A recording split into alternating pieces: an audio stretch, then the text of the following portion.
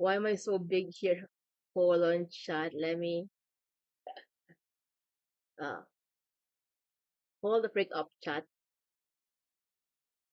Let me adjust myself. I'm way too big here. I'm hella way too big. Okay. Let's see. Hello, everybody. Welcome to the stream. How are you people? Have you eaten your dinner? If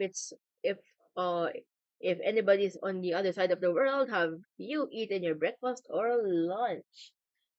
Oh my goodness. How are you people? Thank you for waiting for me. I'm not sick anymore. How are you? How are you? How are you people? Welcome to the stream. Today we're just gonna do just chatting and we'll do as what the title would say, watch along party with the chat. So let's dig right into it. Let's just watch some videos and let's chill. I don't care if you interact or maybe fall asleep in like a few hours. I don't know. Just chill. Just chill in my stream. So yeah, let's go. Yeah, let's watch this first, Doctor No Sleep, because why not? Dr. Nicely. Hold on. Let's see browser audio. I dragged myself toward the tree with my hands, Okay. gritting my teeth as I did. Whoop. There was a reddening bulge under my pants just below the knee, but I tried not to look at it. I knew it was a compound fracture, the bone of my lower leg sticking out of my skin. I felt sick as I leaned back against the tree, covered in a chill sweat. I brought out my phone and unlocked it. They better I had scare no me. signal. Of course, there was no signal on this side of the island. Something sounded off in the jungle, and I looked up toward the nearby clearing. A Majungasaurus stood there, about 15 yards in front of me, Majungasaurus. staring at me with its reptilian eyes, looking a bit like a 7-foot-tall T-Rex with a horn. It looked hungry, its teeth bloody from a recent feeding. It's just like But a it was a big dinosaur, Carnotaurus. and I was about the right size for a meal. I reached up and fingered my necklace, breathing a sigh of relief that it was still there. It would protect me. But then a terrible thought occurred to me, just as the dinosaur came forward on its 2 thick legs. Bruh. I sat in the back of the open-top Jeep as it rocked, rolling along the dirt road. The sky was brilliant blue, with a few What? fluffy, unthreatening clouds floating slowly past. I could see the edge of the jungle through the dusty windshield. The road disappeared into a tunnel of trees up ahead, about a half-mile distant. Next to me in the back seat was Sears DeRoy, my boss's right-hand man. The front passenger seat held our 2 backpacks while a park employee drove. In the Jeep behind us, my boss, Michael Leslie, rode with another man from our financial services company. His name was Steve James, and he worked in HR. I didn't know him very well, but I'd been working for Michael Leslie for years, and in that time, I'd gotten to know Sears DeRoy fairly well. This was not the first time I'd been on a dinosaur hunting expedition with DeRoy and Leslie. It was the first time with James, though. And as we approached the jungle, I turned in my seat to look back at the other Jeep. My boss saw me looking back and put a friendly hand up in the air. I returned the gesture happily. Steve James was looking around with a huge smile on his face. He was clearly happy to be a part of the elite crew that went hunting inside the special and expensive area of the park.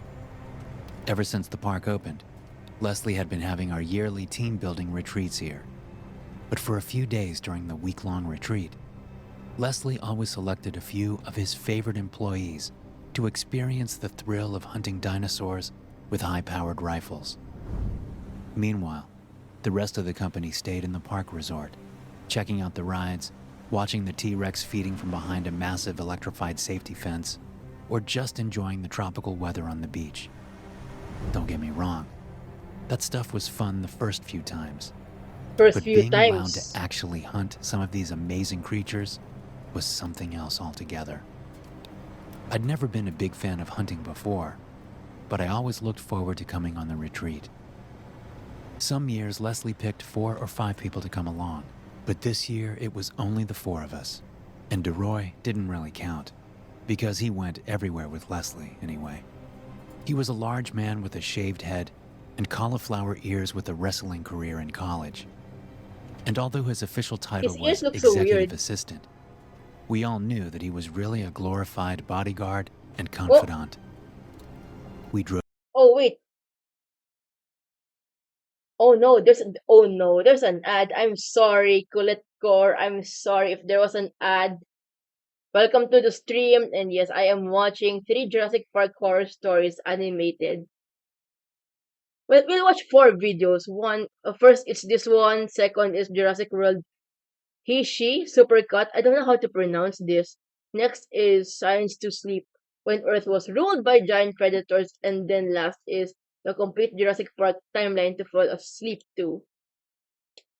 Welcome to the stream, Coolette Core. I'll give you a shout out.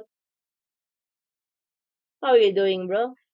Drove into the shady jungle, and the temperature dropped several degrees, although it was still humid and sticky. I'm sorry if there was an ad. As we drove deeper into the jungle, I watched for dinosaurs in the foliage. I saw some bushes shake as something about the size of a big dog turned away from us and moved quickly away from the road. Hey creators. Ah, shit! Ad! My ad. Why is there not. The best thing to get scared is by advertisements. Yes. Bruh. Best thing to get jump scared is by ads. I Wait, what do you mean next? What do you mean next, Bullet Core?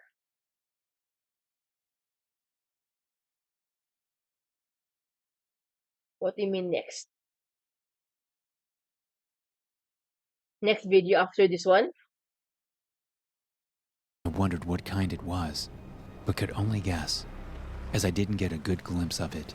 The Jeep pulled off the road and into a small clearing next to a 20-foot waterfall. The other Jeep pulled up next to it, and we all got out and started gathering our gear. Steve James pulled on his backpack and started fastening the straps, but I stepped over to him and tapped him on the shoulder. "You're going to want to keep that off for a minute," I told him. Oh no. "They have to do the quick safety rundown. Might as well keep the heavy pack off your back while we're standing here." "Right," James said, smiling like a kid on his birthday. "Thanks." I didn't know much about him, but he seemed nice enough. He had a boyish face, even though he had to be in his mid-30s. His blonde hair with the side part only added to his childish appearance. The two Jeep drivers in park uniforms and hats caught our attention. They stood with their backs to the waterfall about 50 yards behind them, at least, giving us a great view of the beautiful landscape while they did their spiel. "You've all been given a necklace just like this one," one of the drivers said, lifting his own thick metal necklace out from his shirt collar. For safety, I guess. "And you all know the importance of them. But let me go over this again, because I'm legally obligated to." He smiled, and we all chuckled at that. "These necklaces are what keep you safe on your hunt. We only stock certain dinosaurs out here in the hunting area. Sorry, fellas, but you won't be finding T-Rexes or velociraptors out here. Oh, But that's a not to say shame. the dinosaurs you'll be hunting aren't dangerous. They are. But as long as you have your necklace on, you'll be safe. Why don't you tell them why, Chuck?" The other driver, whose name was apparently Chuck, took up the script. "See this thick part of the necklace?" he asked, holding his own out. "It has a proximity transmitter inside of it, and a High-tech. backup proximity transmitter. They each have their own power source and are rated to last for 500 hours, okay? So if something happens to one of them, the other one will still work. All the dinosaurs in the hunting area have chips embedded in them that will give them a rather nasty surprise if they get too close to one of these necklaces. It's not lethal, but it's enough to make them turn around and head the other way in a hurry. We have never, I repeat, never had a dinosaur resist one of these proximity necklaces. And we've tested them on all kinds of dinosaurs, even ones you won't encounter out here. Seems legit They are though. designed to work in a Seems 10-foot legit. radius, and they're strike-proof, waterproof, sweat-proof, and any other kind of proof you can think of. And they're Sheesh. locked on until you come out of this section of the park, at which point we'll take them off with a special device. Do you understand?" We all said we did. Yes, Good. sir. The first driver said. "They all double as GPS devices, so we'll be able to see where you are at any given time. You also have all been given radios. If anything happens or you just want to continue the hunt, Aray, contact us by radio and we'll come get you. If it's an emergency, we'll send a helicopter. With all that in mind, you're on your own for the next 2 days. We'll see you back at this spot at good noon on Sunday. Do you luck. have any questions? We're free to shoot any dinosaur we see out here, right? Steve James said. That's right, Chuck said. If it's here, it's fair game. Any other questions? There were none. No, sir. The drivers wished us good luck, made sure we had all our gear, and then drove back down the road. Leslie swung his pack on and hefted his hunting rifle. Are you ready, gentlemen? He asked. Let's go. We started along the trail skirting the waterfall. The plan was to stop at some blinds along the way and see if we could shoot anything before we got to our campsite, which was about 4 miles down the trail. We had no luck on our way to the campsite, but our spirits were still high. By the time we got to the area where we were going to camp, it was only early afternoon, so we set up our tents and split up into pairs to roam the surrounding area, seeing if we could bag our first kills. My boss requested to go with me, and I agreed happily. It's always good to spend a little one-on-one time with the man who signs your paychecks. So we headed one way from the campsite, and DeRoy and James headed the other. We walked in silence for a little while, cradling our rifles. The sounds of birds and insects in the surrounding jungle made up our soundtrack. Soon enough, we came upon the blind, which was a sturdy wooden platform in a tree overlooking a clearing in the jungle. We climbed up and sat at the edge of the platform, one single thin crossbeam to keep us from falling the 20 feet or so to the jungle floor. Leslie and I sat in the blind for an hour before we saw a small group of dinosaurs come into view. Oh, I immediately wait, recognized them, small? as they were the most common Compsognathus? type in the hunting area. Coelophysis bowery. I Oh, called never them mind. CBs for short, since their name is a mouthful. They looked like miniature raptors to the untrained eye, but there were some marked differences. They were more Yeah, I sleekly thought it's built going to be a than Compsognathus. velociraptors, with more They- bird-like bodies and narrower Yeah, heads. they don't They look moved like with effortless Compsognathus. grace They're into the bigger than area, Compsognathus. looking for lizards or other little animals to eat. Each of them was about the height of a large dog, although longer because of the counterbalancing tails they had. They used the tails almost like rudders when they got running really fast, which I'd seen them use before to attack a cow. There were probably 30 of them, and they swooped in on that cow and tore it apart no! before the thing Poor could so much as cow. moo. They reminded me of piranhas, swooping in the way they did. Yeah. But as Leslie and I sat in the blind, there were only a few poking around in the field below. I told Michael he should take the shot, but he insisted that I get mine while I could. I put my rifle to my shoulder, switched the safety off, and sighted down on one of the CBs through the scope. Oh, I took headshot? 2 deep breaths and took my shot. I knew as soon as I'd pulled the trigger that it was a good shot. The others scattered, but the one I'd shot at went down, a red flower in its chest just below the neck. Red Good flower? one. What? Leslie said to me, slapping me on the back. I smiled. It felt good to get one on the first day. Well, Leslie said, I doubt any dinos will come this way after all that noise. But let's sit up here a minute anyway. What do you think?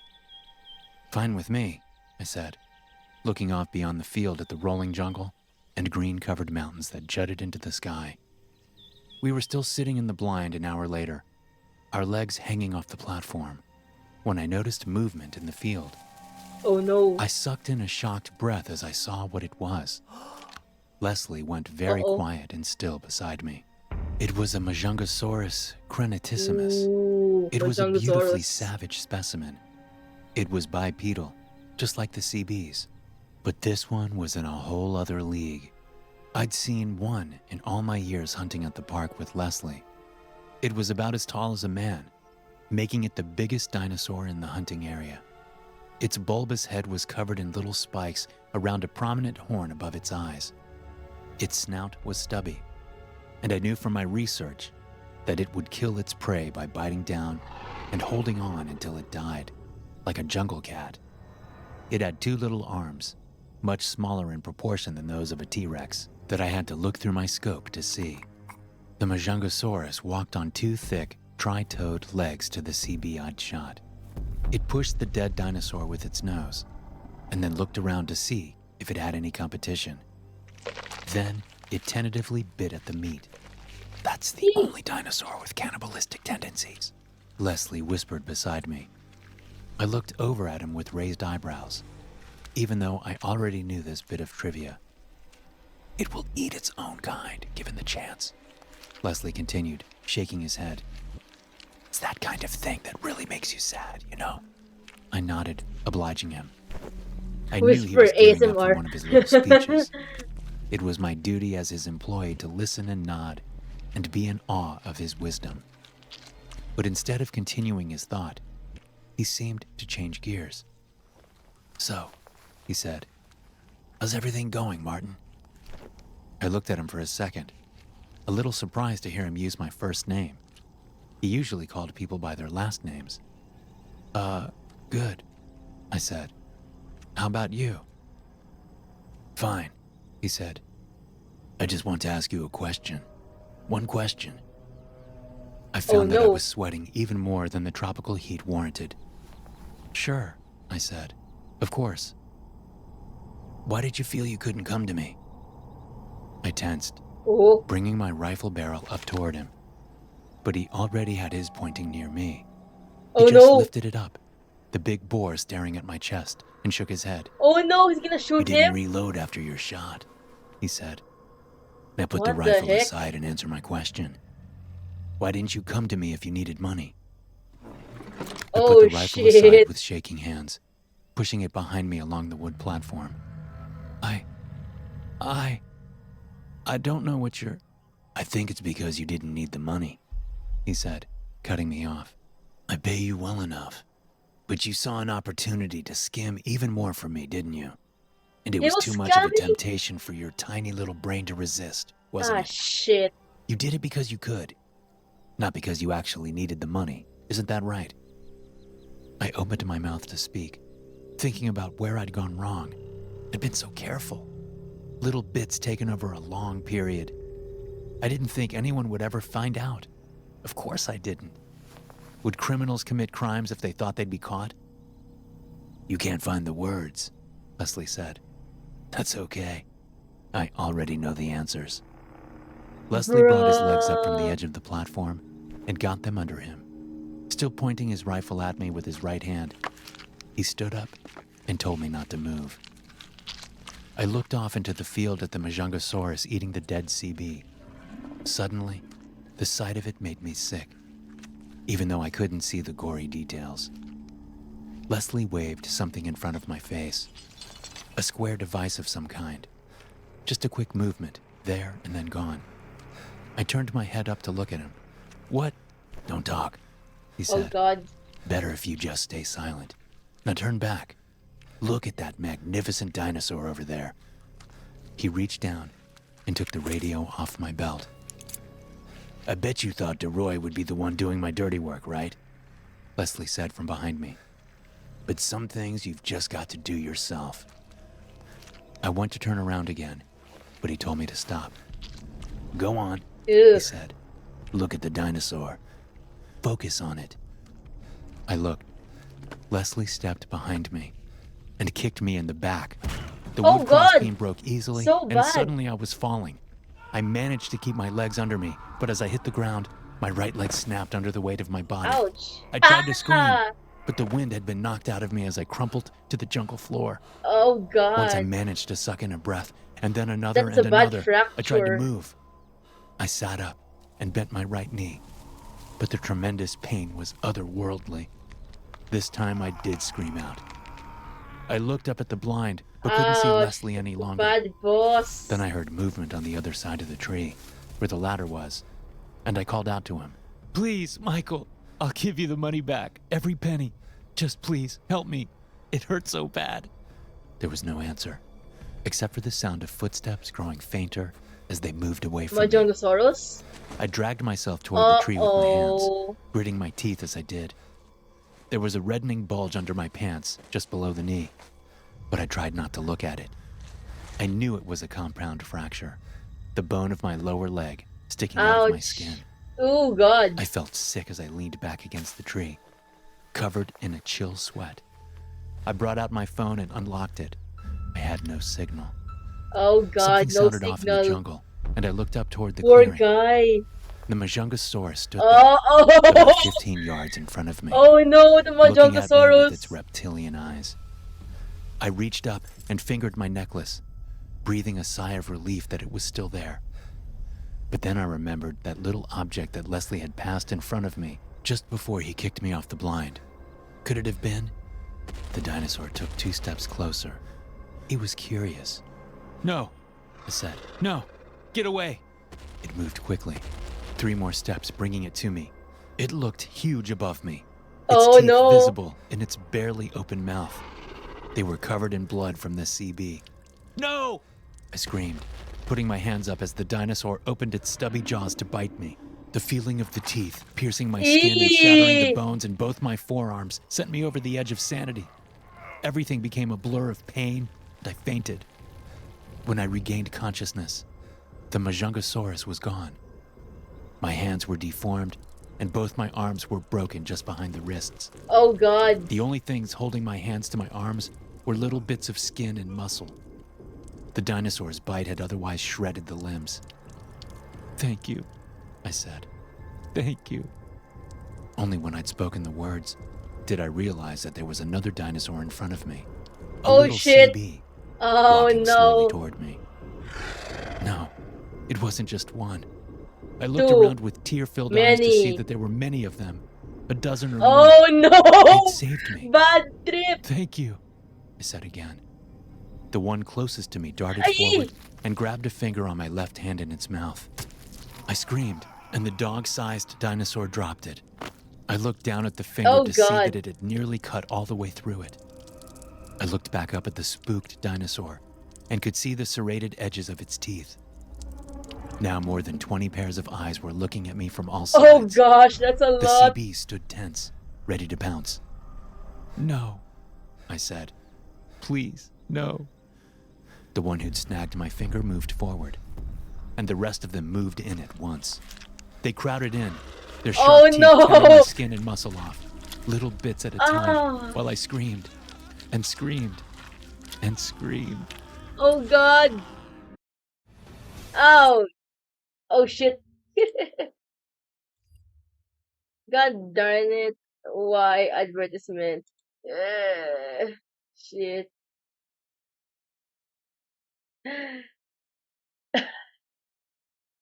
You're not only you're not only scared by the video, but darn it advertisements. Also, it turns out that most of you guys who watch me aren't actually subscribed. So if you like the content and want to support the channel, go ahead and hit the bell. It's free, and you can always change your mind later. Story 2. Nowhere Safe.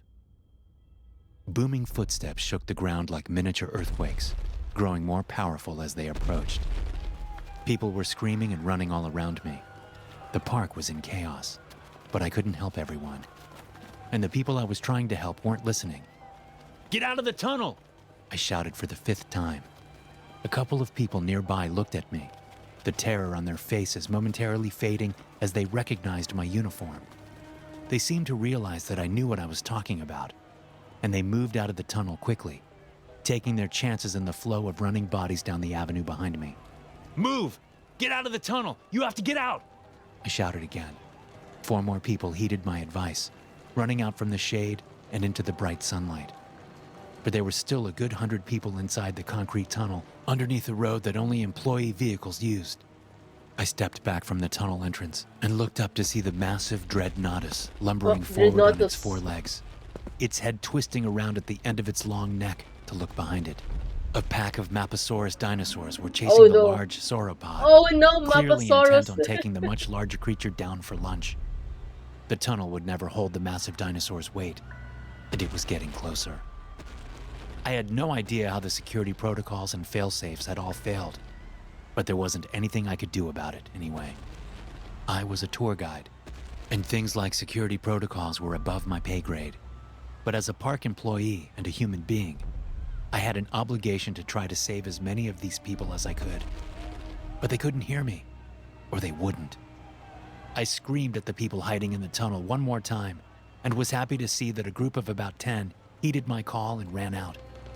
I backed away, nearly getting knocked down by a man Oh running shit. past behind me. Then I stood there and watched as the skyscraper-tall, 60-ton dreadnoughtus brought its elephant-like front legs down just above the tunnel, which collapsed under the weight of the massive Oh creature, god. instantly killing Oh those god. who had not escaped. The pack of 5 Maposaurus carnivores caught up to the huge herbivore as it tried to get its front legs out of the wreckage of the tunnel. The Mapasauruses were similar to Tyrannosaurus rex dinosaurs, but significantly bigger, and some would say smarter, since they hunted in packs.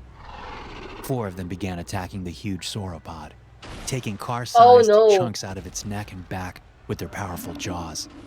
The 5th turned its attention off the raised and fenced-in roadway, looking down at the terrified people running around.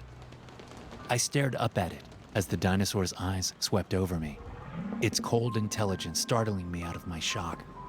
I turned to run in the general direction of the underground bunkers that had been built just in case any of the dinosaurs got loose in the park. These bunkers were a good mile away from where I was, on the other side of the large park.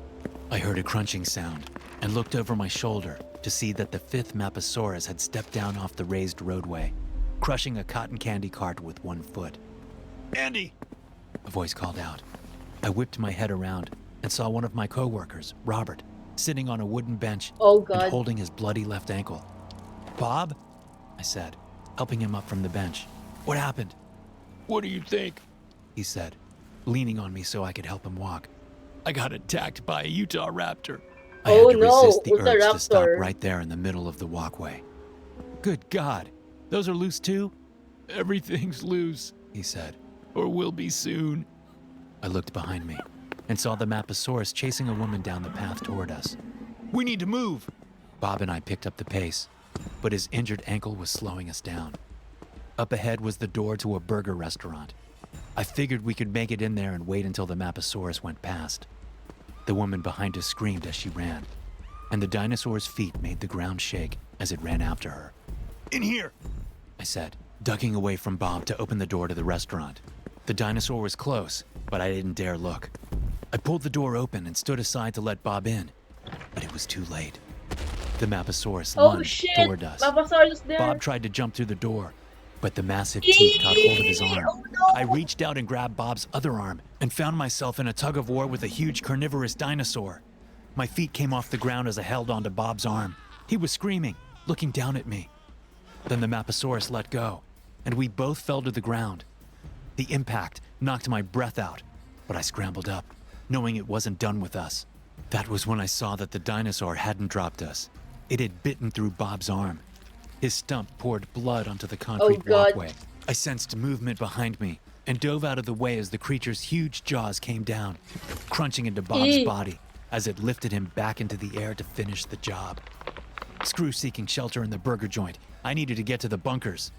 They were the only true safe place in the park now, so I ran as fast as I could get away as the Maposaurus chomped on my coworker. There were still people running in every direction, many of them looking for their loved ones. Still, others were just trying to find the way out of the maze-like park. Even when there weren't bloodthirsty dinosaurs killing people, park guests had to consult a map to find the nearest bathroom, much less the main entrance and exit. Once the Maposaurus was out of sight behind me, I started gathering people to me, telling the ones that would listen that I was headed to the bunkers. By the time I'd gone a little over a quarter of a mile, I'd gathered 7 people with me, 4 adults and 3 children. The main thoroughfare we were on was lined on either side with amusement park rides between gift shops, restaurants, arcades, and vendors of all types. All the rides were dinosaur-themed, and some of them were even designed to go through certain of the more safe dinosaur habitats. But for the most part, these rides and shops were where people came after visiting the other side of the park, where the main dinosaur attractions were. So as we moved through the chaos, I prayed that the dinosaurs I'd seen so far were a fluke, and that if the rest of them were loose, they would stay on the other side of the huge park. All right, team. Ads! Shut up. Shut up, ads. Shut up, ads. What the fuck? The real jump scare ads.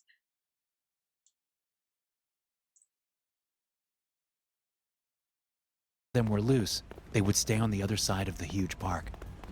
But soon enough, the rumbling vibrations I felt through my feet told me we weren't so lucky. I turned around and looked behind our group just in time to see a 6-ton Triceratops galloping down the roadway toward us. I couldn't see what it was running from, Oh but it no! didn't really matter. The beast Run was away. moving fast. Run Even away as from I the watched, it Triceratops! trampled a young man who tripped, Oh trying to god! get out of its way. Oh no! Move! Go in there! I yelled, pointing into a nearby gift shop. My group shuffled into the shop as the Triceratops stomped past. It was running from something, I said to my group as I Yep. made my way through them, deeper into the store. Let's wait in here for a minute to see what... Don't come any closer, a man I'd never seen before said. He was standing behind a nearby teller counter, rummaging through the cash register with one hand. He had a knife in his other hand, Oh no! pointing the tip of the blade at me. I put my hands up to show I wasn't a threat. We need to stay in here for a minute, I said. We won't interfere with you. I'm a park employee, sure, but some petty thievery is the least of my concerns. Petty? The man said, clearly scared and angry. You think I'm petty? No, that's not what... You, he shouted. Bruh. You charge $200 just to get into this place, then you overcharge for everything. I'm taking some of my money back from you rich bastards. Fine, I said. That's fine. Just take it and go. I looked over to my left at the other side of the store. I thought I'd seen some movement from there. Another pair of open doors was over there, leading out onto a walkway parallel to the one we'd come in from. Maybe someone had ducked into the store from over there. If so, I couldn't see them now. The man momentarily returned his attention to the cash register, digging out for more money.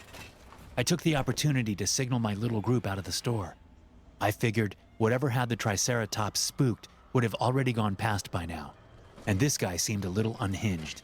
I saw him as the bigger, immediate threat. They started moving back through the door, but this caught the man's attention.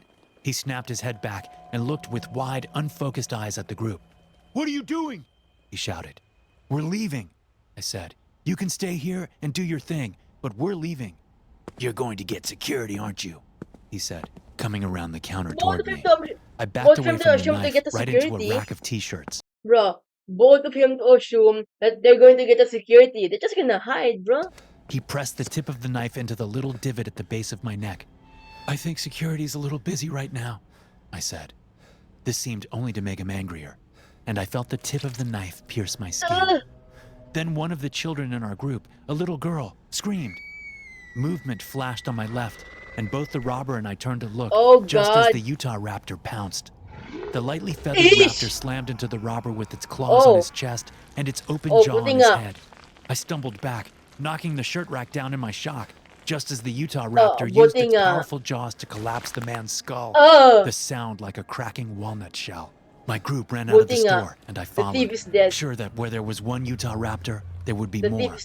The one in the store looked to be a juvenile, only standing about 6 feet tall and probably weighing just under 1,000 pounds.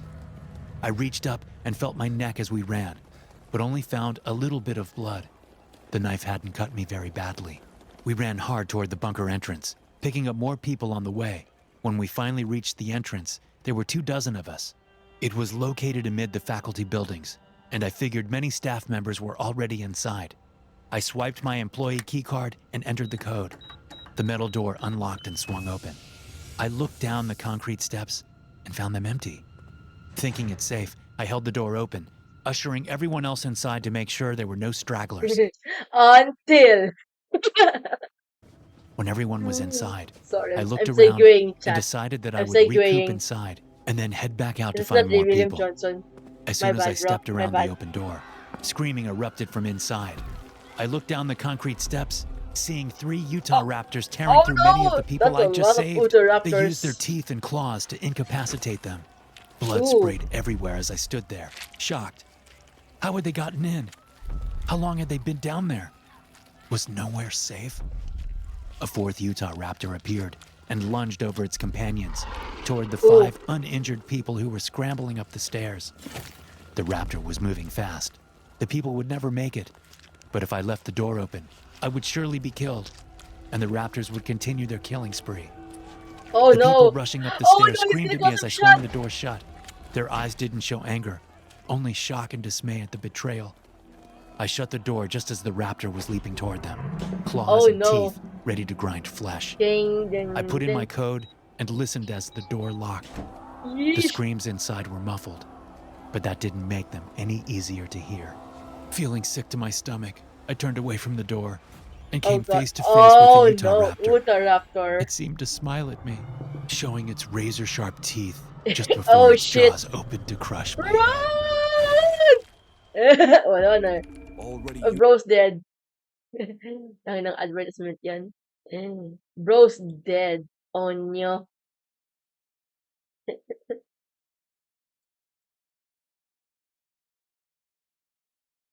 Earthquake. Story 3. Earthquake. You stabbed me!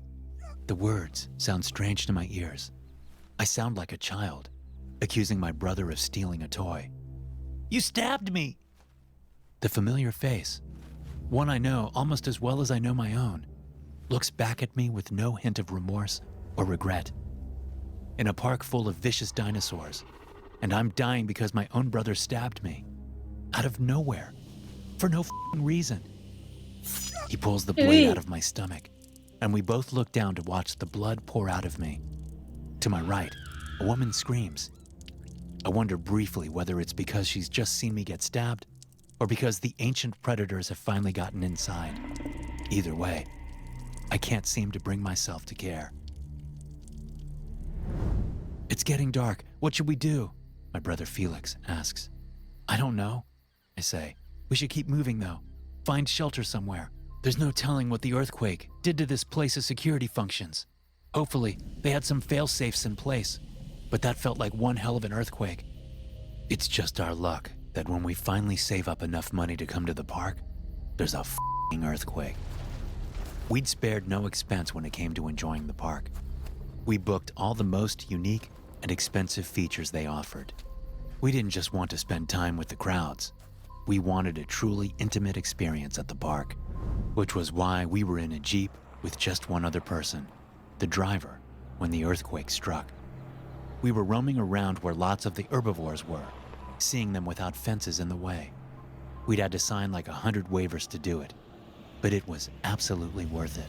We just finished watching a couple of Argentinosauruses feeding at some trees, Argentinosaurus. and we're heading off to find more dinosaurs when the ground began to shake. Oh no. This spooked several nearby stegosauruses, causing them to run in front of our Jeep. The driver swerved to miss them. He was just getting the vehicle under control and back on the road when a tree collapsed because of the earthquake. Oh no. He slammed the brakes, but we still hit the tree hard. Bruh. Luckily, Oh. Felix and I had been wearing our seatbelts. For some reason, the driver hadn't.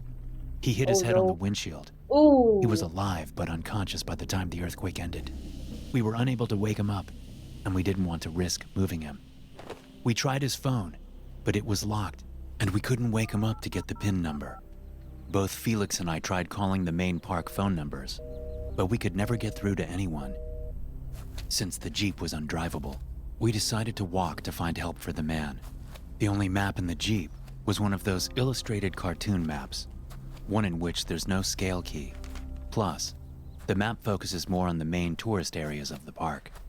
Where we were wasn't drawn in much detail at all. So the Yeah. only thing we could think It to lacks do detail. was head back the way we'd come, even though it was a good 10 miles back to the main park. Now the sun is going down. We've seen no one come along the road in the 2 hours we've been walking. It's a bad sign.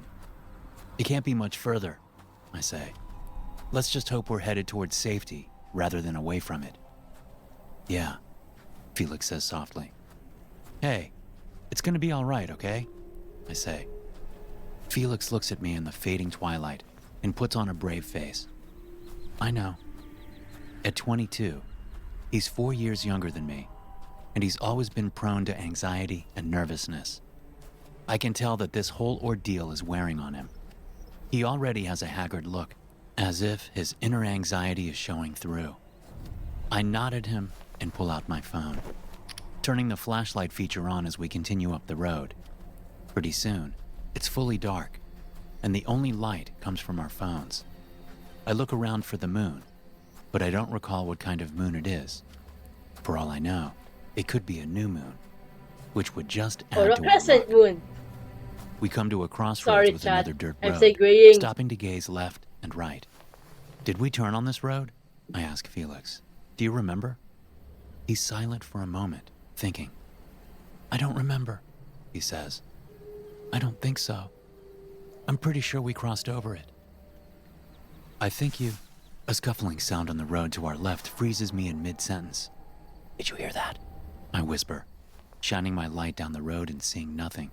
Yes. Stop shining your lights over here. A voice booms out from somewhere in the jungle. Hala. Who are you? I shout out. A man and a woman step out from the foliage bordering the dirt road, their hands up to keep my light from blinding them. Well, we're not dinosaurs, so there's that, the man says. He's carrying a sleek pump shotgun, and he's dressed in a khaki getup similar to our driver's. I breathe a sigh of relief. He's a park employee, and he's armed. He's got a weather-beaten look that I associate with cowboy types. He looks like he knows what he's doing. The woman is a middle-aged blonde, wearing jeans and a light plaid shirt over a tank top. She must be a park guest, just like us. I shine my flashlight at the ground as they approach. My name's Derek, and this is Felix, I say. The man says his name is Corey. The woman introduces herself as Madison. Can you help us with our driver? Felix asks. He was injured when we crashed. We didn't want to move him until we found help. Where is he? Corey asks. I point back down the road, probably 5 miles or so that way. Before I even finish the sentence, Corey is shaking his head. He's probably dead by now. What? Why did you say that? Felix asks. Because the earthquake let a ton of dinosaurs out, Madison interrupts, her voice a mixture of fear and anger. Like the bad ones? Felix asks. Yes, Corey says. The bad ones. It's a miracle we're all still alive. So we need to keep moving. There's a faculty building up this road a couple of miles. We need to get there and hunker down until help comes. How bad is it? I ask. How many do you think are already dead? Impossible to say, Corey answers, shaking his head. We weren't near the worst of it, but I was on the phone with the control room just after it happened. And before I lost contact with them, well, let's just say what they told me doesn't inspire confidence. So let's go. And turn that light out. You'll only attract predators to us. True. Corey and Madison take the lead, while Felix and I follow. I turn my flashlight off, but keep my phone in my hand, just in case. We walk in Just silence, in case. listening to You the mean sounds of just the in surrounding case. jungle and our footfalls on the packed dirt road. The moon rises as we walk, providing enough light to see by, despite the unbroken cloud cover sliding above us in the sky. The smell of foliage and damp earth is pungent, but there's another smell, too. An animal smell. Suddenly, Corey stops and levels his shotgun at the jungle to our right. What is it? Felix asks. Shh, Corey says. We all stare into the lush greenery bordering the road. Corey lowers his gun and gestures for us to move on. Thought I heard something, he says. Not even 5 minutes pass when I hear something big rustling in the jungle, to the right again. Corey stops and points his gun again. Shine a light over there, he says. I shine mine at the spot in the jungle, seeing a pair of eyes reflecting yellow light back at me just before they vanish, leaving behind only a swaying leaf. We need to move, Corey says. Fast! Oviraptor? Why? Madison asks. What was that? It didn't look very big. The eyes were so low to the ground. Lady, wait. size isn't the Compugnathus. only thing you need to worry about, Corey says. We're being stalked. And that ain't good, no matter what kind of dinosaur it is. What kind is it? Felix says, It's his voice small. shaking. Probably I don't know. Compugnathus. Corey says. I can't tell just from the eyes. Let's just move. Double time. He turns and starts jogging up the road, and we all do the same. As we run, I can hear more rustling in the trees to our right, as though whatever dinosaur is in there is running along, keeping up with us. I know the others hear it too because it's pretty loud, even over the sound of our shoes scraping dirt and our hissing breath. I glance to my left at Felix and can tell by the look on his face that he's not doing well with this. I want to say something that will make him feel better, but anything I could tell him would be a lie or very wishful thinking. I expect whatever is in the jungle to lurch out at us any moment, but it doesn't. And pretty soon, I see the jungle on both sides of the road ends. There's a field of short grass up ahead, which leads up to a small hill. On the top of that hill sits a 2-story concrete bunker, about the size of an upper-middle-class home. It's maybe a quarter-mile past the end of the jungle. I reach out and hit Felix on the shoulder. He's staring past me at the jungle, but I direct his attention toward the bunker. He sees it and smiles weakly. "We're almost there," I say. The end of the jungle isn't far now, maybe 30 yards. But I suddenly realize that there's no more rustling coming from the jungle. Maybe whatever it is has given up. Corey comes to a fast stop and levels his shotgun straight ahead. We all stop behind him, but I can't see what he's pointing at. I step around him to see a cluster of 6 dinosaurs in a wedge formation on the road. They stand on 2 long legs, and they have longish arms with 3 savage claws at the end of them. They have slender snouts and mainly front-facing eyes. Standing about the height of a large dog, they look at us with unmistakable intelligence. I don't know what kind of dinosaurs they are, but they look like smaller, more agile raptors with longer arms and legs. The animal smell is now sharp, and I realize it's coming from them. It smells almost like a large snake's terrarium, but more acrid. The lead one makes a strange clicking, snorting sound, opening its mouth to reveal rows of small, sharp teeth. The others spread out on the road and move toward us. Corey fires the shotgun, hitting the leader in the face, killing it. The other 5 attack, moving fast on their long legs. 2 of them converge on Corey and another 2 on Madison. The 5th one jumps at Felix, but I shove him out of the way and it goes flying past. Corey is now on the ground, and one of the dinosaurs has him by his left foot, and it's trying to drag him toward the jungle. The other one lunges at Corey from the side, and he hits it in the head with the butt of the shotgun. Then he reloads by pulling the forestock back and forth. He aims the gun at the dinosaur biting his foot and then fires, blowing the dinosaur's head apart, but destroying his own foot in the process. Oh God. Madison screams as the 2 dinosaurs tear at her flesh, dragging her toward the jungle. I tell Felix to run because it's the only thing I can think to do. He does, scrambling toward the bunker at the top of the hill. The dinosaur that had missed Felix recovers and sets its sights on me. It lunges at me, but I duck out of the way at the last second. Still, I'm not fast enough. Its 4 claws drag across my upper chest and shoulder, ripping 3 gashes in my shirt and the skin below. I turn and scramble toward Corey, whose face is now being torn off by the dinosaur he hit with the butt of the shotgun. Oh God. I see the weapon lying on the road nearby and duck to scoop it up.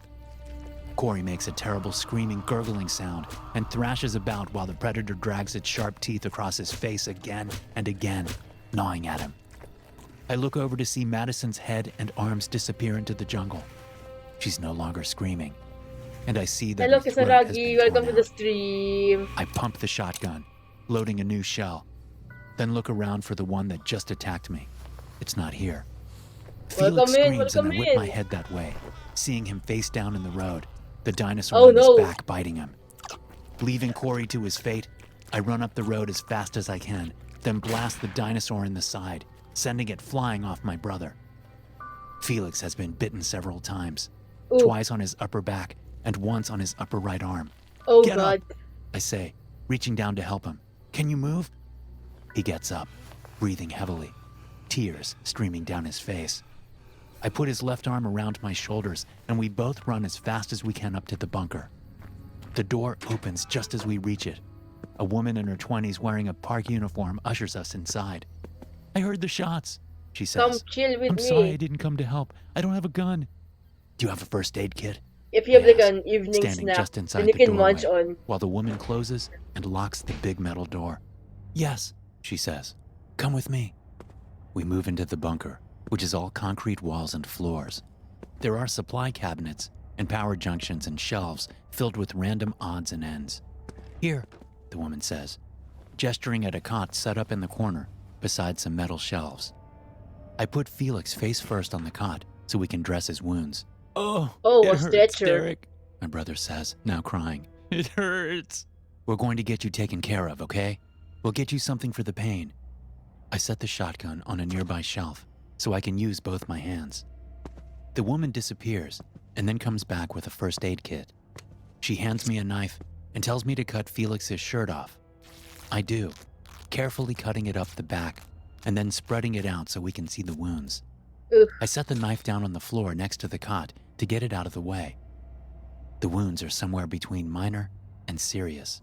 Oof. The teeth marks are plain to see, even through the blood. Oof. Ah! Fixing you. Ads! Shut up. Shut up, ads. Shut up, ads. Bruh. The fuck?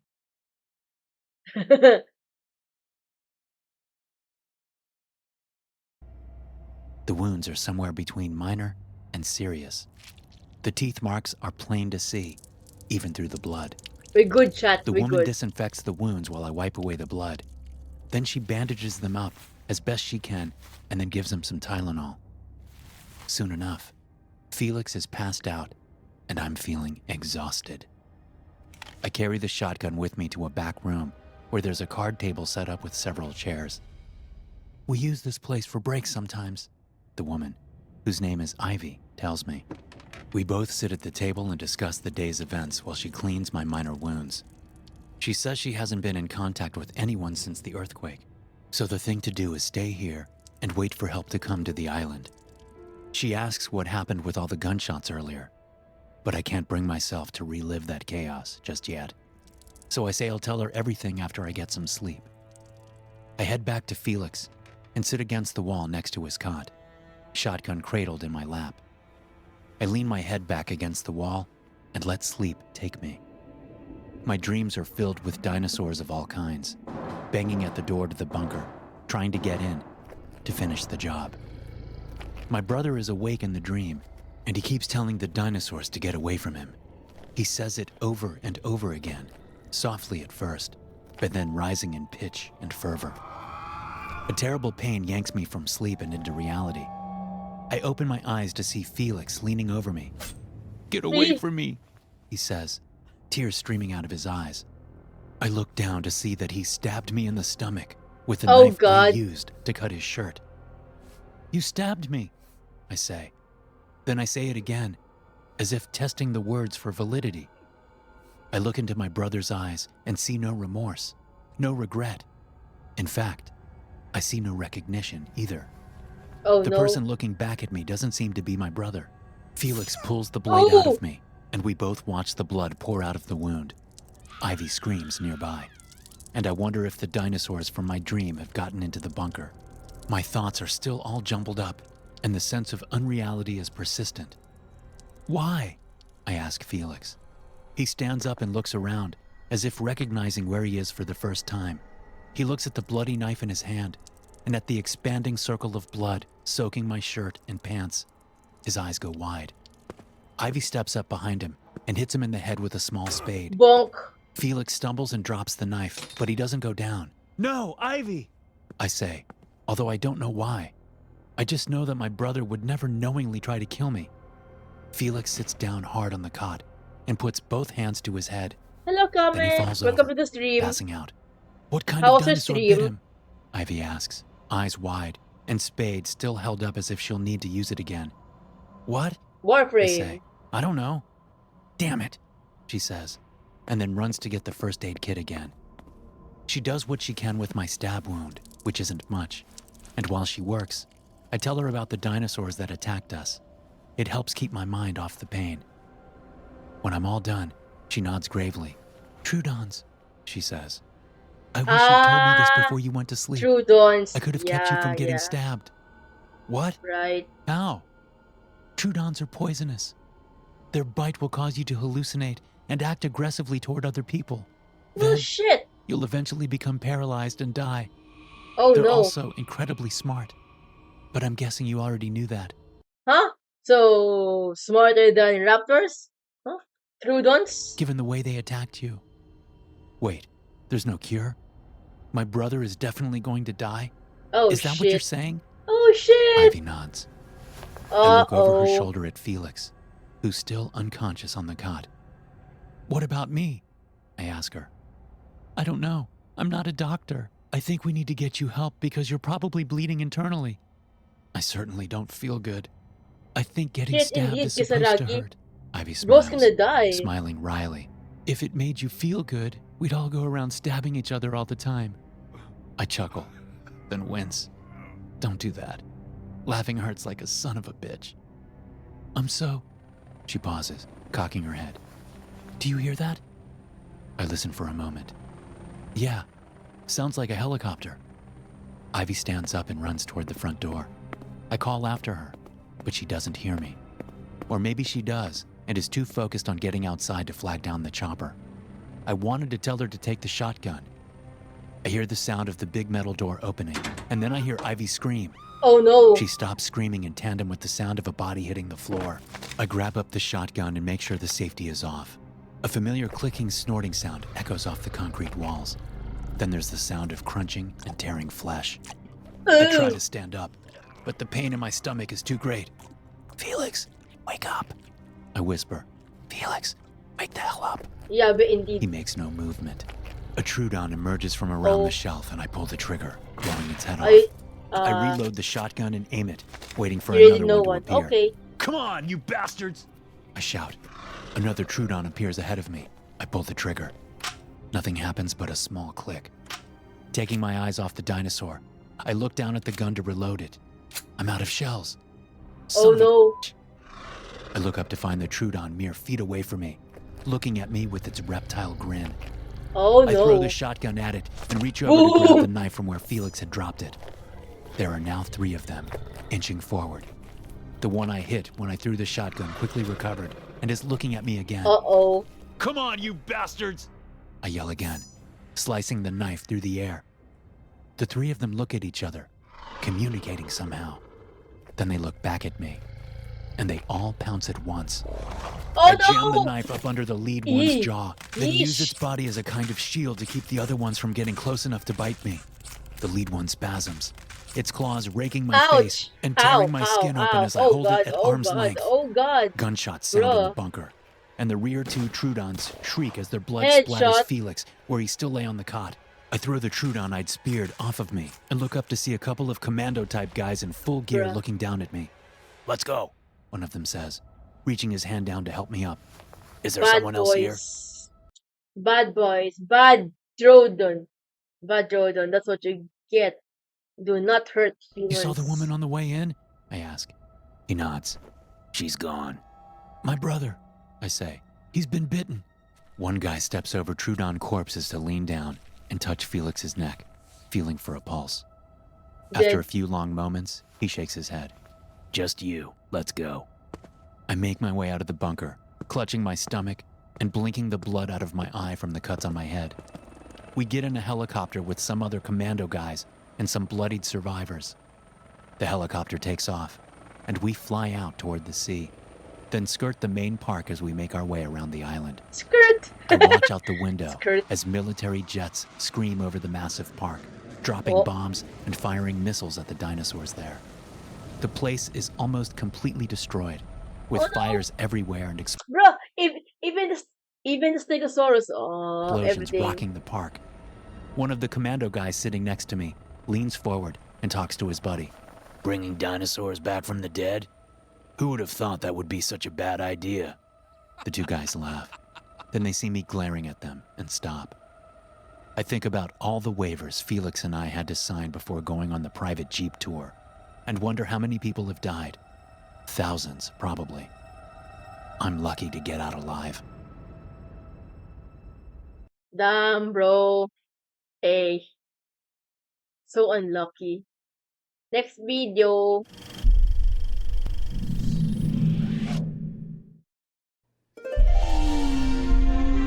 Oh, how Dr. Jurassic Park Grant. should have ended. My dear Dr. Sadler, welcome to Jurassic Park. What the hell? More like Jurassic Plop. Am I right? Bro. Yeah? Am I right? Big Yeah. Yeah, you're laughing. Bro. May bagong Jurassic Park military siya. Vietnam vet. Yung nag-volunteer. Oh, really? really? Really? Cool. Look at the T-Rex man laughing. The hell?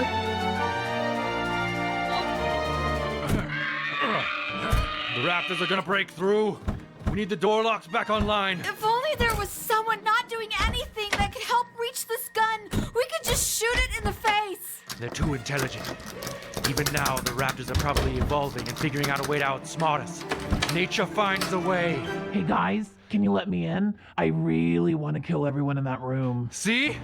They've already What learned the to heck? speak just by watching us. Clever girl. Want new summer stuff? The raptor is speaking the human language. What the hell? Bruh! What are you guys doing in there? Trying to reboot the system? Pfft, that's not gonna matter. Yes, it will. No, it won't. Don't. No, it won't. I'll just hop through this glass. Then what are you gonna do? Then we'll shoot you with this shotgun. You guys have a gun? And you haven't used it yet? Where'd you get that anyway? Never mind. I'll figure it out. Where's it going? What the hell? I think she's looking for weapons. You've got mail. Really? You're checking your email now? It's not me, it's I the previously raptor. wrote for the title. Yeah. What does lols mean? LOLs! She's advanced to some future language. Laughing out loud. What are we gonna do? There's nothing we can do. They're the most dangerous animals on the planet. I know because I dug up their bones. I'm back, sucker! Yo! Oh, everybody get The raptor has a gun now. What the hell? down! Bruh! My little friend. He killed himself! Is enough? Oh, never mind. I thought he I've killed had it with himself. these mother effing raptors on this mother effing island. Ray, you're alive! And you have both arms. What? Sure, I've got both arms. Why wouldn't I? I thought he shot. Because I thought he shot himself. It I thought he shot himself. What the fuck? fell on me. We thought you were dead. Raul. Oh, I see. So a black arm falls on you and you just assume it's mine. What? No. That's not what. Bro. Lexi! You're kidding with this place! Yo! Bruh. Crazy! Crazy Rexy!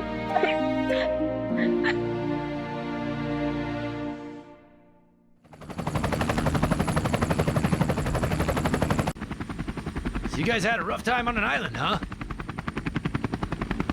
Boy, I sure know what that's like. Look at his face! That's a face of. That's a sign of a face saying no. No.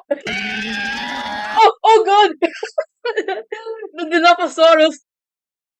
May sumakay yung Dilophosaurus. There's a fucking Dilophosaurus that rode on a helicopter. Jurassic Park, we don't know how to build a fence.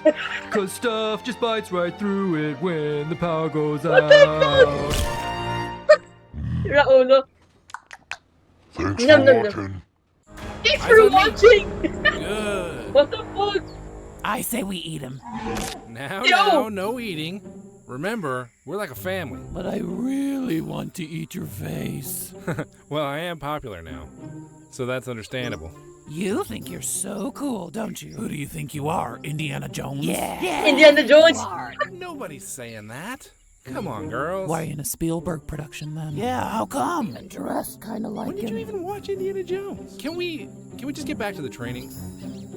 Who wants to learn to jump through hoops? No I say one. we eat him. Yes. Works for me. Whoa, girls. If you eat me, who's gonna take you on motorcycle walks? Ooh. What the heck? Oh my god! What the heck? Nobody eats the brat except me. Bruh! See you real soon. Raptor training. If the cause is important, don't wait. Were those scratches there before? Oh no, she's escaped!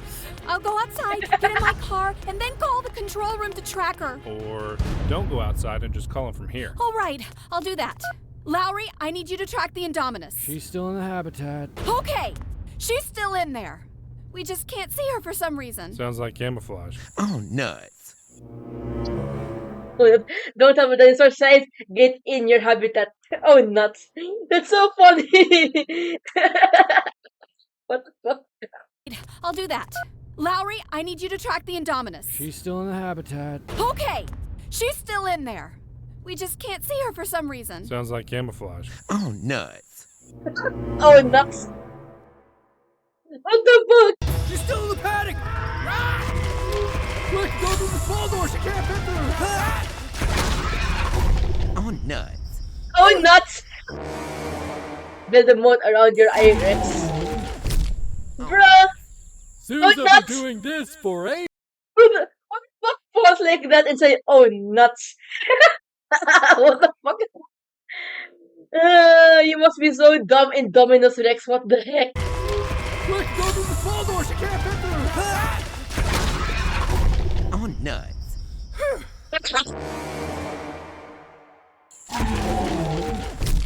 Oh, nuts. Oh, Sue's nuts. been doing this for ages! Gyrosphere are a bad idea. Give me Yeah. the controls, you're gonna wreck it! Watch out for the... Ew!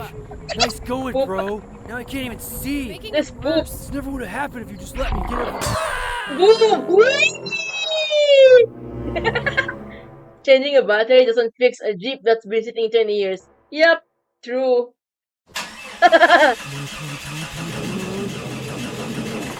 Well, that didn't work at all. I think that Jeep's gonna need more than just a new battery. Mm-hmm. Bruh, the Okay, I'm gonna IRX. you now. If every dinosaur has shocking trackers, use them. Oh my god. Oh my gosh. We really do put safety first here. Don't just stand there when you have a perfect shot. Right. And we're hunting you. Yeah, nothing you say will make us briefly take your Oh, it's side. blue. Hey, you know what? I think we should team up and eat more humans. What do you think? Well, that makes things different then, doesn't it? You're very persuasive. Where'd you get your education? Something's wrong. They are communicating. cares? Just shoot her! Yes. Yes.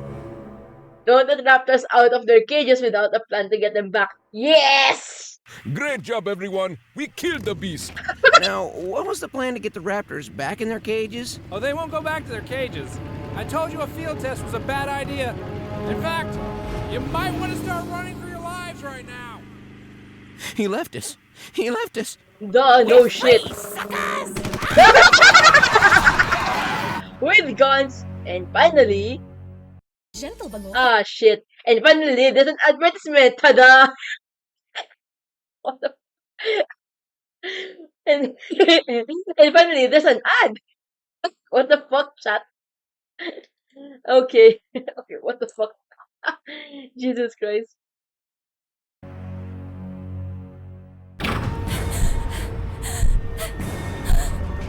T-Rex. Definitely not Rexy. Therefore, not Rexy. Putol! Oh, shit! Putol! Putol that's yung heel bad. niya. I told her those shoes were ridiculous. No shit! No shit, Sherlock. Don't run from a T-Rex in high heels. Hey, Dumb. raptors. I respect you. What respect? I respect you.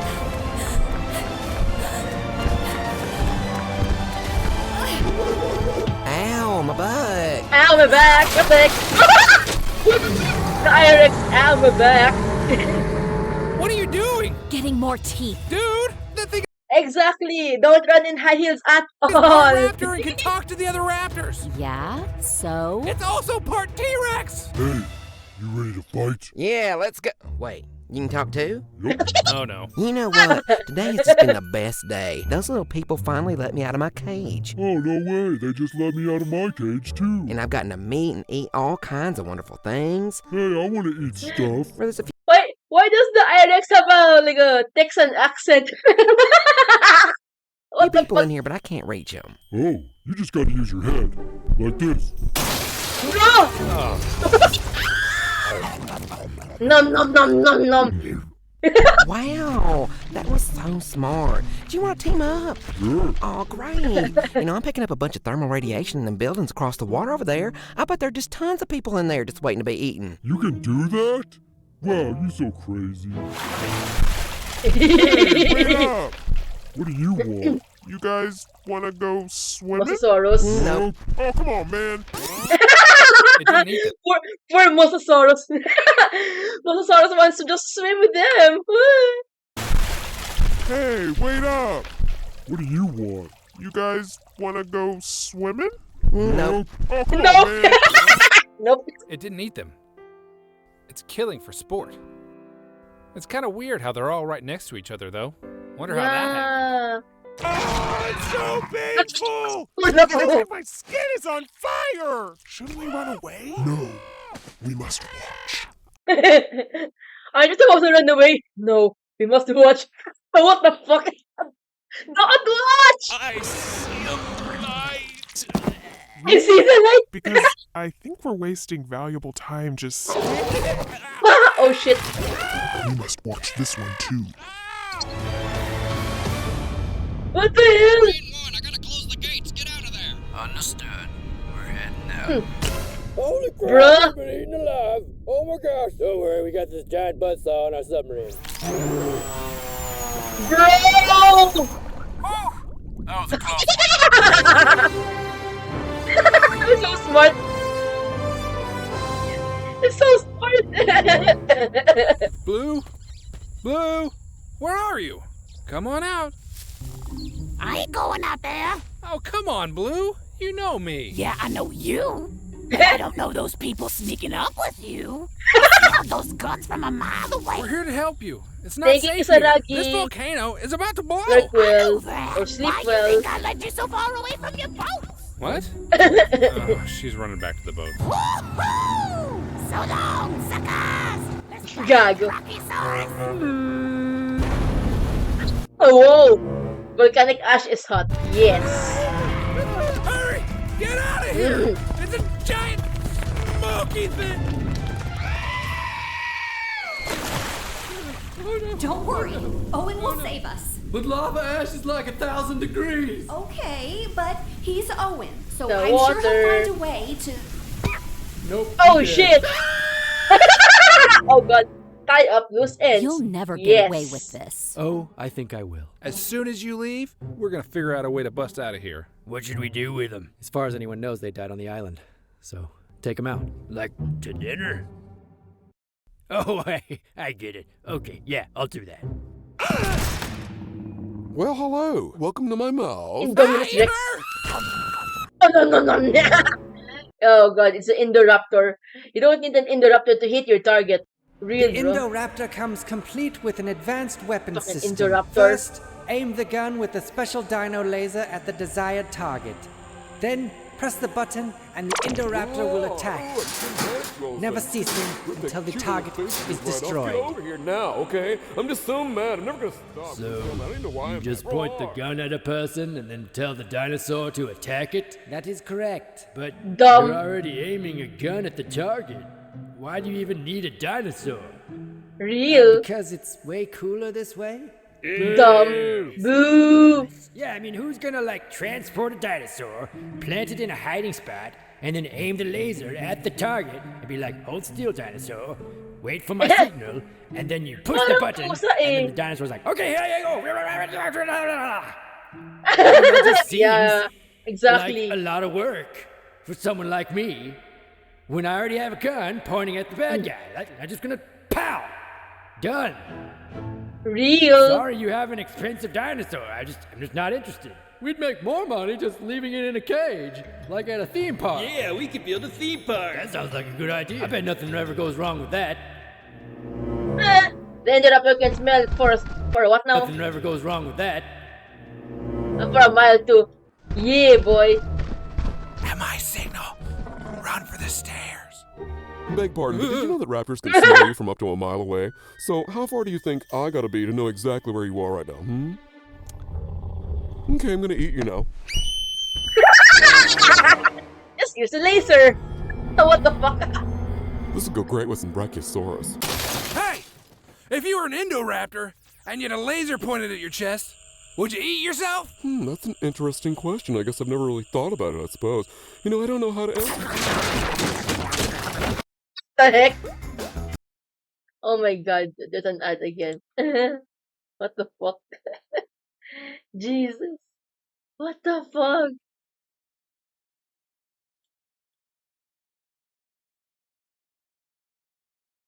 About it, I suppose. You know, I don't know how to answer.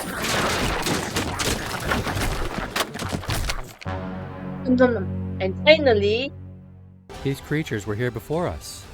And if we're not careful, they're gonna be here after. lion. Oh, it's Rexy. It's Rexy and the lion. To Jurassic World. Aha. Oh, never mind. It has just been brought to my attention that humans have a buttload of weapons and firearms. Fire! Oh no! Rude. Rude! What the fuck? So, welcome back to normal world.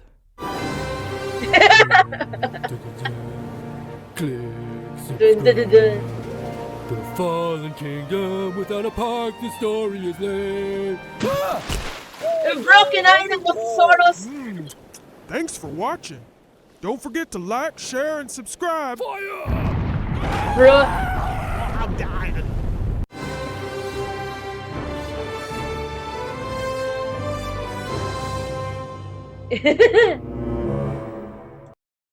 Hands don't work on every dinosaur. Yes. Easy there. How it should have happened. See what I'm doing with my hand here? This means calm down. I don't know what that means. I don't know you. Also, I weigh like 4 tons. So this rope ain't gonna hold me. Oh, dang. Whee! The fuck? Why even bother digging up bones Why do anymore? we dig? Real. Because there's truth in these rocks. Of course, now there is actual truth living and breathing all over the earth. In the forests, in the oceans, even the cities. It almost makes you wonder, why am I even here? Bro! There's truth in the sky, too! Seriously, hands don't work on every dinosaur. Carnotaurus. Uh-oh. Time for my move! What the fuck? Does that mean anything to you? Nope. Bro, no. If you're holding a weapon, don't forget to hold it.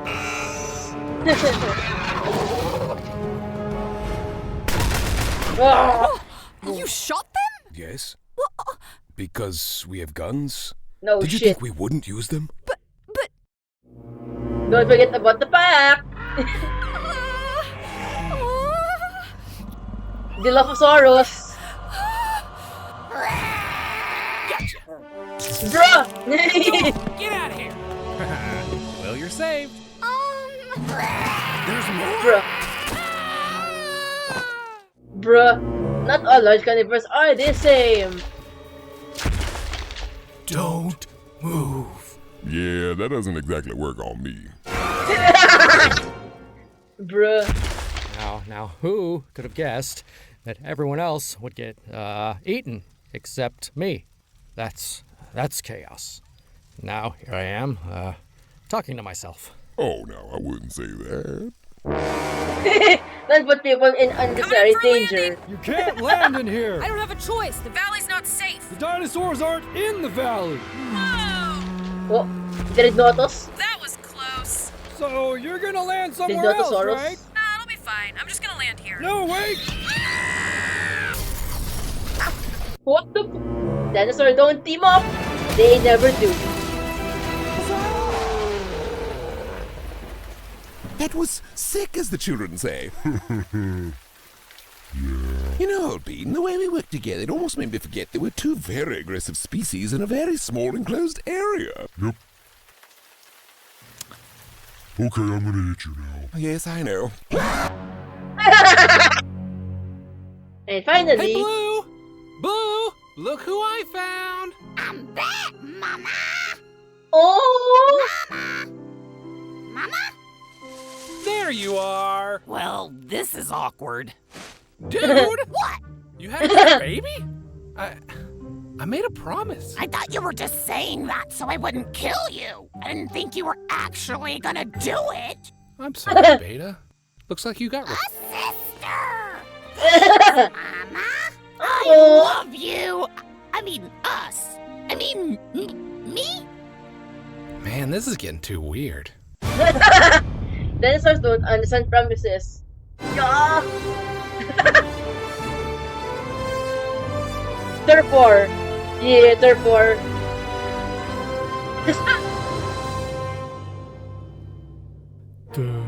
Click subscribe. World Dominion. No one wanted a story about bugs. Fire! There you go, little dinosaur. The planet is all yours. Little dinosaur ba yan? It's a big dinosaur. I like bones. Yay, bones! We like bones too. Dinosaur bones are stupid. What did you say? Dinosaur bones are stupid. You wanna die? Ooh, that's my baby daddy. Hello, everyone. It's me, the rich What guy. the fuck? I'm here to save your jobs. Yay! Just kidding. I'm here to put you all out of work. What? You're gonna be this movie's bad guy. Does it really need a bad guy, though? Isn't the conflict between mankind's arrogance and nature enough? People need to cheer for the dinos too. Wait, what? Steal them dinos! Are you guys main characters too? Yep. Well, does anyone mind if I take my shirt off? Don't worry. What the I'll fuck? take it off later. Over my dead body. Don't talk like that. Everyone on this chopper is going to survive. Even me? Oh, check out the island. Bruh. How did you get so rich? I made dinosaurs, look. OMG. Ah, you must. Now, how in the world do you make dinosaurs? We just found fossilized mosquitoes and extracted the dino DNA. But doesn't DNA degrade too quickly for something like that? Shut up, nobody cares about that. Look at these eggs. Aw, playing God is fun. Yeah, this'll never backfire. Who wants to go on a tour of the park? But you have to take my grandkids. Boo. Aren't you coming with us, Grandpa? No, I'm staying here where it's safe. Sir, there's a massive tropical storm headed this way. What should we do? Send all the workers home and start the tour. Really? That's dumb. You're dumb. Come on, pretty please. Okay. I've got a bad feeling about this. I see a dinosaur. She's sick. Ooh, let me rub my face on it. And I found its poop! Guys, we should probably get back to the cars. It's about to storm. Nah, I'm staying with the poop. Do you guys care if I turn off all the power in the Staying park? with the poop. What? Why? Because I need to take a break? Sure, why not? Yay! Gimme. Hey, what's going on? We stopped. Uh-oh. Where did we stop? Allow me to introduce myself. All right, kids. Bye. Oh, let's get by. My name is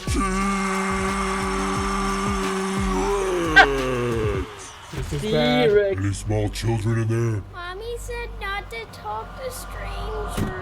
Hey, I see you. You guys stuck in your car? Let's get you out of there. Oh, what I have the to fuck? save them. Go fetch. Oh, Go only fetch. I can prevent forest fires. Aha, hey there. Oh, you're so attractive. Uh-oh. Occupied? Really? Occupied. Toilet humor is beneath you. Bruh. Quiet. Who said that? Don't move.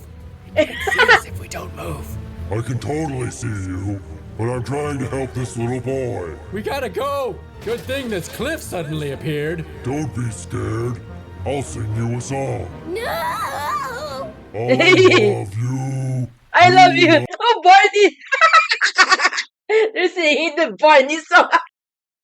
What the fuck? Love me. What the I'll fuck? sing you a song. No! I love you. You love me.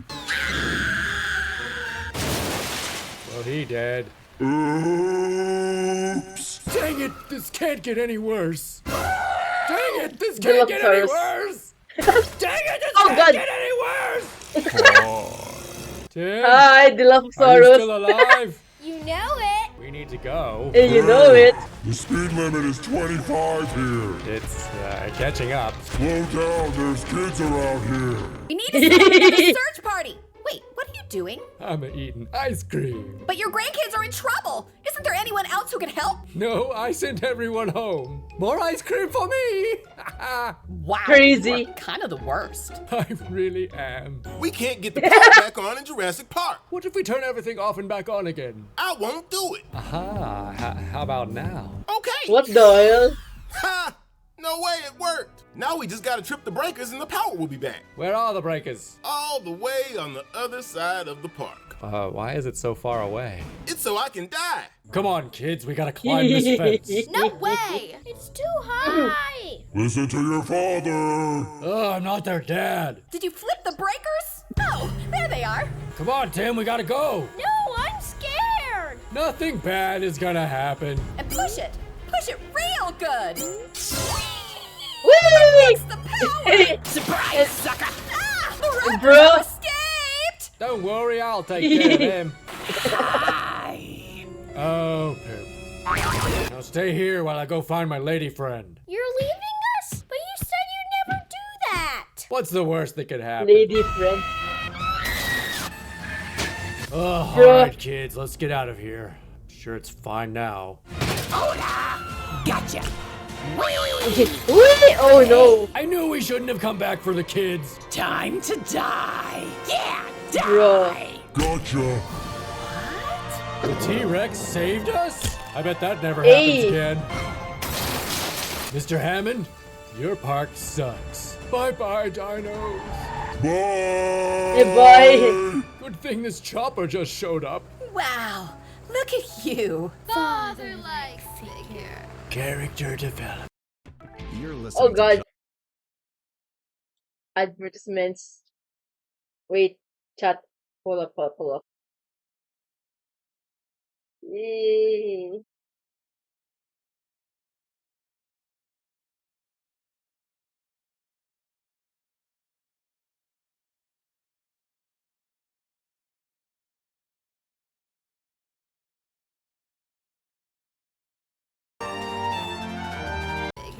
Character development.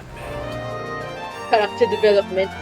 We want to sponsor something. I got these cool spinny graphics. How about that? We were thinking something bigger. I have just the thing. Hey, Aunt Claire. Can you show us around the park? Nah, I'm pretty much the worst. My assistant will stay with you instead. But come on. Shut up! I am really rich and I own this park. I am also a pilot. Not yet. Hold on to your buttocks. I don't feel safe! Buttocks. Foreshadowing. Foreshadowing. Foreshadowing. All right, lady. What the fuck? Foreshadowing. More foreshadowing. More All right, foreshadowing. ladies. How many fingers am I holding up? 3, No. Try again. 2, No. Look closely at my hand. How many fingers am I holding up? 1. I give up. Hi, I'm the bad guy. We should weaponize the raptors. That's dumb. You're dumb. I need you to come check on the new Bro. dinosaur. I don't know why I'd be interested in you, but we're totally gonna fall in love. Not happening. We'll see about that. I'm glad Shark. you saw that. It might be important later. So what dinosaur lives in here? Our first genetic hybrid. So I'm guessing you started smart and combined two herbivores then. We combined a raptor and a T-Rex. We're all gonna die. Don't worry, Bruh. we're completely safe. Oh look, she Bitch, escaped. why? I'll go find her. Don't do anything stupid like going into the cage. All right, we're in the cage. Duh. Yoo-hoo. Who said that? Hello. Oh, nuts. I just Oh, gotta run nuts. faster than you.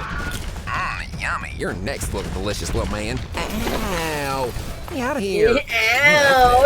Am I safe? I think I'm safe. Oh, hello, Nyappy. Welcome to the stream. How are you? Welcome in. Oh, yeah.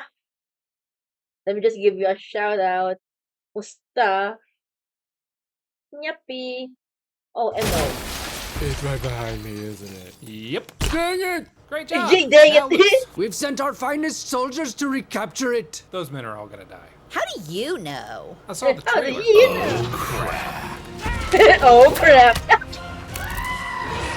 All right, guns up. Let's do this. Leroy Jenkins!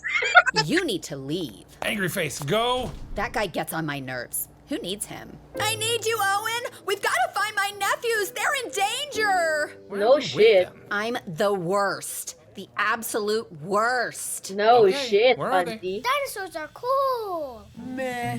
Yeah, boy. Going places we're not supposed to. I feel like that's a bad Thank you idea. for the trip. Come on, what's the Yuppie. worst that could happen? Ginawang soccer! That was fun. Let's do that right again. Oh no. I don't feel so good, Star-Lord. Now that I Star-Lord. see these animatronics up close, I realize they're not just theme park assets. What? Duh. Character development. How do you spell Character nostalgia? development. Who cares? We gotta go. I don't have my pilot's license yet, but I'm going to fly this chopper. There it is. Shoot it.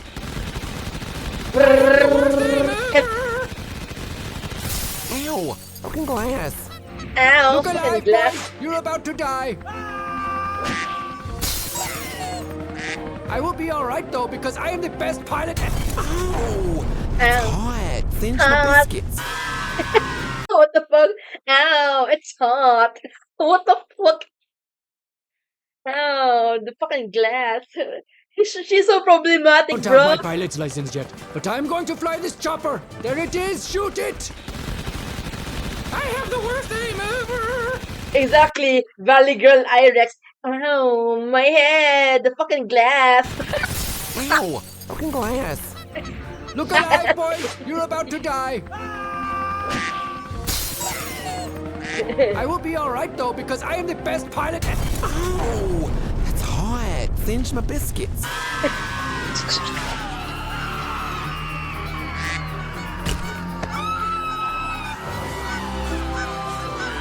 Wow, both of you are the worst. I'm the bad guy, and I want to weaponize the Ow, Ouch! that hurt. That's dumb. You're In charge. what? So I'm in charge, and we're gonna weaponize the raptors. Want to help? No. Come on, pretty please. No. Okay. Okay. Please don't eat me. Please don't eat me. Please don't eat me. Hi. Hi. You want to eat some Hi. people? Okay. Oh god, manipulator Irex. Game over. Whee! I'm getting scared. Don't worry, you'll be in the sequel. We gotta keep running. No, let's stop and check this hidden laboratory. Cool. Ew. Ew. Well, what do we have here? What have you done? Setting up the sequel, baby. You guys will be in it. I won't be, though. Why? That's my cue. Nice boy. I'm a girl. We got to go before the. How dare you? She's a girl. How dare you say good boy? What the hell? You guys will be in it. I won't be, though. Why? That's my cue. Nice boy. I'm a girl. We got to go before the dinosaurs. Surprise! Us! Here, let me help you with your hat. There. Now we're friends again, right? Okay. Okay. Kill You. No.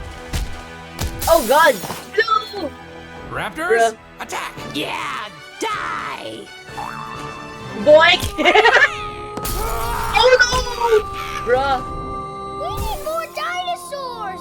On it. Control room, we need the biggest dinosaur you've got. This isn't really safe, but YOLO! You. It's about time they open this door. What am I, fan service? I should probably run now. Rexy.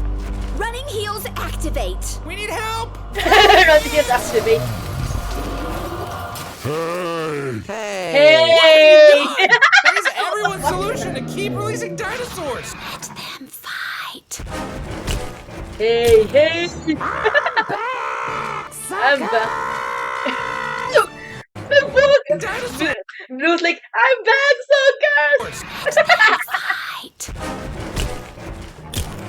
I'm back, sucker. fair. Ow! All right, ladies. Ow! Let's get ready for the big Funny finale. girl. Mosasaurus. Ah, nuts. Ah, nuts. What the fuck? This is awkward. It's awkward. Thank you Bruh. for keeping my kids safe. They almost died several times. You're the worst. I know, I really am. Ew. So, what do we do now? I'm getting out of here. You're probably gonna get sued though, like millions of dollars. You're probably gonna go to prison. And with that, Jurassic World was finally closed. The dinosaurs are now free to roam as they please. Oh look, the Tyrannosaurus Rex, sitting atop the helipad as he surveys his new domain. Truly a magnificent king. Plain. Plain. What the fuck? What the heck? That's so funny. Jesus Christ. Ugh. Next video. This is too soothing. Hey everyone. Tonight we're doing something a little prehistoric. We're going on a calm step-by-step walk through the entire Jurassic Let's Park chill for and a bit. Jurassic World timeline. Now that Rebirth has taken the franchise in a weird new direction. From the asteroid that ended the dinosaurs, to the rise and collapse of Jurassic Park, to the chaos of Jurassic World, and the uneasy truce we see now. It's all here. Before we start, feel free to like and subscribe, but only if you actually enjoy this kind of thing. And let me know in the comments where you're watching from and what time it is for you. It's always fun seeing who's drifting off with us around the world. After all, it's a story that starts with an extinction event and ends with us doing it all over again, just with worse insurance policies. Now dim the lights, maybe turn on a fan, and let's ease into tonight's timeline together. Let's get started. 65 million years ago, when Earth was alive with giants.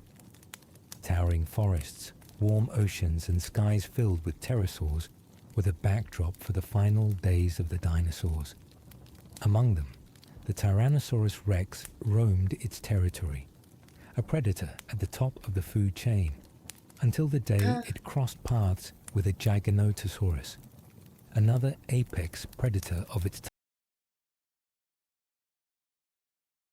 Boss, right there, it's actually Giganotosaurus, not Giganotosaurus or whatever you pronounce it.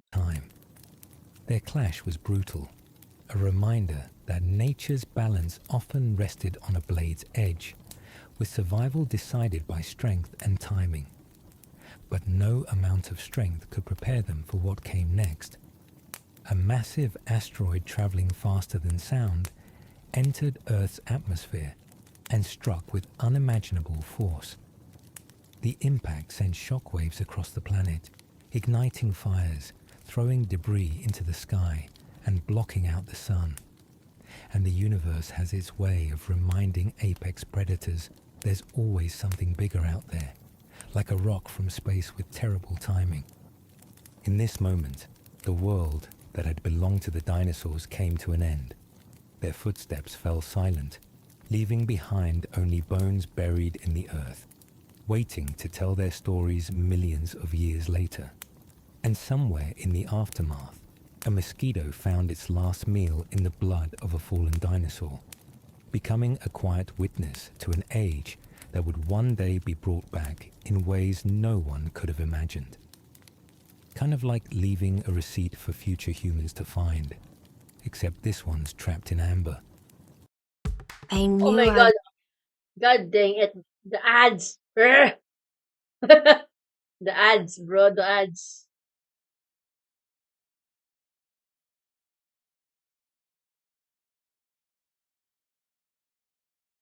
Future Sorry, humans chat. to find, except this one's trapped in amber. After the last roar faded, the world grew quiet.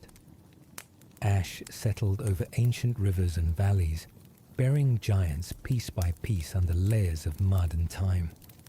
Those bones, pressed under the weight of centuries, slowly turned to stone, each fossil becoming a window into a world that had vanished, just waiting under the earth for some future human to dig them up and think, yeah, let's build a theme park out of this. In the middle of all this slow burial, nature accidentally made the best time capsule in history. Somewhere in a warm, humid forest, a mosquito decided to take a final snack from a dinosaur's thick hide, unaware it was slurping up DNA that would one day cause all sorts of lawsuits.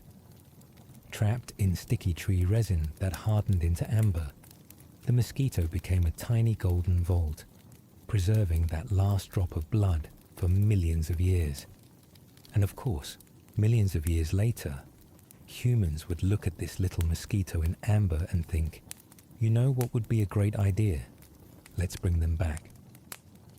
That fragment of DNA, that tiny piece of a world lost to fire and ice, became the spark for the impossible, setting the stage for dinosaurs to walk under the modern sun, not as fossils in a museum, but as living, breathing echoes of an ancient world.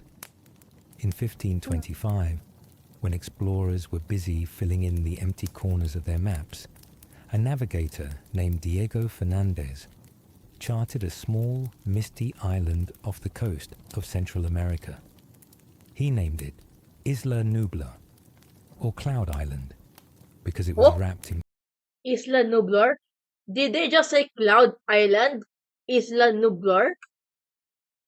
Roll it back, boys. Small, misty island off the coast of Central America. He named it Isla Nublar, or Cloud Island. Damn, it is Cloud Island. Sheesh! Because it was wrapped in fog from its restless volcano. Little suspecting that ages later, schemers would view the misty enclave as a prime lab for brewing ethical disasters. For a long while, Isla Nublar just sat there quietly in the Pacific, cloaked in fog, its volcano smoking in the distance, like a reminder that the earth was still alive beneath it all. Dense jungles covered the island, hiding valleys that no one bothered with, and early explorers moved on, never suspecting that one day this quiet speck on the map would host screaming tourists and free-roaming velociraptors. And so, Isla Nublar waited, century after century, untouched and wrapped in clouds, enduring in seclusion, until a daring innovator eyes it and plots a site for unleashing prehistoric pandemonium. The island's silence would end, and its rugged cliffs and hidden valleys would soon become the backdrop for a new chapter in Earth's story, where the past and the present would collide under the restless shadow of Mount Sibo. Alright, now that you've drifted a little deeper into this timeline, let's meet the man who would one day say, yes, let's harvest an ancient bug's legacy to spark a cascade of moral quandaries. In 1928, in Edinburgh, Scotland, John Hammond was born. A man who would grow up loving the wonders of the natural world John Hammond and the idea of sharing that wonder with others. From the start, he had that spark of, let's do something big, even if it meant ignoring a few red flags along the way. Hammond started small, opening an animal preserve in Nairobi, letting visitors see lions and elephants up close without having to trek across the savannah. But lions weren't enough. Hammond believed nature's greatest wonders should be seen by everyone, and his mind kept wandering back to the creatures that once roamed the earth with thunder in their footsteps and teeth longer than your forearm. If he could bring that back, maybe he could bring back the magic too. By the end of the 1960s, as scientists everywhere were pushing the boundaries of what was possible, Hammond's dream was quietly crystallizing. The idea of cloning wasn't just science fiction anymore, and for Hammond, it was the first real step toward making his vision a reality. a place where people could see dinosaurs walking the earth again, where the past would come alive as the allure of novelty reliably blinds us to brewing calamities, right up until it bites them. Dreams need money, and money always brings rivals.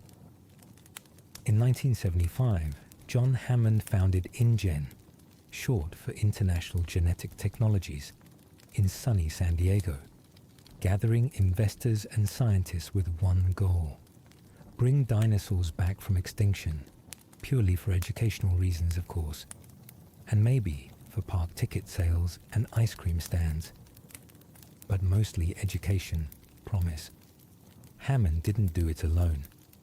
Alongside him was Benjamin Lockwood, his business partner who shared the vision of using cloning to revive extinct species. Together, they were like two kids with a chemistry set. Only their chemistry set would one day hold velociraptor embryos. While the world kept moving on with disco music and questionable fashion, Hammond and Lockwood were busy quietly laying the groundwork for something that would change the world, even if it meant ignoring a few ethical speed bumps along the way. Sorry, chat. I'm actually laying on my chair. That's why my model's like this. So, I'm chilling. Meanwhile, in 1977, a rival company called Biosyn popped up, founded by Bill Steingarten and Jeff Rossiter. And if the name alone doesn't give you corporate espionage vibes, their business practices eventually would. Biosyn began to sniff around the same ideas as InGen, but with fewer scruples and a lot more interest in turning cloning into a cold, profitable enterprise. The stage was set. InGen, driven by grand dreams of wonder, and Biosyn, driven by the simple belief that if you can steal an idea and sell it, you probably should. And somewhere in the middle, dinosaurs were waiting to become the ultimate pawns in a quiet war no one else in the world even knew was happening.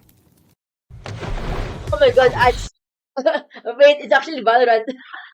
It's a Valorant ad. Wait, damn it. It's a Valorant ad. Dreams are one thing, DNA is another. This is where sci-fi turned into real science, because InGen's dream needed more than ambition. It needed actual dinosaur DNA. And as luck would have it, a mosquito trapped in amber millions of years ago was about to become the world's most questionable business partner. In the early 1980s, under Hammond's leadership, Dr. Henry Wu and his team cracked the code by extracting viable dinosaur DNA from mosquitoes fossilized in amber. This was the missing piece, the aha moment, the part where you think someone might pause and say, should we really do this? But of course no one did. Instead, they spliced these ancient fragments with modern animal DNA to fill in the gaps, stitching together creatures that hadn't walked the earth since the sky fell last time. And just to keep things super safe, Dr. Wu added the lysine contingency, ensuring that the dinosaurs couldn't produce a vital amino acid on their own, making them dependent on InGen for survival. In theory, if they ever escaped, they'd just drop dead. Given our habit of treating contingencies as ironclad shields against chaos, with each embryo that twitched in its shell, InGen moved closer to turning the impossible into reality, setting the stage for a future where dinosaurs would walk under human skies again, sparked by a prehistoric pest's untimely preservation in resin. Let's pause and see how Hammond's plans evolved from cool science fair project to we need an island for these giant murder lizards.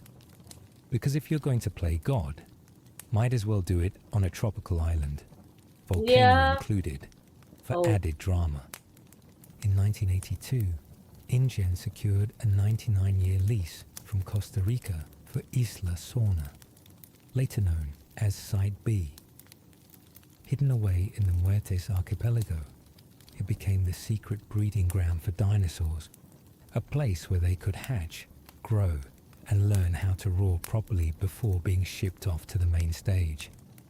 Think of it like a chaotic summer camp for dinosaurs, but with fewer marshmallows and more electric fences.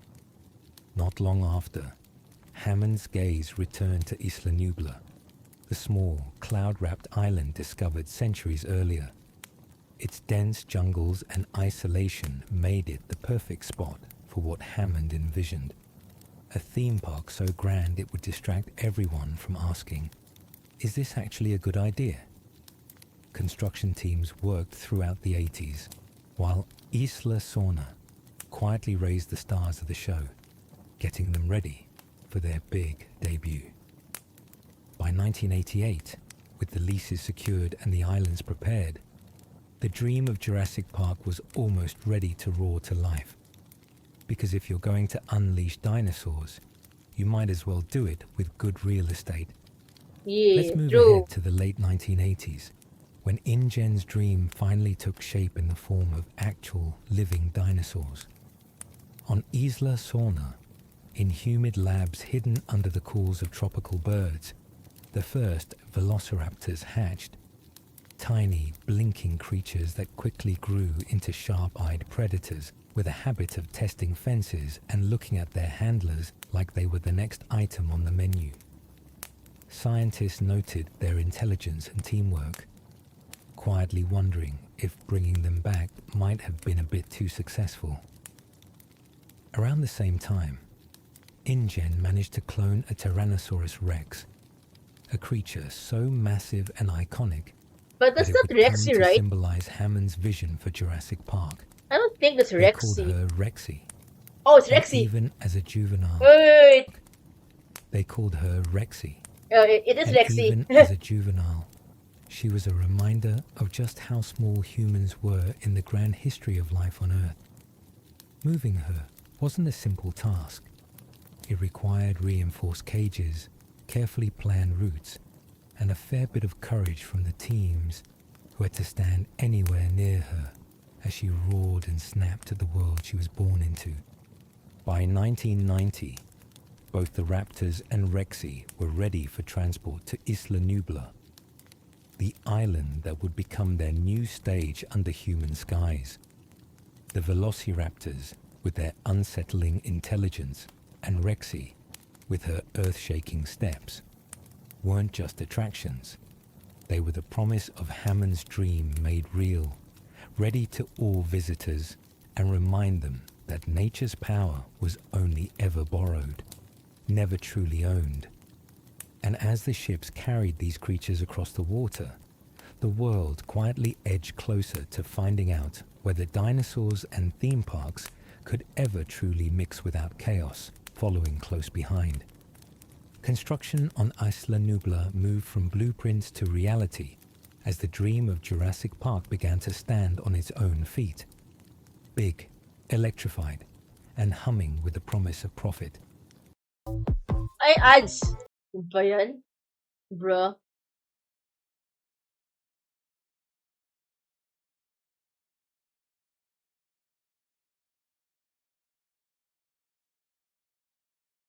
Ads.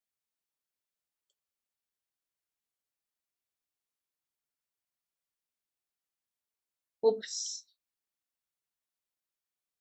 Moved from blueprints to reality as the dream of Jurassic Park began to stand on its own feet. Big, electrified, and humming with the promise of profit. Crews worked day and night through 1990 and 1991. Raising fences meant to hold back creatures that once laughed at extinction-level events, while visitor centers and glossy walkways took shape under the island's steady rain. Somewhere between the concrete pours and the final coat of paint, on the gift shop, the promise of dinosaurs safely behind glass started to look believable, at least on paper. Behind those fences, herds of herbivores settled into carefully monitored enclosures, while predators like Rexy and the raptors were granted their own paddocks. Because what's a park without a bit of danger lurking just out of view? Yeah, Each that's true. enclosure balanced spectacle with the illusion of safety, letting future guests imagine they were living on the edge while quietly trusting that thick wires and blinking lights would keep the teeth and claws exactly where they belonged. The dinosaurs didn't get the memo about behaving for tourists, of course, but that was a problem for another day. In the control room, blinking monitors tracked every creature and every inch of fence, all tied together by systems designed by Dennis Nedry, a programmer whose paycheck never quite matched the headaches he managed. By 1992, the island was nearly ready for its grand reveal, with Hammond's vision inching toward reality, ready to sell wonder and maybe a few overpriced sodas under the banner of education and discovery. But even then, cracks were forming beneath the polished floors as quiet tensions and untested systems waited for the first storm to roll in, carrying with it the promise that control was never as absolute as it seemed. By early 1993, Isla Nublar looked like it was ready for its big debut, the fences buzzing quietly under the tropical sun, while dinosaurs grazed and roared behind their invisible lines. John Hammond was determined to prove to investors and himself that Jurassic Park was more than a mad dream, scheduling a showcase for a handful of experts who could give the final thumbs up needed to open the gates. All he needed was a little good press, a few nods from respected scientists, and maybe a sunny day or two. The blueprint appeared airtight, naturally. To seal the deal, Hammond invited Dr. Alan Grant, Dr. Ellie Sattler, and Dr. Ian Malcolm to tour the island, alongside InGen's lawyer Donald Gennaro, who carried more worries about lawsuits than excitement over dinosaurs. Tagging along were Hammond's grandchildren, Lex and Tim, there to add a warm family touch, and maybe to distract from the fact that a worker had recently been killed by a velociraptor during a transfer gone wrong. The group climbed into jeeps, toured the facilities, and for a moment, as brachiosauruses lifted their heads under the island's blue skies, it almost seemed like the dream was real. Meanwhile, Dennis Nedry was quietly brewing a plan to sell dinosaur embryos to Biosyn, hiding them inside a shaving cream can, as covert rivalries in the Stegosaurus, Metriacanthosaurus. Ooh. field often spiral into absurd. What the hell? Chat pull up. What is that, bro? Metriacanthosaurus. Metriacanthosaurus. Oh, Pakeri? Porkery? Ooh. Interesting. So it's kind of like in the family of T-Rex or probably Allosaurus or some kind of dino. Yeah. Downfalls. To pull it off, Nedry needed to temporarily shut down security systems, a small inconvenience that, in theory, would go unnoticed long enough to grab a paycheck. As dark clouds gathered over Isla Nublar, the stage was set for the calm to break, with Jurassic Park teetering between its promise of wonder and the chaos that was about to come knocking at the gates. On June 11th, 1993, Isla Nublar's calm finally cracked as a tropical storm rolled in, the winds bending palm trees while thunder rumbled like a distant warning. In the middle of it all, Dennis Nedry decided it was the perfect moment to cash in on his side hustle, shutting down the park's security systems to steal dinosaur embryos hidden inside his trusty shaving cream can. What started as a quick grab and go turned into chaos as fences lost power, leaving the dinosaurs behind them with a sudden opportunity to stretch their legs and their teeth. In the dark and rain, the park's star attraction, Rexy the Tyrannosaurus Rex, made her unforgettable entrance, stepping through the downed fence with a roar that swallowed the night. Visitors trapped in their stalled tour vehicles became instant prey, forcing Dr. Grant, Lex, and Tim to flee into the jungle, while Malcolm and Sattler scrambled to regroup. Elsewhere, the Velociraptors proved that clever girls don't like to stay locked up, slipping free to join the chaos as the storm raged on, Hello, turning the Digital once Hello. promised Welcome to wonder the of stream. Jurassic Park into Welcome a place in, of fear DG. and desperate survival. By dawn, the survivors were battered and exhausted, clinging to any sliver of safety as they navigated the shattered park. Ray Arnold and Robert Muldoon lost their lives trying to restore power, while Hammond's grandchildren found themselves facing raptors in the visitor center before Rexy arrived, crashing in like an uninvited hero to deal with the predators one last time. I put my eyes. Shut up. Shut up, ads. Bruh. Shut up with the ads. Jump skip with the ads. One last time. As the helicopter finally lifted off, carrying them away from the island, Hammond looked back at the ruins of his dream, the silence heavy as he realized that the park meant to inspire awe had fallen to the same force that once ruled the earth. Nature, untamed and unstoppable. After Jurassic Park fell, the world didn't exactly rush to embrace the reality of dinosaurs running loose on an island.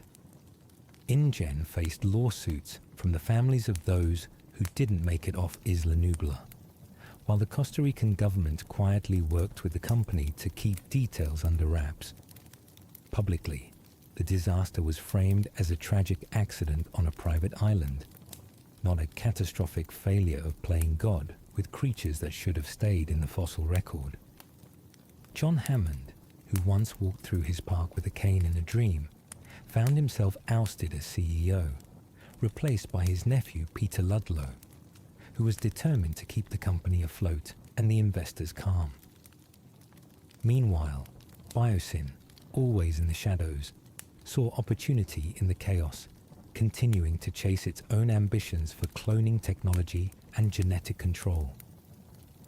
Dr. Ian Malcolm, who survived the island with a limp and a story, ignored his non-disclosure agreement to speak publicly about what happened, only to find the world preferred not to believe tales of live dinosaurs eating people on tropical islands, while InGen scrambled to clean up the remnants of Jurassic Park. The island was left to the dinosaurs, the fences down, the roads cracked, and the once controlled creatures free to roam a jungle no one dared to visit. Plans for Jurassic Park San Diego floated briefly as a desperate attempt to salvage the vision, but the scars from Nublar ran deep. The world turned its attention elsewhere, leaving the dinosaurs to live in quiet isolation, while the truth of what happened was buried under corporate statements, denials, and the rusting gates of a park that promised wonder but delivered chaos. By 1997, it turned out the dinosaurs of Isla Nublar weren't the only ones living out their prehistoric second chance. On Isla Sorna, known as Site B, InGen's old breeding grounds had become a wild sanctuary, with dinosaurs thriving without fences, keepers, or tour vehicles rolling by.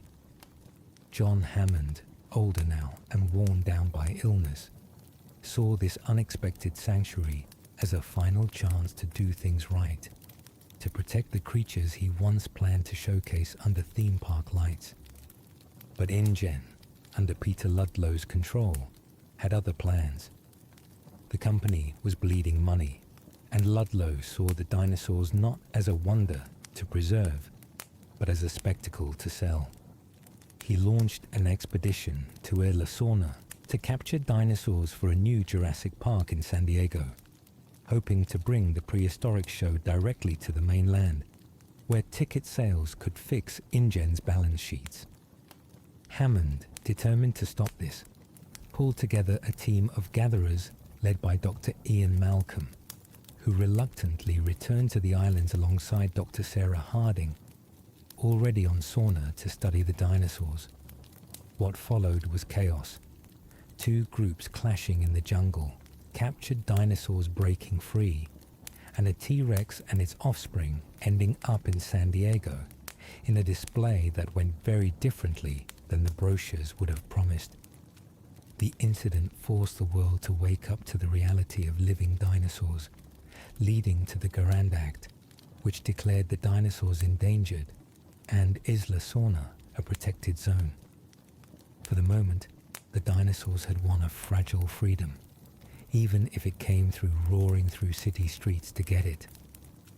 After the T-Rex decided to take a nighttime stroll through San Diego, the world could no longer shrug off the rumors of dinosaurs living among us. Ooh. Seeing a dinosaur on the evening news tends to change public opinion fast, and governments moved quickly to prevent another headline-grabbing disaster, one with fewer news vans and more property damage. The result was the Garand Act. Drazi Reich? Oh, welcome to the stream. How are you? How are you? Are you an old audience or a new one? I'll just give you a shout out.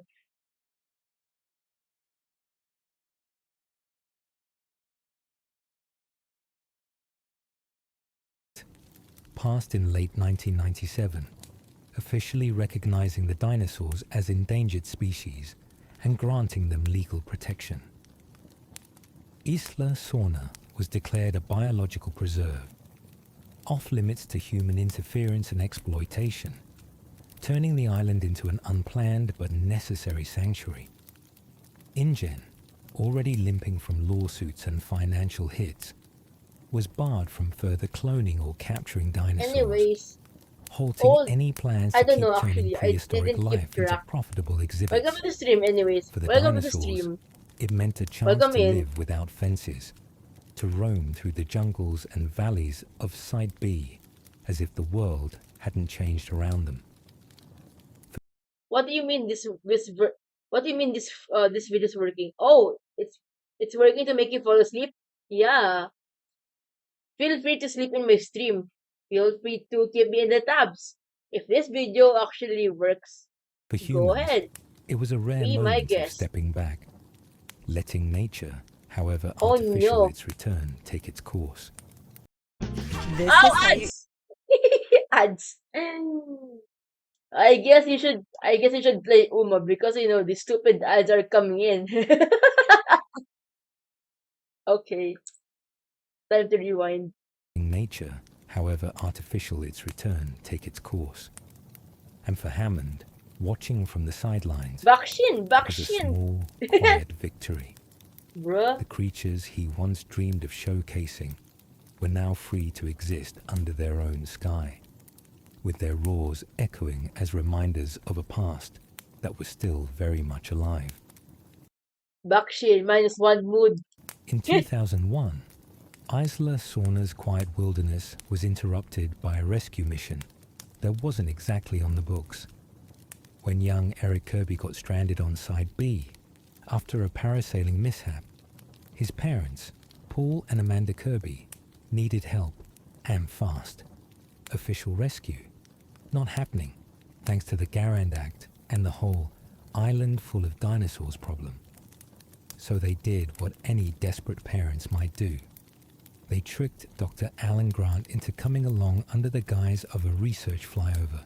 Spoiler alert, it was not just a flyover. After a rough crash landing, the group found themselves trekking across the island, navigating the tangled jungles and echoing calls of dinosaurs they had only seen behind glass or in fossils.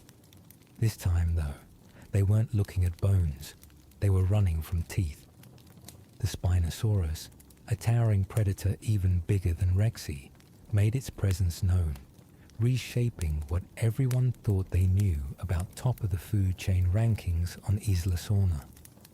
Amid raptor encounters and close calls, Eric was found alive, having survived on the island with the kind of ingenuity that would make any parent proud. And a little Hello, Ninja. Wait, how do you pronounce your name? Ninja Dia Zori. Ninja Dia Zoriginalo. Hi, well, I'm just gonna call you Ninja. Welcome to the stream. Are you new to Are you new here? Are you new to my stream?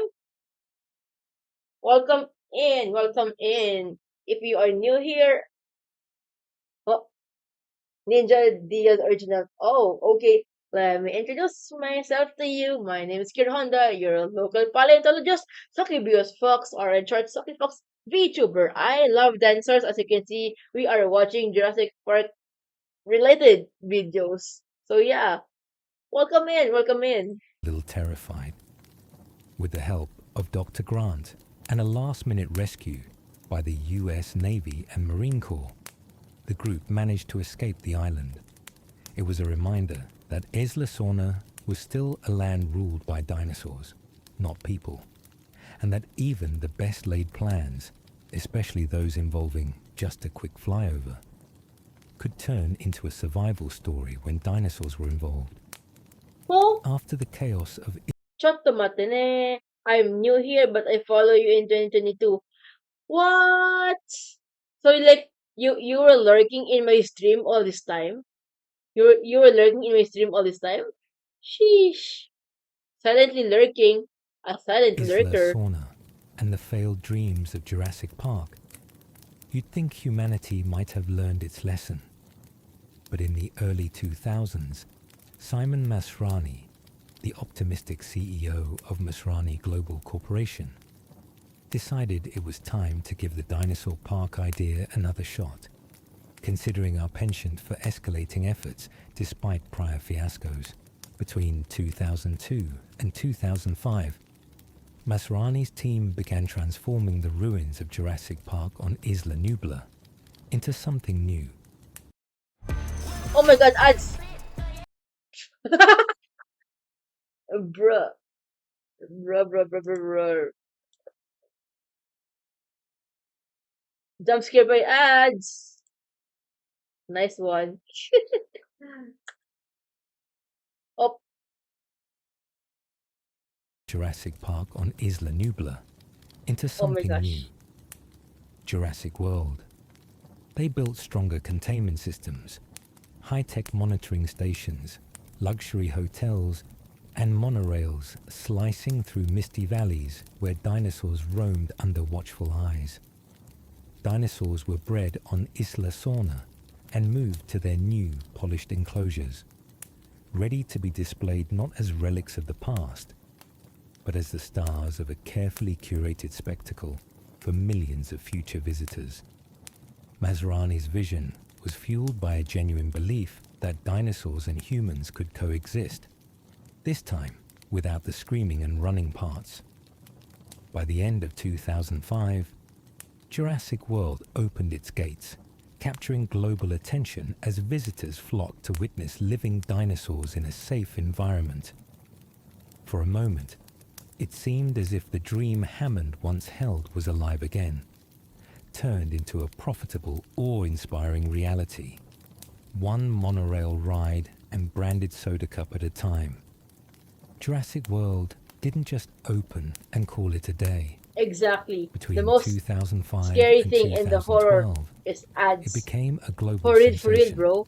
The kind of place For real. families saved up to visit, eager to see dinosaurs without the running for your life disclaimers. At least, that was the plan. Under Simon Masrani's leadership, new attractions popped up, enclosures expanded, and fresh species were introduced to keep visitors coming back for more. Behind the scenes, scientists under Dr. Henry Wu continued refining dinosaur cloning, working to improve the animals' genetic stability while ensuring they could thrive in the park's controlled environments. Meanwhile, a different experiment was brewing. Owen Grady, a The former raptors. Navy animal behaviorist, started the raptor training program, testing just how much control humans could have over velociraptors. Because what says good idea more than trying to teach the world's deadliest predators to play fetch. By 2012, Jurassic World was a polished icon of human achievement, a seamless blend of corporate spectacle and scientific wonder. It looked like humanity had finally figured out how to share an island with dinosaurs. Monorails gliding past Brachiosaurus herds, visitors sipping cold drinks while a Mosasaurus leapt for its lunch, and safety protocols firmly in place. But beneath all the polished concrete and carefully managed PR, the need to keep attractions fresh and crowds excited quietly set the stage for the next chapter, reminding us that whenever humans try to outsmart nature, nature keeps the receipt. As the years rolled on, Jurassic World faced the same problem every theme park does. People got used to dinosaurs. Attendance was dipping, and T-Rex feeding time wasn't pulling the same crowds it used to. So in a move that sounds exactly like something humans would do, the park decided to build something bigger, scarier, and more wow for visitors, because apparently real dinosaurs weren't enough anymore. Enter the Indominus Rex project. Between 2012 and 2015, Dr. Henry Wu and his team worked in secrecy, blending DNA from multiple species, including Tyrannosaurus Rex and Velociraptor, along with a few. So it's your fault after all. It's your fault after all. You've been blending all these dinosaurs together. Which I don't like. Creative extras. The result was a creature designed to be the ultimate attraction. Massive, powerful, and smart enough to keep the audience guessing. It could camouflage, hide its thermal signature, and problem solve in ways that should have been a giant red flag, but somehow wasn't. By early 2015, the Indominus was ready, pacing inside a reinforced paddock as plans for its grand unveiling moved forward. Jurassic World wanted a showstopper, and they got one, though not quite in the way they intended. In their quest to create the perfect apex predator for visitors to gawk at, the park's leadership overlooked one critical detail. You can't engineer control over nature, no matter how impressive the lab reports look. And with each low growl and calculating gaze from behind the paddock walls, the Indominus was already planning its own debut. In 2015, Jurassic World was ready to unveil its shiny new attraction, confident the Indominus Rex would bring back the crowds and the headlines. And it did, just not in the way the park had planned. During what should have been a routine inspection, the Indominus outsmarted its handlers, faking an escape by hiding its heat signature, something that really should have been on the warning label. When the team opened the paddock gates to investigate, the Indominus made its move, stepping into freedom with all the quiet menace of a storm about to break. Oh my god, ads again, what the frick? What the skirt ads? Hold on, chat.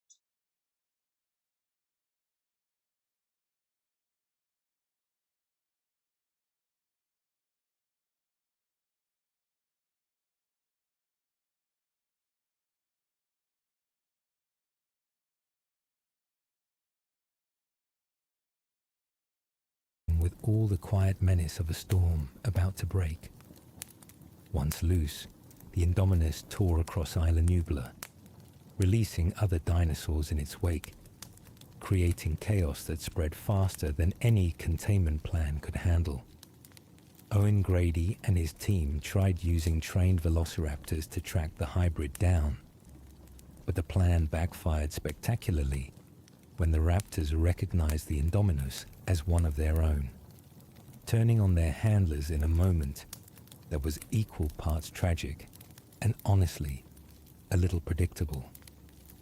As the island plunged into panic, the final act came down to an unlikely alliance. Rexy, the original T-Rex from Jurassic Park, Yes, was sir. released to confront the Rexy. Indominus, joining forces with Blue, the last of Owen's raptors, Yes! in a clash that felt like nature herself reclaiming the narrative. The battle ended when the Mosasaurus leapt from the lagoon, dragging Whoosh! the Indominus under the water and silencing its reign before it could spread further. With the Indominus gone, Jurassic Bye-bye, World was Irex! evacuated, leaving Isla Nublar abandoned once more to its dinosaurs and the wild. It was another reminder, clear as Rexy's roar over the ruined park, that no matter how advanced the tech or confident the scientists, trying to control nature will always come with a price. While Jurassic World fell into chaos, there was another story unfolding on the island, one that didn't make the headlines. Camp Cretaceous, a kids' adventure program designed to let young visitors Yeah, it's a game. Computations is actually a game in Netflix. And I think I finished all endings, I think. Not sure. learn about dinosaurs up close, turn from a summer dream into a survival test overnight, because nothing says fun camp memory like running from a genetically engineered apex predator.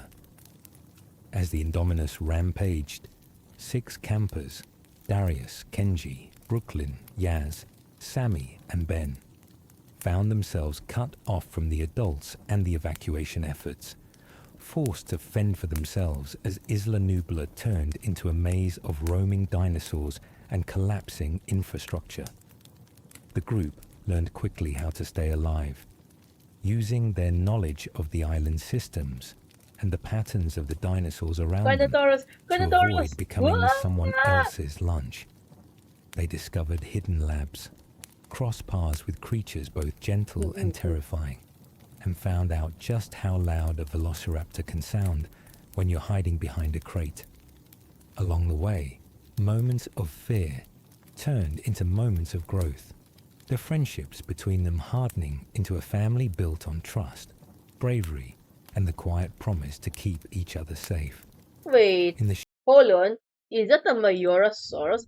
What the heck? Mayora? Mayora? Mayorasaurus? Mayorasaurus. How do you spell Mayosaurus? Mayora? Yeah, I think that was a Mayorasaurus. Hold the frick up. Hold the frick up, chat. Hold the frick up. Is that a Mayorasaurus? Is it? I think it is. It looks like it. Yes, I think that's a Mayorasaurus. Bravery and the quiet promise to keep each other safe. In the shadows of a world once built for profit and spectacle, these kids carved out their own small place of hope, proving that even in the worst of times, resilience can roar louder than fear. After Jurassic World's collapse, Isla Nublar became a strange, quiet kingdom, ruled by dinosaurs. For a while, the world debated whether to interfere as the animals roamed freely, turning old monorails and visitor centers into overgrown ruins, while herds and predators found their rhythms under the island's rain and sun. Roar at a lion! But nature had its own plans. Oh, never mind. In 2017, Mount Sibo, the island's long dormant volcano, began rumbling with smoke and tremors, reminding everyone that even dinosaurs can't catch a break. Debates flared. Some argued the dinosaurs should be saved. Others felt it was nature's way of correcting a human mistake. Meanwhile, the dinosaurs simply kept living, unaware of petitions and news broadcasts, grazing under ash-darkened skies as the ground shook beneath their feet. As the volcano's eruption neared, the Dinosaur Protection Group, led by Claire Deering, pushed for a rescue mission, hoping to give the dinosaurs a chance to survive yet another extinction. The world watched as Isla Nublar's final days arrived in a haze of falling ash and fire, with dinosaurs fleeing lava flows while helicopters and ships scrambled to save as many as possible. It was the end of the island as it had become.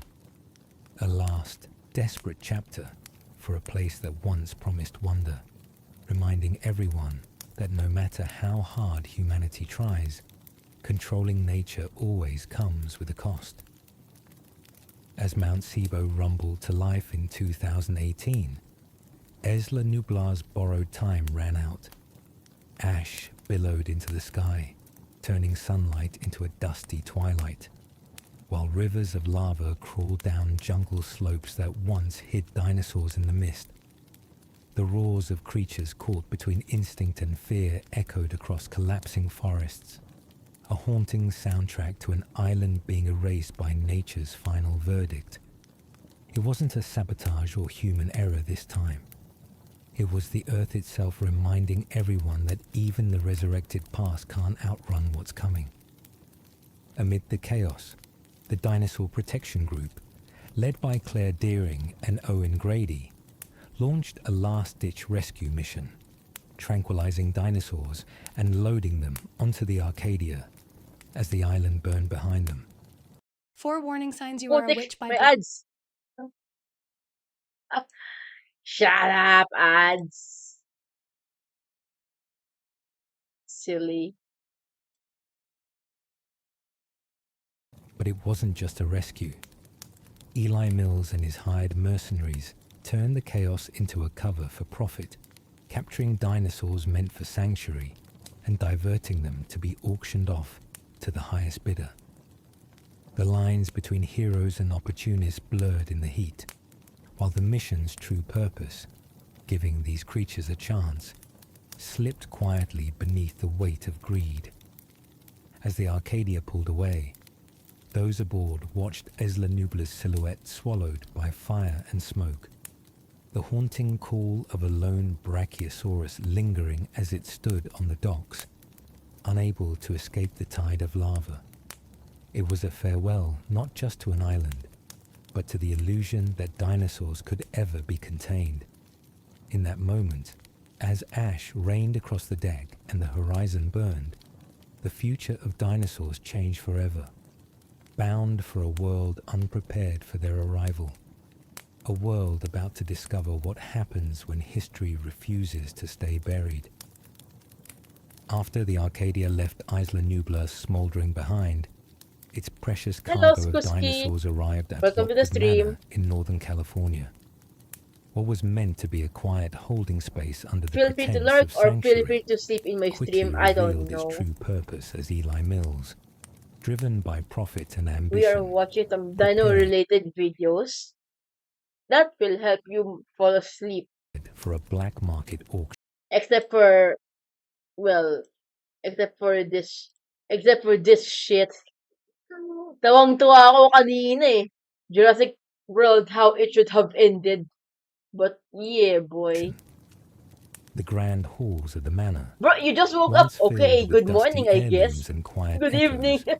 now buzzed with whispers of wealthy buyers ready to bid on living fossils. Each paddock a display case, each roar a sales pitch, each creature unaware they were about to become someone's private trophy or weapon. Beneath the polished floors and polite nods of investors, a darker prize waited. The Indoraptor, a genetic experiment designed by Dr. Henry Wu, using DNA from the Indominus Rex and Velociraptor. Meant to be the auction's crown jewel, the Indoraptor was sleek, intelligent, and engineered for chaos, with a grin that suggested it understood its role in the room far too well. Wu's warnings about its instability fell on deaf ears, since overt dangers blur when profits loom large, especially when they come with claws and a fat price tag. As the auction began, gavel strikes echoed through the manor, blending with the low growls of the dinosaurs in their cages. Deals were made in the shadows, fortunes promised in hushed tones, but the illusion of control was paper thin. When the Indoraptor inevitably escaped, turning the mansion's corridors into a hunting ground, the wealthy buyers found themselves trapped in their own nightmare, pursued by the very creature they had hoped to own. the Lockwood Manor auction was meant to be the birth of a new era of power and profit. But it ended as a stark reminder that dinosaurs don't care about human plans, and that when ambition goes unchecked, the monsters we create will happily collect the debt. Inside Lockwood Manor, chaos turned into a full-time resident. The Indoraptor, a creature that probably should have stayed on a whiteboard as a bad idea, roamed the marble halls, claws tapping like an unwelcome guest at 3 a.m. Guests who had been bidding millions a moment earlier were now hiding behind antique furniture, questioning all their life choices as the storm outside rattled the windows.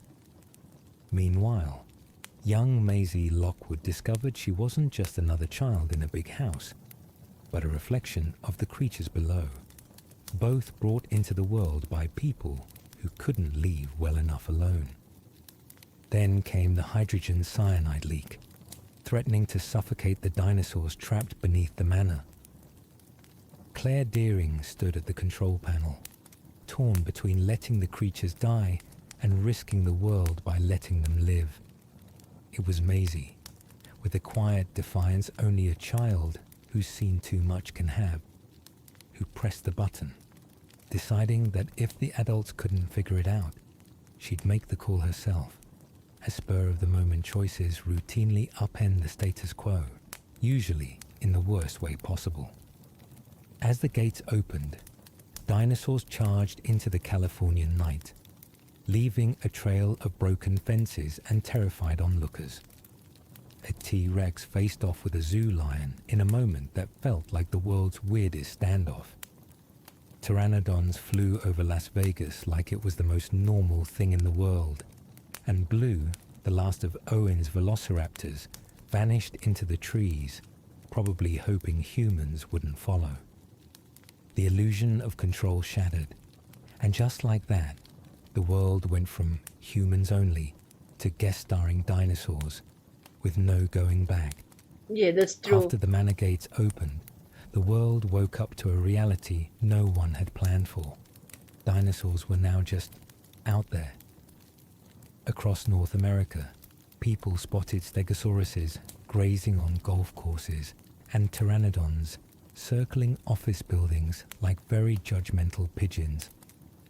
Videos flooded the internet of triceratops crossing highways and causing traffic jams nobody would ever believe if there wasn't phone footage, reminding everyone that the age of dinosaurs was officially back, and no, there was no refund policy.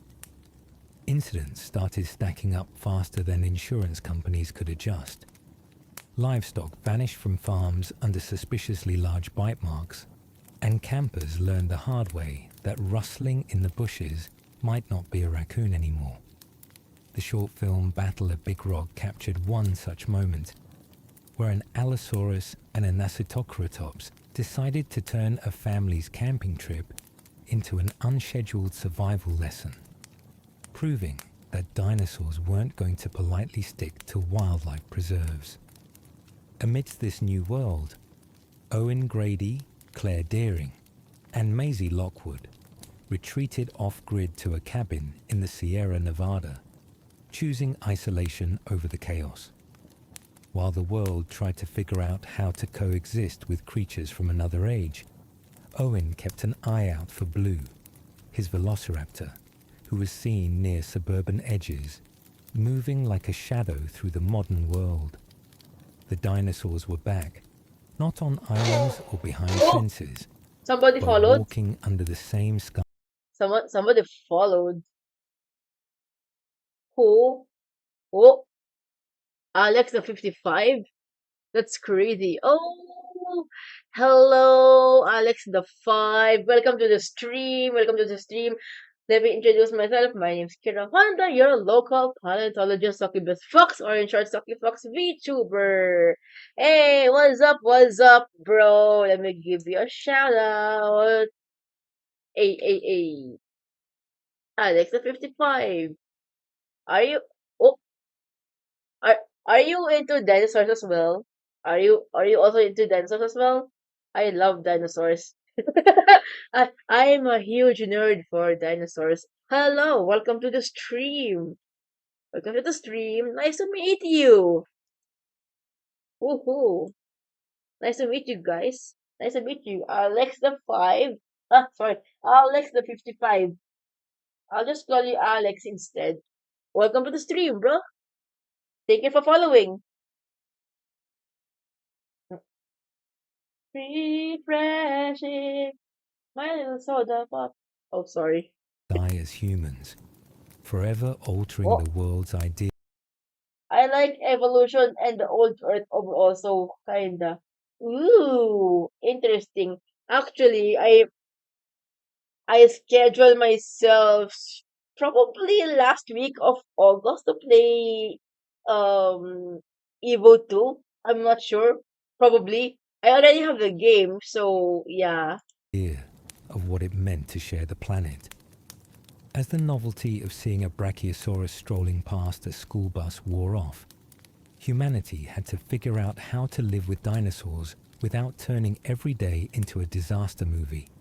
Also, how did you find me? I'm so curious. How did you find me, bro? How did you find me? Or you just looking at Twitch and suddenly type just chatting or probably dinosaur related type of shit? Or what did you search on Twitch? How did you find me? Was I on your algorithm by chance? Damn, bro, you search deep. Congratulations! Congratulations, Alex. Scrambled to You search deep and you search deep enough. Congrats. establish Nice to meet hotlines and you. protocols, with some neighborhoods putting up dinosaur warning signs the same way they once posted deer crossing. It was a strange Have time fun listening. when local news reports Actually, we're already in the third video because we watched this one first, 3 Jurassic Park horror stories animated, and then we watched the second video, which is how it should have ended. I was laughing hard. I was laughing hard, like super hard, right here in this video. And then we're on to this third video. I don't know if we can still watch the Science to Sleep when Earth was ruled by giant predators.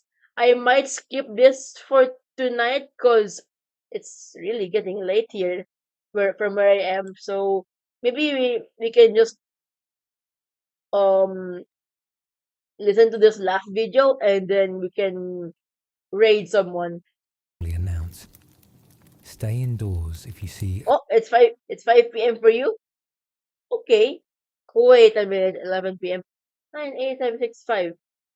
So I'm guessing you're from Russia? I'm not sure. Carnotaurus in your cul-de-sac.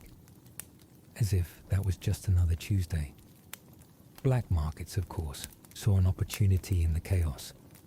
Poachers and smugglers began hunting eggs and DNA samples, hoping to cash in on a Jurassic black market that thrived in the France. shadows. Well then, bonjour. Bonjour, Alex. Baguette. Dinosaur bones weren't just museum pieces anymore. They became currency in a Bonjour, world Alex. where the lines between conservation and exploitation blurred fast, and its inability to stop messing with nature for profit. Ads! Ay, non. Oh, no. Ah, shit. No. No. What the hell? What the fuck? What the hell was I watching? Why did they go there?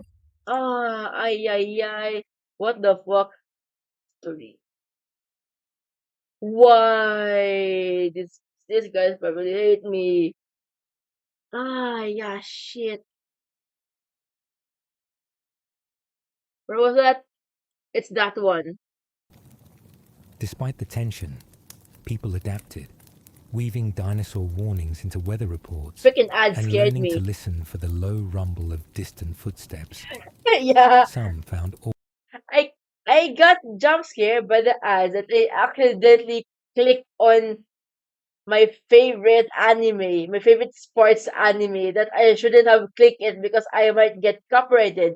And I'll probably get copyrighted if I watch that. Come on, video. What the hell? Please do not let, do not let me get copyrighted, please. That was an accident. Click. Or in seeing a herd of Parasaurolophuses moving across a morning mist. Did you know in the actual real life unexpected the Spinosaurus fears the T-Rex even if it is bigger? Ah, really? Hmm. Well, aren't they all? Because T-Rex is supposed to be technically bigger. Am I right? Because in the Jurassic Park version, it's only seen probably walking on land. It's rarely swimming in the water. And then when I watch this scientifically accurate uh dinosaur document, it was shown that the Spinosaurus is actually swimming in water. And actually, I don't know if you have watched the 2025 recent movie, and I'm sorry in advance if you haven't watched it. If it's gonna be like a spoiler, it's actually shown that the Spinosaurus is actually swimming in the water. So good for them. Good for them. While others double-checked fences a little more carefully before letting the dog out. The dinosaurs were no longer confined to dusty bones or theme parks. They were alive, and the world was learning, sometimes clumsily, to share the sunrise with creatures that had seen it millions of years before. With dinosaurs roaming free, Owen Grady, Claire Deering, and Maisie Lockwood decided the best way to stay out of trouble was to disappear into the quiet edges of the world. They retreated to a cabin deep in the Sierra Nevada, trading park security systems for the creak of wooden floors and the hum of wind through pine trees. It wasn't exactly a normal family life, especially when your morning coffee could be interrupted by the distant roar of a Rexy cousin. But it was a life where they could breathe, away from the chaos of a world still learning to coexist with its prehistoric neighbors. Owen found purpose tracking Blue, the velociraptor, who had learned to live on her own terms in the wild. Sightings of Blue near the edges of suburban developments became whispers of a living legend, a reminder that some bonds can't be broken by fences or failed parks. For Owen, each sign of her was a promise that even in a world of chaos, trust could survive. Blue, in turn, adapted to this strange new world with the sharp instincts of a predator and the caution of a creature who had seen what humans were capable of, choosing her freedom without forgetting the connection she once had with the man who raised her.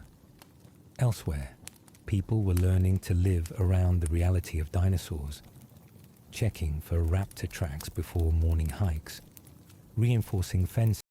Also, did you know that raptors are small and have wings like 80% dino? Also, flying and swimming dinosaurs are not dinosaurs, they are reptiles. Did you know that the original Jurassic Park book is a horror book with lots of blood? Actually, to answer your question, yes, I know raptors are small. I've seen the dinosaur documentary. They are not as big as the Jurassic Park version. They are the upscaled version just to make them look scary. They are actually tiny birds.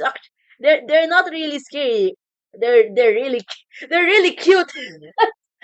uh Also flying, swimming dinosaurs are not dinosaurs, they are reptiles. Yes, I am very much aware.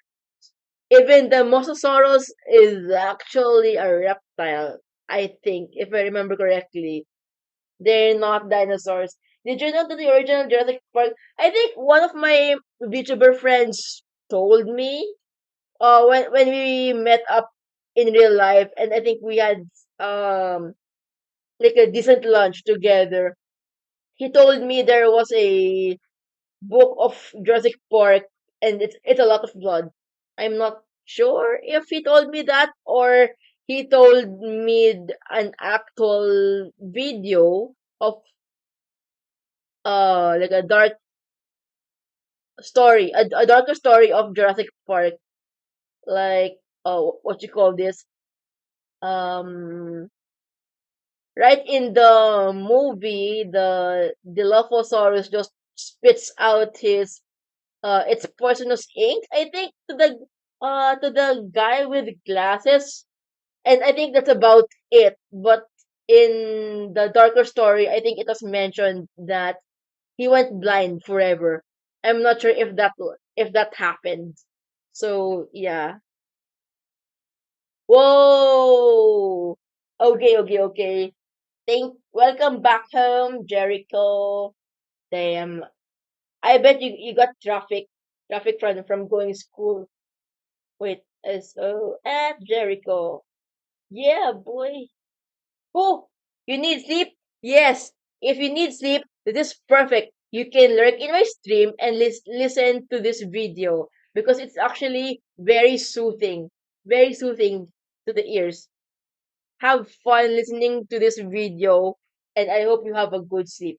Good night, Jericho.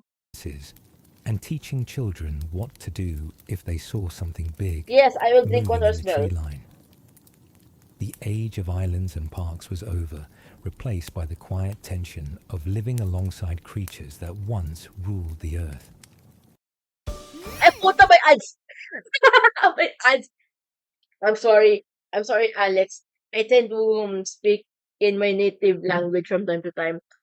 Fuck you, ads. Fuck off, bro.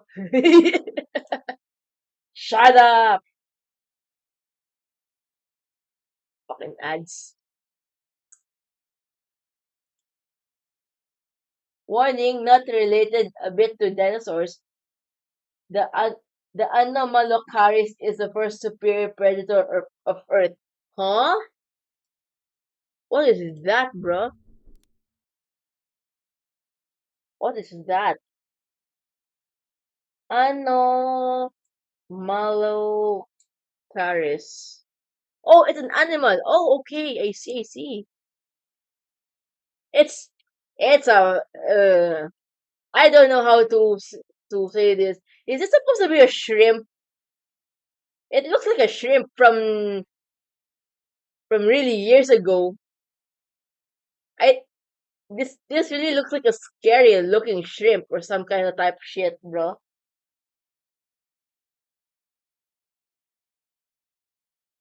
Alex, this looks like a shrimp. What the heck? They make it like a Pokemon card. What the hell? His name is literally Weird Shrimp. What the hell? Welcome to the stream, Beshi. Shout out to Nashi. Sea silverfish yet, bro. What the hell? Why? Why? They make it like they made it into like a Pokemon, bro. Oh no. You're kidding. There's another one? We're getting too sidetracked. We're getting too sidetracked, chat. Of living alongside creatures that once ruled the earth.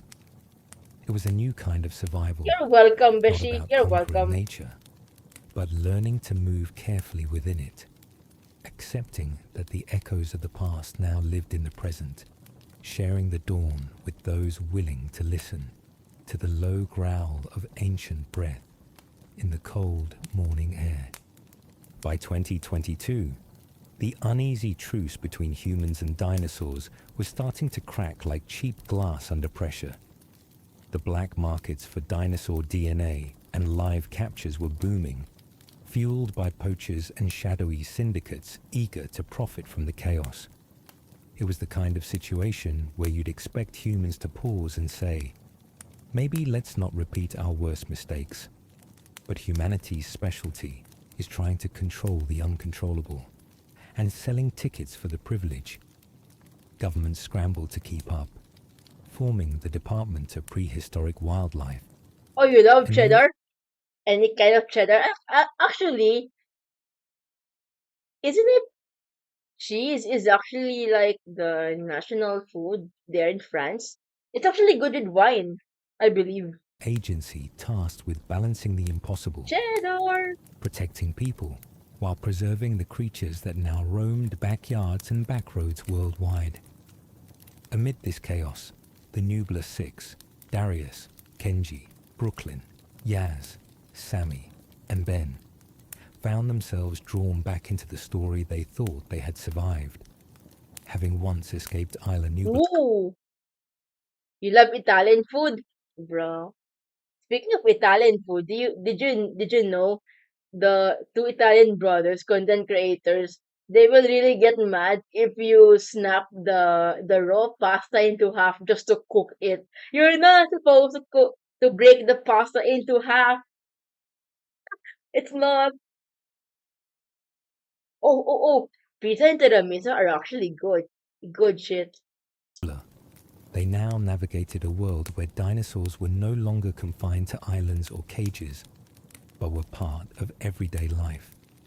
They stumbled into poaching networks, tangled alliances, and dangerous rescues, proving that sometimes the younger generation has to clean up the mess left by the old one. Each mission became a mix of survival, courage, and a dash of teenage stubbornness, as they worked to protect dinosaurs while holding on to hope in a world that felt increasingly I'm gonna fall asleep. unrecognizable. Ooh, At the same okay. Good night. Bonne Alex. Bonne time, tensions rose globally as corporations and governments argued over the rights to dinosaur genetics, debating whether these creatures were assets to exploit or lives to protect. The moral debates clashed with the practical challenges of containing apex predators in a world built for cars and concrete, not claws and teeth. This period became a reminder that the real threat wasn't the dinosaurs themselves, but the choices humanity made around them. Choices that revealed whether the world was ready to coexist with the echoes of its past, or if it was still doomed to repeat the same reckless ambition that once turned an island paradise into a cautionary tale. In 2022, just when the world thought it had enough problems juggling dinosaurs on the mainland, the skies darkened with a new nightmare. Giant, genetically Chat, hold engineered up. locusts. My table light is going dimmer and dimmer. I need to use my bed light already. Hold up. My model's going haywire because it's going dark.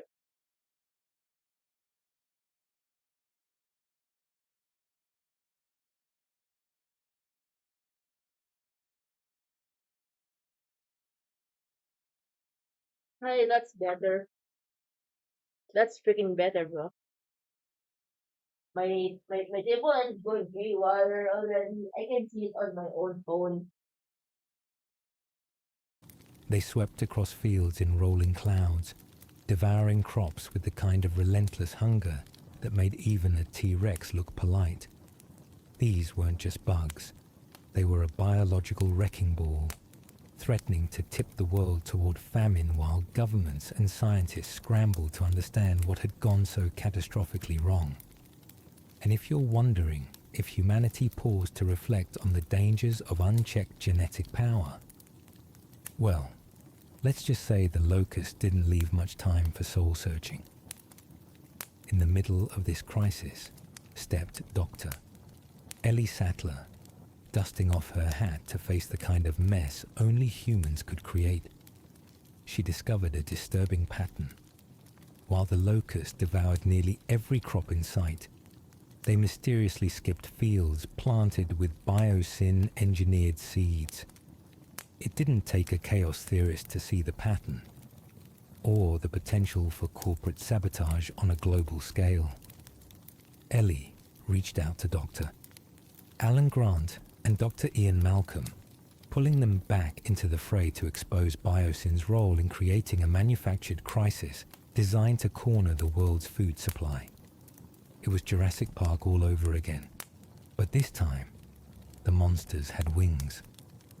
As locust swarms turned daylight into a buzzing twilight, the crisis became a mirror for humanity's hubris, reminding everyone that reviving dinosaurs was only part of the lesson left unlearned. Tinkering with nature without understanding the consequences had brought the past roaring back, but now it was reshaping the present in terrifying ways. The locust plague wasn't just another disaster, it was a warning. One carried on the wind in the rustle of wings and the whisper of fields being stripped bare under a sky that looked a little too much like the end.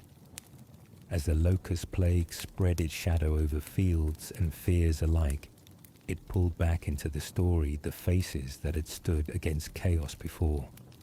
Dr. Ellie Sattler and Dr. Alan Grant found themselves reuniting in the middle of this new crisis, the kind that didn't announce itself with roars in the jungle, but with the soft, hungry hum of a billion wings. They traveled to Biosyn's sprawling research facility, tucked into the Dolomite Mountains, a place that claimed to be a sanctuary for dinosaurs, but was really a fortress for genetic power plays.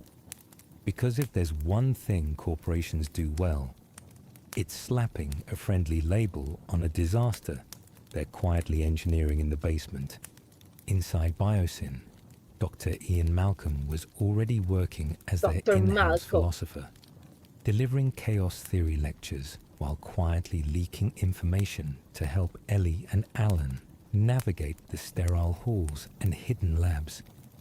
Ian had seen this kind of hubris before, and he didn't miss a chance to remind everyone that nature has a way of collecting debts with interest. As the trio worked to uncover the truth, I'm not. Chat, I'm not hungry. Chat, I'm not hungry. What the fuck? Stop giving me Burger King, bro. What the fuck? Jesus Christ. I hate ads. Jesus fuck. Get out.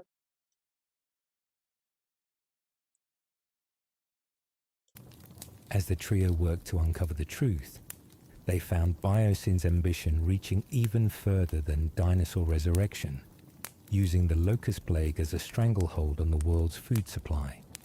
A quiet apocalypse disguised as a corporate strategy. It was proof that while dinosaurs had escaped their fences, the real monsters wore lab coats and suits. Amid whispered plans and late-night infiltrations, the old guard found themselves standing together once more, not in the jungles of Isla Nublar, but in brightly lit corridors humming with the promise of power unchecked. Each step they took toward exposing Biosyn's role in the plague felt like pushing back against the tide of human arrogance that kept crashing into the world, wave after wave. Their mission was more than just about saving crops or stopping insects. It was about reminding humanity that the lessons of Jurassic Park weren't just cautionary tales, but warnings still waiting to be heeded. As the truth about Biosyn's role in the locust plague cracked open under the pressure of Ellie, Alan, and Ian's persistence, the illusion of control the company had so carefully crafted began to unravel. Biosyn's glossy promise of managing dinosaurs and safeguarding the world's food supply was exposed as a thin veneer, hiding a strategy that placed global dependency in the hands of those who saw extinction events as business opportunities. It was poetic, in a dark way, Poetic justice. how the same ambition that brought dinosaurs back from the dead had now spiraled into a crisis that threatened the living world with starvation. Inside the facility, desperation took hold. Lewis Dodgson, Biosyn's CEO, tried to erase the evidence of the company's crimes the old-fashioned way, by burning it down. Flames spread as burning locusts escaped, carrying fire on their wings and turning Biosyn's carefully controlled sanctuary into a nightmare of smoke and roars. The chaos felt like the world's quiet revenge, a reminder that nature doesn't sign NDAs or care about quarterly earnings. And in a final twist of fate, Dodgson met his end not in a boardroom, but at the jaws of a Dilophosaurus, a predator tied to Biosyn's shadowy past. proving that karma sometimes comes with teeth. When the smoke cleared, the fall of Biosyn stood as another chapter in the long story of humanity. It's fine. That's supposed to be the plan to make the chat fall asleep. Lurk in my stream. Over Nakakaantok naman talaga yung boses eh. Did you know, nakaiglip din ako ng unti. Nakaiglip din ako sa stream. reaching, failing, and learning, hopefully. The facility's collapse marked That's supposed to be the point. That's supposed to be the point, love. the end of a corporation that tried to own nature and lost, reminding the world that some forces cannot be harnessed without consequence. The dinosaurs that roamed through the ashes and the locusts that fell in burned heaps were the final punctuation marks to a lesson that echoed from the jungles of Isla Nublar to the steel corridors of Biosyn. Control is an illusion, and the biosphere re-establishes equilibrium without fail. As the truth about Biosyn's role in the locust plague cracked open under the pressure of Ellie, Alan, and Ian's persistence, the illusion of control the company had so carefully crafted began to unravel. Biosyn's glossy promise of managing dinosaurs and safeguarding the world's food supply was exposed as a thin veneer, concealing a maneuver that ensnared the planet with those profiting from apocalyptic turns. It was poetic, in a dark way, how the same ambition that brought dinosaurs back from the dead had now spiraled into a crisis that threatened the living world with starvation. Inside the facility, desperation took hold. Lewis Dodgson, Biosyn's CEO, tried to erase the evidence of the company's crimes the old-fashioned way, by burning it down. Flames spread as burning locusts escaped, carrying fire on their wings and turning Biosyn's carefully controlled sanctuary into a nightmare of smoke and roars. The chaos felt like the world's quiet revenge, a cue that the wild operates free from secrecy oaths and financial cycles. And in a final twist of fate, Dodgson met his end not in a boardroom, but at the jaws of a Dilophosaurus, a predator tied to Biosyn's shadowy past, demonstrating how fate delivers its verdicts with savage precision. The fall of Biosyn stood as another chapter in the long story of humanity overreaching, failing, and learning, hopefully. The facility's collapse marked the end of a corporation that tried to own nature and lost, reminding the world that some forces cannot be harnessed without consequence. The environment enforces its inherent stability. Roaming reptiles and scorched swarms sealed a tale from lush havens to sleek headquarters. Mastery is deceptive, and the wild enforces its harmony to the steel corridors of Biosyn. Control is an illusion, and nature will always collect what it is owed. By 2023, the world had officially carved out a space where dinosaurs could live without being hunted, bought, or displayed behind glass. The former Biosyn Valley was now a United Nations designated sanctuary, its dense forests and fog-veiled cliffs echoing with the calls of creatures once thought lost forever. It wasn't a perfect solution, but it was the closest humanity had come to making amends for reopening the doors of extinction, a quiet promise that the past wouldn't be used for profit, at least not here. Inside the sanctuary, dinosaurs formed new herds and claimed territories among the rivers and mossy clearings, living out their days in a world that hummed with the distant hum of drones monitoring their health from above. Conservationists and scientists moved carefully through the undergrowth, logging data and tracking migration patterns while trying not to spook a triceratops grazing near a fallen log. It was a strange new reality where researchers could spend mornings measuring footprints in the mud and afternoons updating the world on how to live alongside living fossils. For many, the sanctuary became a place of quiet wonder. Families watched a Brachiosaurus move through the morning mist like a living mountain. And the roar of a distant Tyrannosaurus reminded them that life's resilience wasn't just a metaphor. It was walking, breathing proof that the past could exist alongside the present. It was fragile, yes, and complicated. But as the world watched the sanctuary from afar, it realized that perhaps the best way to honor these creatures was not through control. Oh my god, may ads. May ads naman. Walang katapusang ads. What the fuck? Inang ads yan ng puta.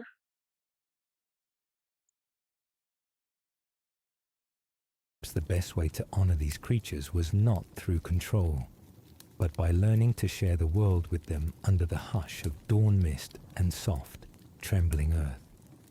In 2023, the story of Blue, the velociraptor who had survived the fall of Jurassic World, gained a new chapter with the presence of her offspring, Beta. Blue had managed to adapt to life outside captivity, slipping between trees near human neighborhoods, careful and watchful, like a ghost from another age that refused to leave quietly. Her bond with Owen Grady, forged years before amid chaos and collapse, remained unbroken, a reminder that connection could exist even between a human and a creature with claws sharper than kitchen knives. When Beta was captured by poachers eager to profit from her rare genetics, it set off a rescue mission that pulled Owen and Claire back into the fray they tried to leave behind. Their mission was more than a retrieval. It was a test of trust, proving that care could triumph over control, and that these creatures weren't just relics or weapons, but living beings deserving of protection. The moment Owen returned Beta to Blue in the soft light of the forest, their quiet recognition of each other's loyalty spoke louder than any roar, reminding the world that respect could be stronger than fear.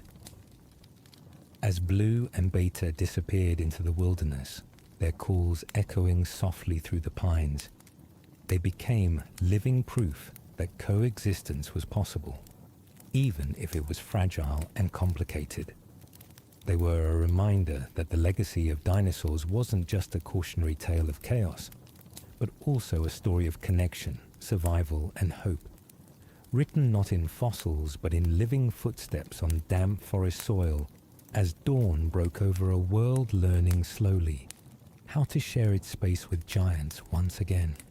It's 2027 now, 5 years after Dominion, and the world has changed again.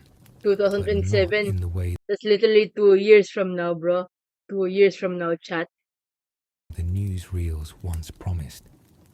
Shifting climates and mysterious diseases have swept through the dinosaur populations like a quiet plague, thinning their numbers until only fragments remain, concluding in a muted wave of maladies and receding territories, like it was in their time. Gone are the wild headlines of dinosaurs roaming cities or monorails slicing past grazing herds. Instead, these creatures now exist in exile, scattered across hidden equatorial jungles that echoed the lushness of a world they once ruled. There, under heavy rain and canopies that drip in the dawn, the survivors walk softly, a reminder that the past didn't vanish quietly, but instead lingers in pockets of mist and shadow. Among these survivors are 3 titans, each representing a realm, land, sea, and sky, whose genetic material has become more valuable than any fossil ever dug from the earth. Scientists whisper about the hope their blood carries, the proteins and enzymes that might one day heal human hearts, offering a strange symmetry in which ancient creatures, brought back by human ambition, may one day save the very species that resurrected them. It's not a world of roaring chaos anymore, but a quieter one, tinged with melancholy, where the age of dinosaurs flickers on like the last embers of a fire, waiting for dawn. By 2027, the world's hope for dinosaurs wasn't in theme parks or viral clips of a triceratops crossing a road. It was in a quiet, desperate mission to save lives, human and dinosaur alike, before extinction came calling again. This time, with the quiet finality of disease and dwindling habitats. At the center of this mission is Zora Bennett, a covert ops specialist turned reluctant caretaker of an ancient world. Her task is clear: lead a small team to Île Saint-Hubert, one of the last places on Earth where dinosaurs still roam free, and retrieve genetic material from 3 colossal survivors, one from the land, one from the sea, and one from the sky. It isn't about spectacle. It's about finding enzymes and proteins hidden in prehistoric bloodstreams that might hold the key to curing heart conditions in humans. Valorant ad.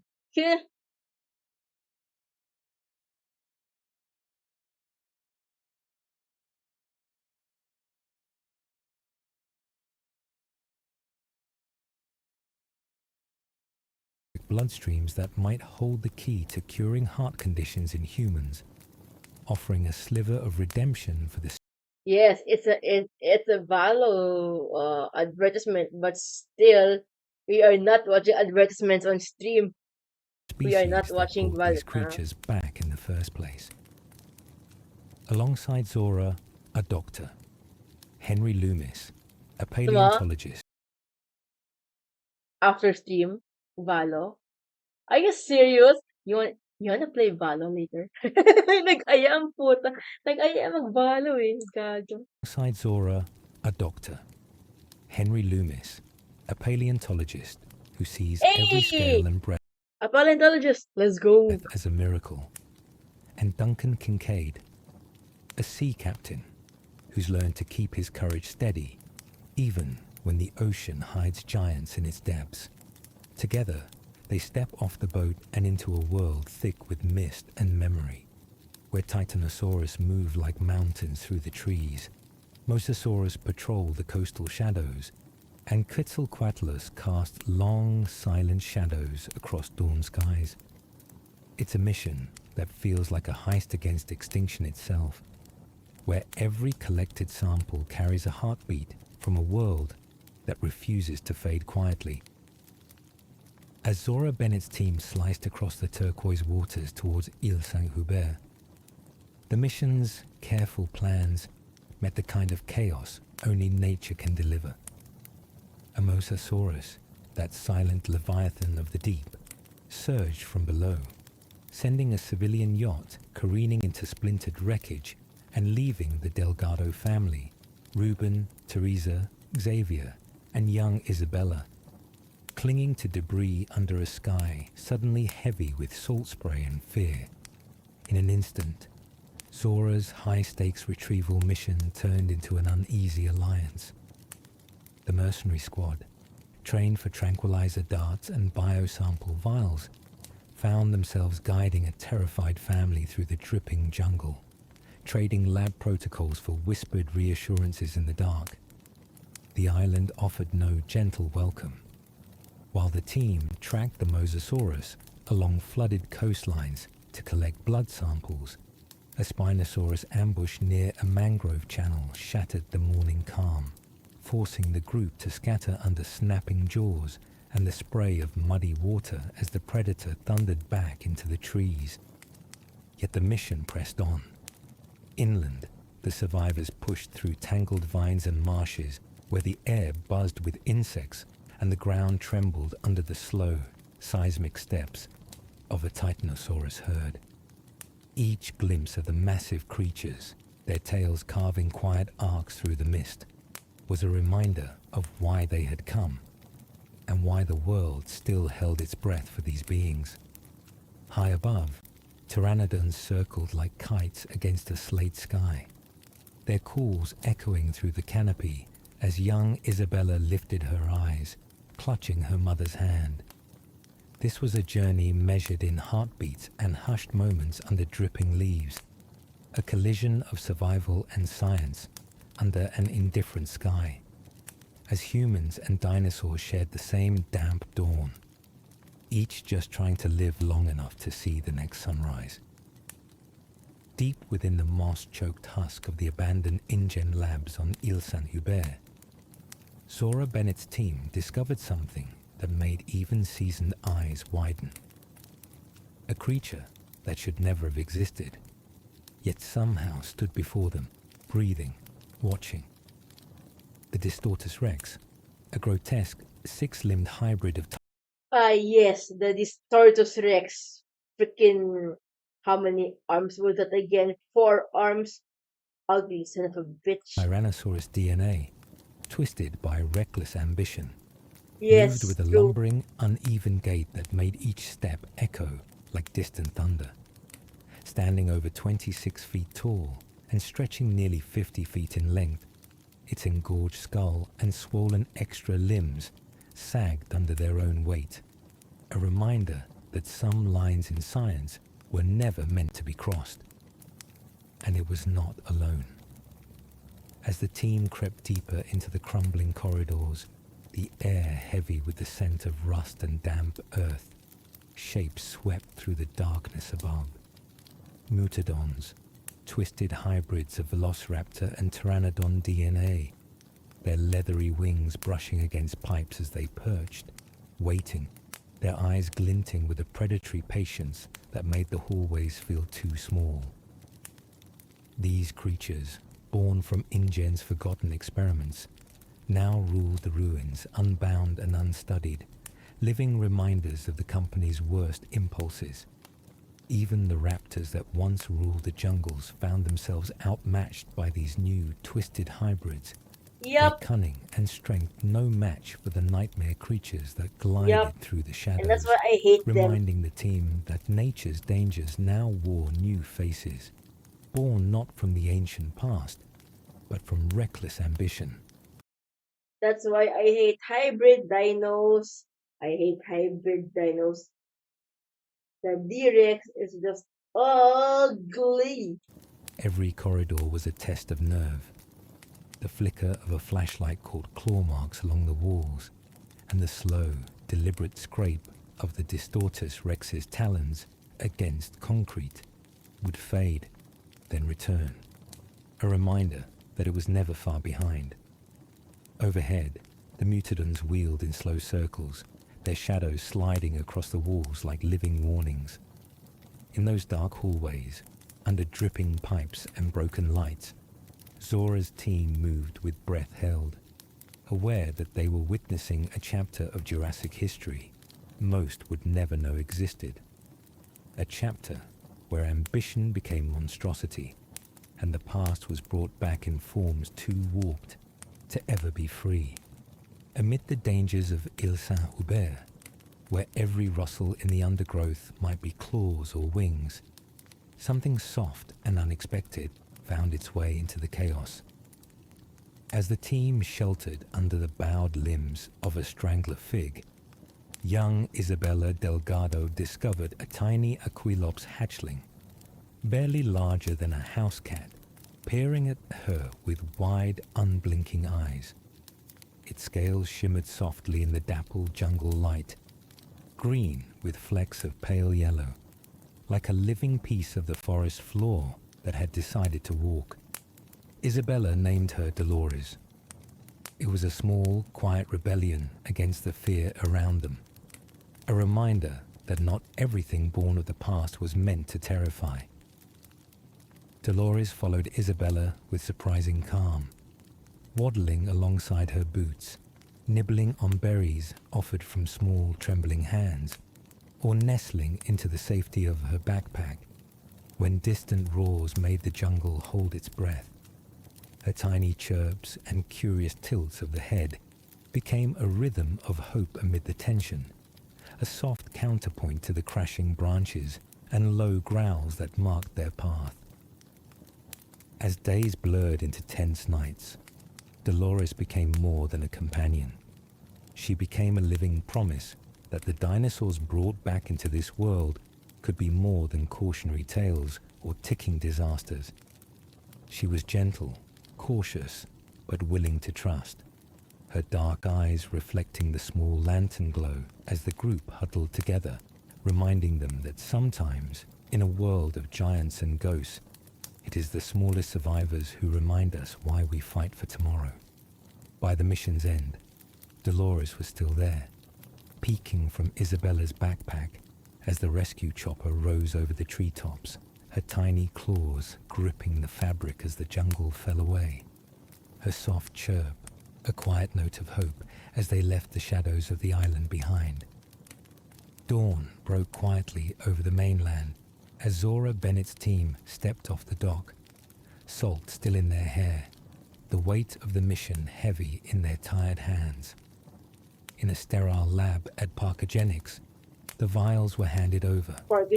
Each drop of dinosaur blood, enzymes, and proteins from the Mosasaurus, Titanosaurus, and Quetzalcoatlus, representing the fragile promise of healing.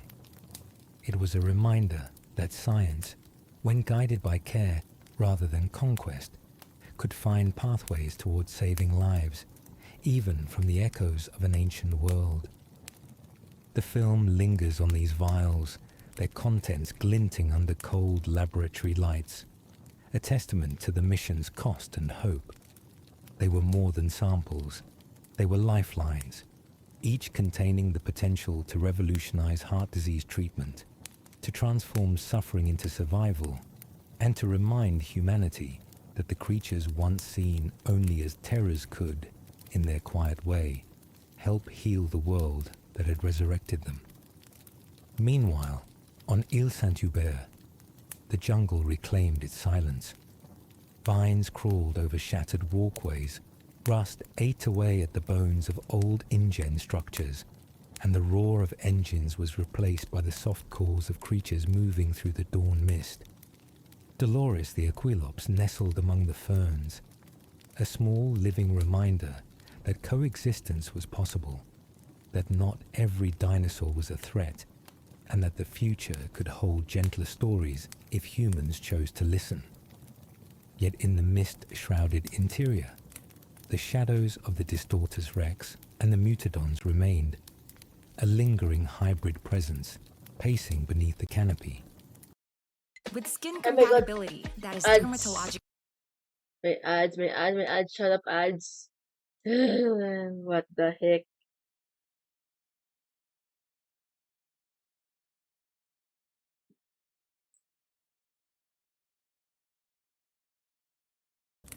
The shadows of the Distortus Rex and the Mutodons remained, a lingering hybrid presence pacing beneath the canopy, a reminder that not everything left behind on that island was meant to be saved.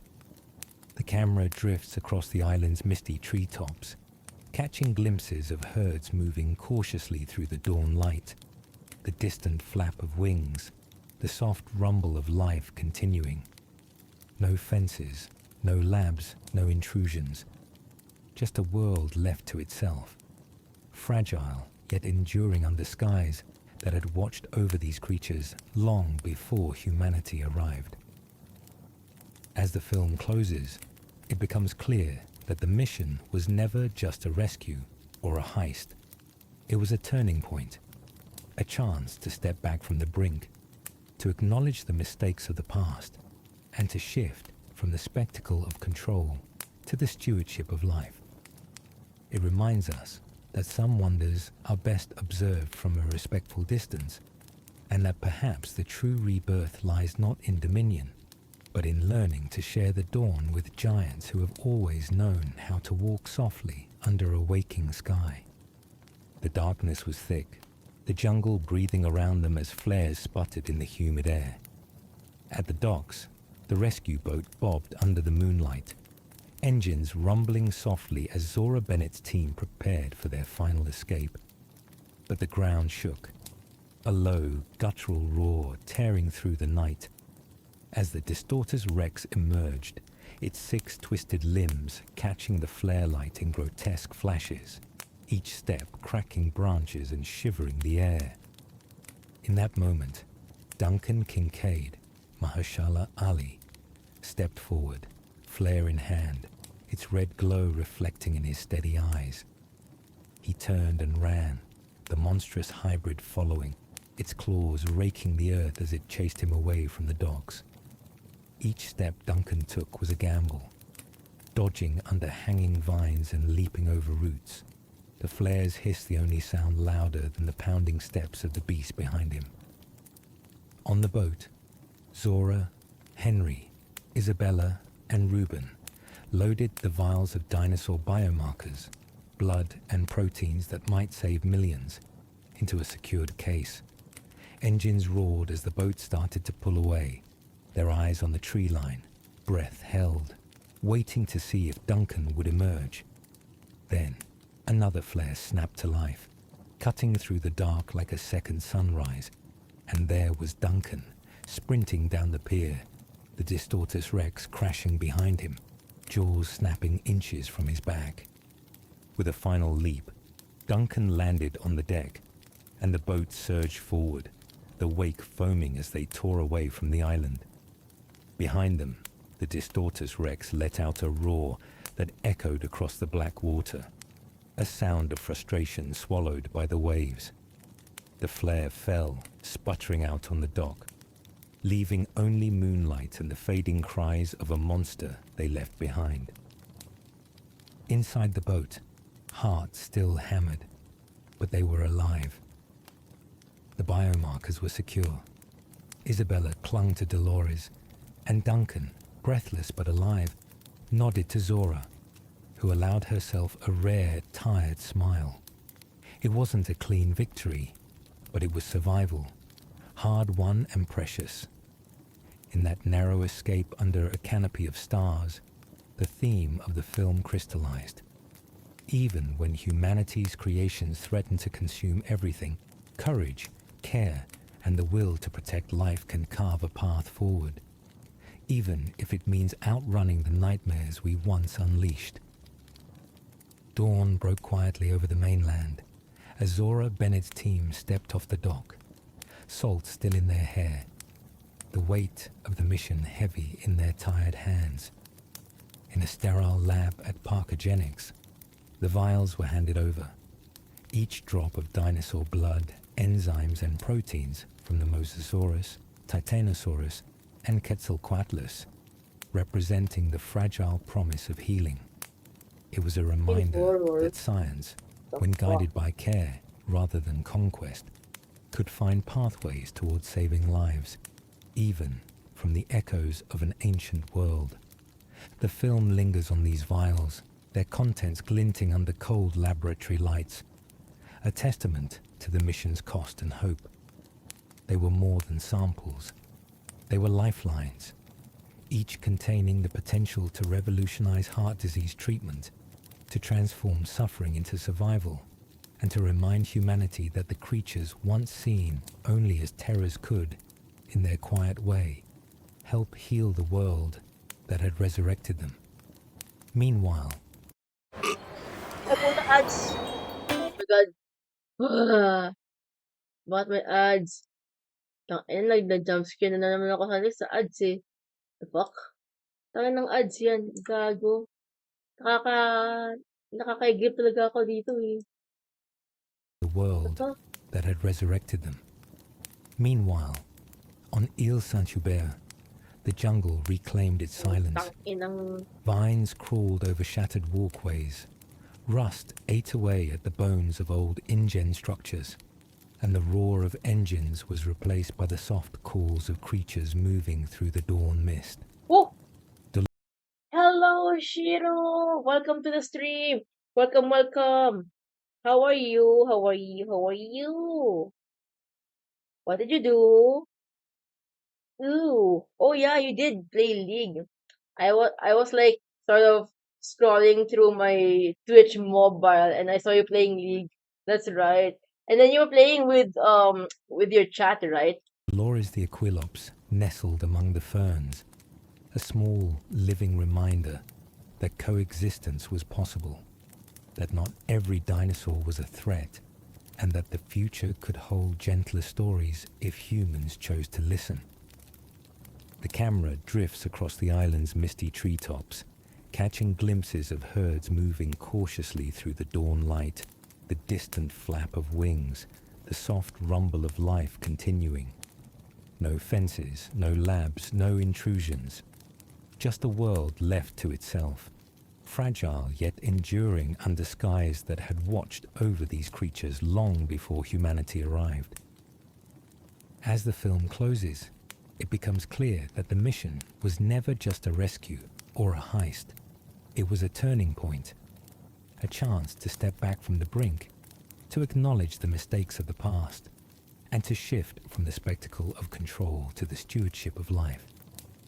It reminds us that some wonders are best observed from a Kira's respectful playing League of distance, Legends. and that perhaps the true rebirth lies not in dominion, but in learning to share the dawn with giants who have always known how to walk softly under a waking sky.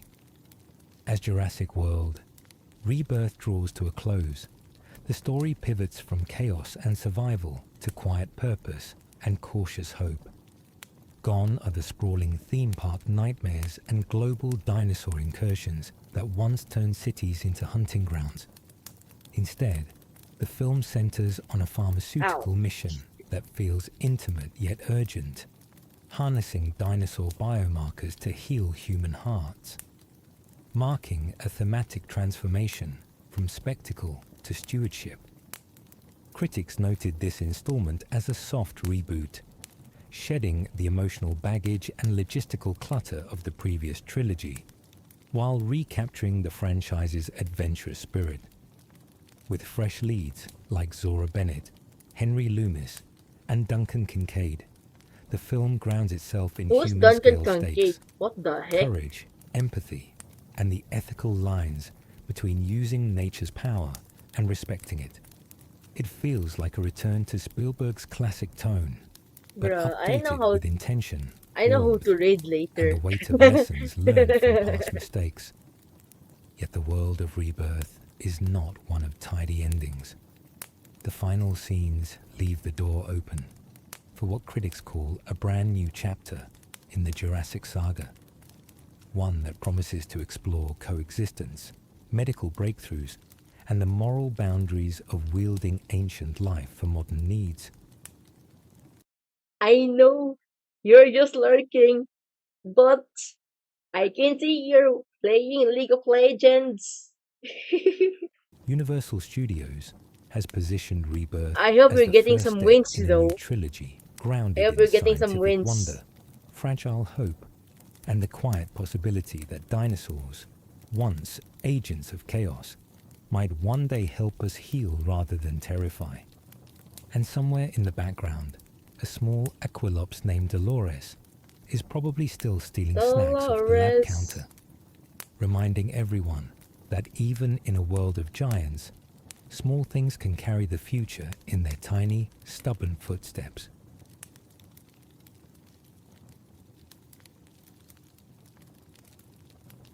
After all the storms, roars, and runaway jeeps, the world has settled into a quieter chapter with dinosaurs.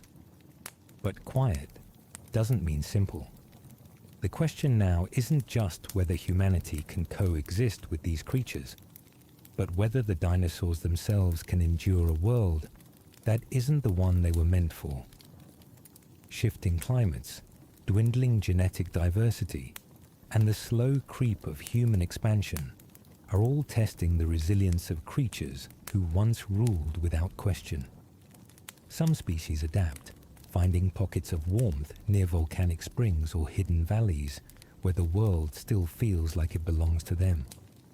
Others fade, their calls echoing into the mist as the modern world How are you not falling asleep when listening to this? Skutski. I fell asleep like dozen of times, but not for a long time. It's like a short, probably like 3 minutes. I fell asleep from this voice. It's so fucking soothing, bro. presses in around them, reminding us that bringing back the past doesn't mean it can thrive in the present. Scientists around the world now watch these creatures not as attractions, but as living questions. So Could like they evolve?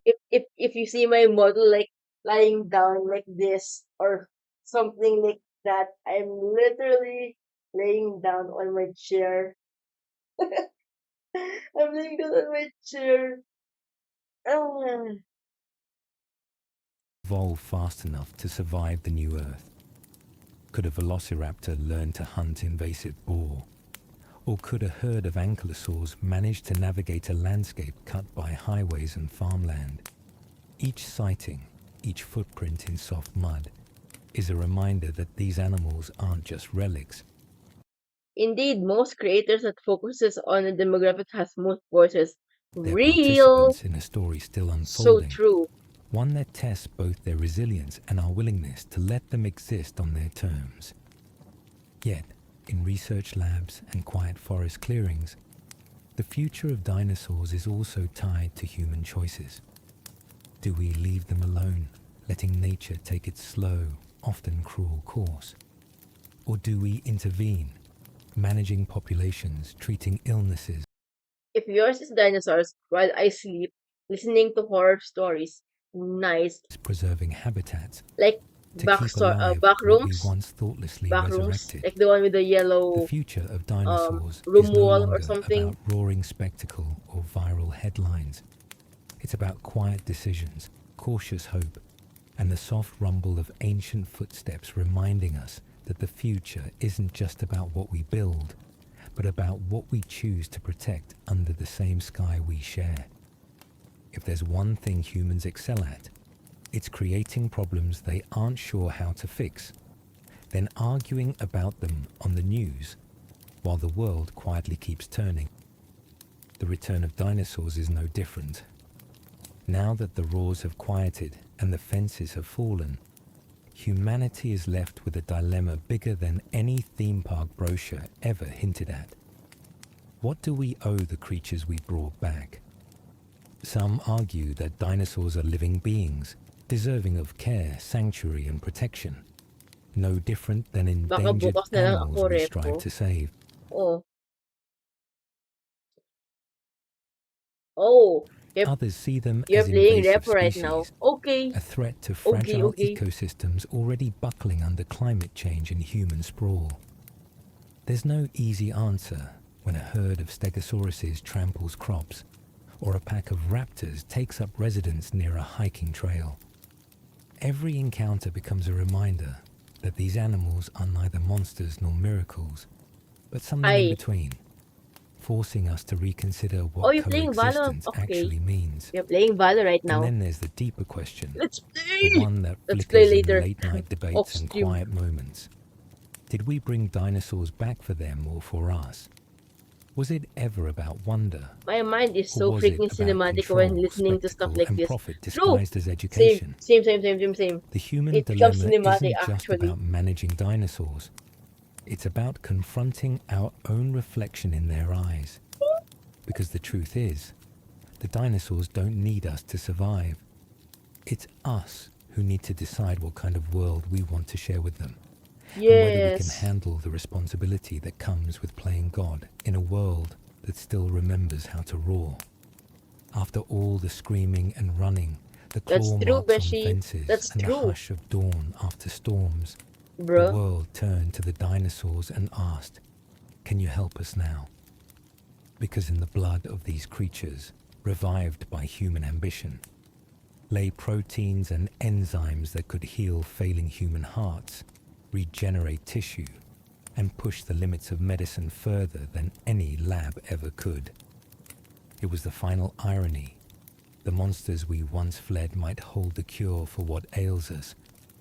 Pharmaceutical companies call it a miracle, a chance to transform tragedy into triumph, to redeem the mistakes of the past by using dinosaur biomarkers for good. But the shadow of profit never fully leaves the room. Patents are filed, labs compete, and somewhere in the quiet hum of centrifuges and cold storage units, the promise of healing teeters on the edge of becoming another commodity, something to buy, sell, and lock away behind paywalls. And for the dinosaurs themselves, the question is never asked. Is this salvation or another form of exploitation?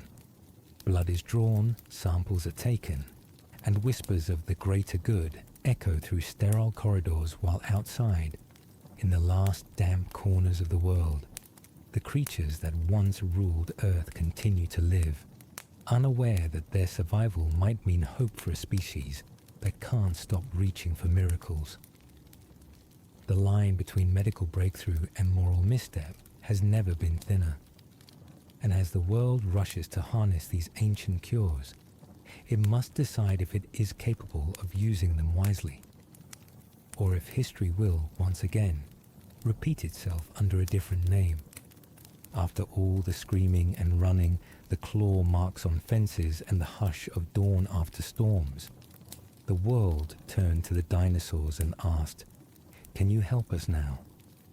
Because in the blood of these creatures, revived by human ambition, lay proteins and enzymes that could heal failing human hearts, regenerate tissue, and push the limits of medicine further than any lab ever could. It was the final irony. The monsters we once fled might hold the cure for what ails us.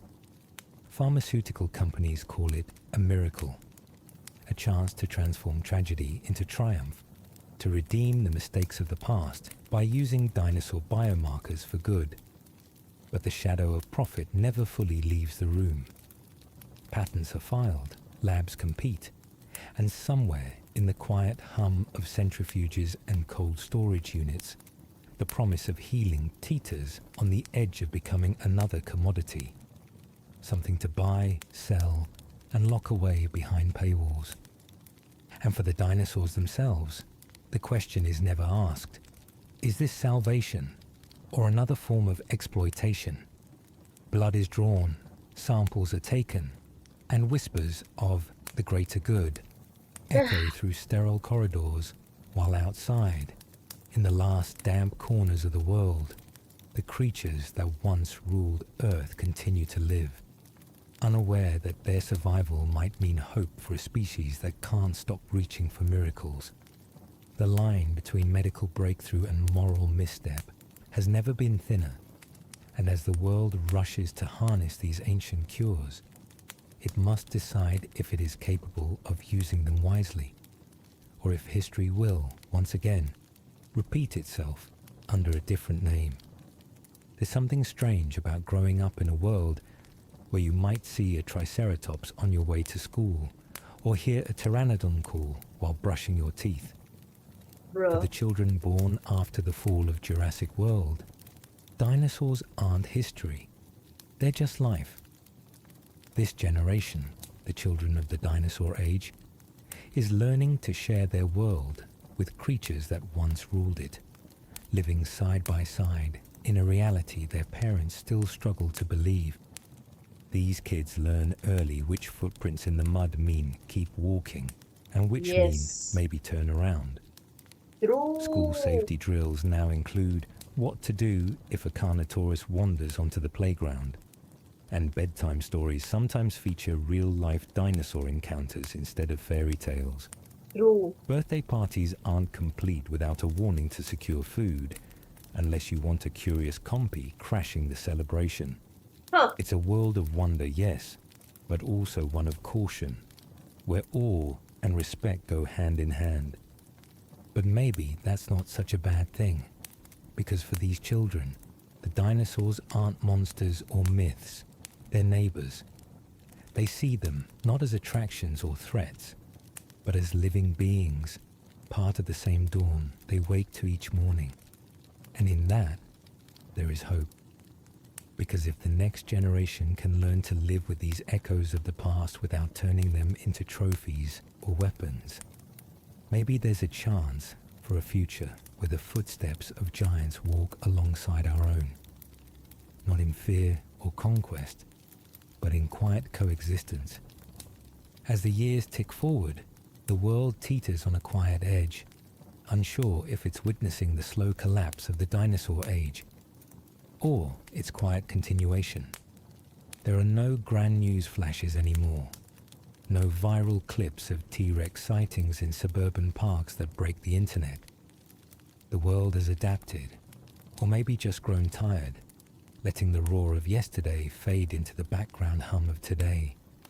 The dinosaurs are still here, but they roam in dwindling numbers, in misty valleys and humid sanctuaries, under clouds that carry the promise of rain and the scent of deep, green forests.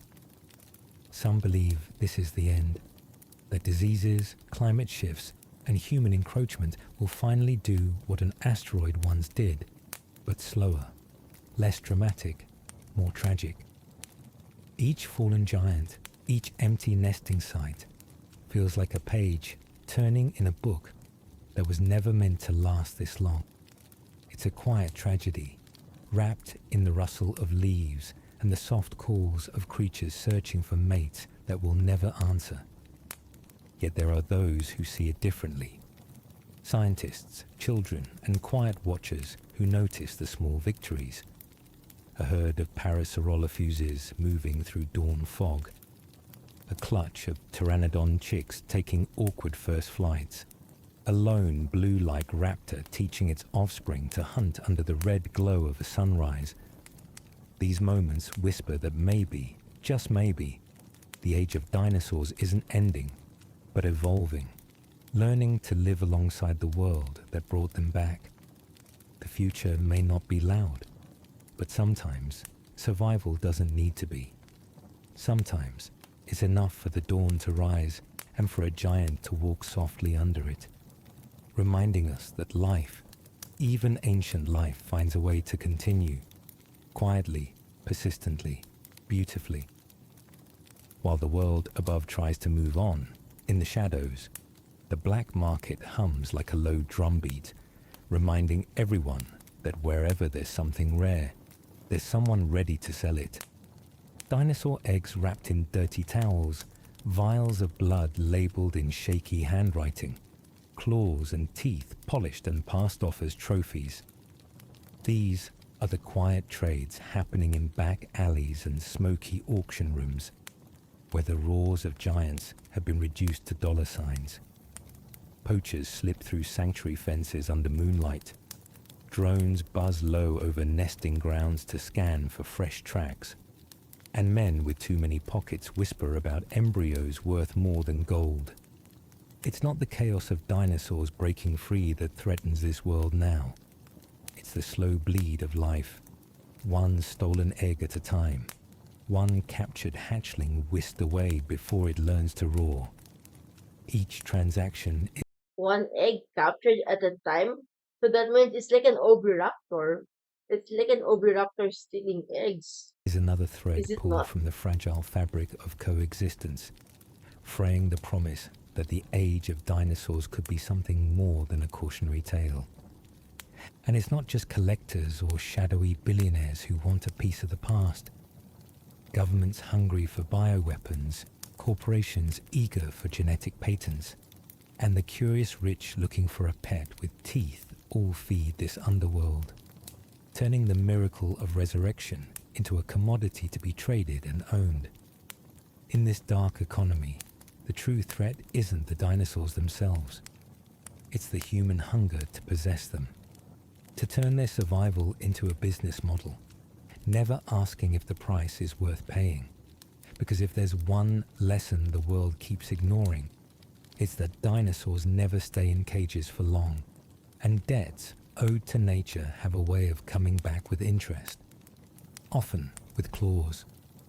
If there's one thing humanity should be good at by now, it's learning from its mistakes. After all, we've had enough of them. Jurassic Park was supposed to be a wonder. Jurassic World was supposed to be controlled. And each time, dinosaurs reminded us they don't read business plans or care about liability waivers. But the past keeps whispering its lessons in the rustle of ferns and the echo of distant roars. It reminds us that bringing back the past carries weight heavier than any fossil bone. It's there in the cracked glass of visitor centers overtaken by vines, in the claw marks on doors long abandoned, and in the quiet moments when a child looks up at a brachiosaurus in mist and feels awe instead of fear. These creatures are not products, not exhibits, and certainly not problems to be solved with a bigger fence. Each disaster, each narrow escape, has carved warnings into history's ledger. Warnings about hubris, about ignoring the quiet rules of nature in pursuit of spectacle or profit, about assuming that just because we can, we should. These lessons aren't written in textbooks. They're written in the footprints that still press into soft earth, in the shadows that move through the dawn mist, and in the soft chirp of a hatchling that simply wants to live. Yet, the real question isn't whether we've learned these lessons. It's whether we'll remember them when the next opportunity for profit or power comes knocking. Because the dinosaurs are here now, and they don't care about our regrets.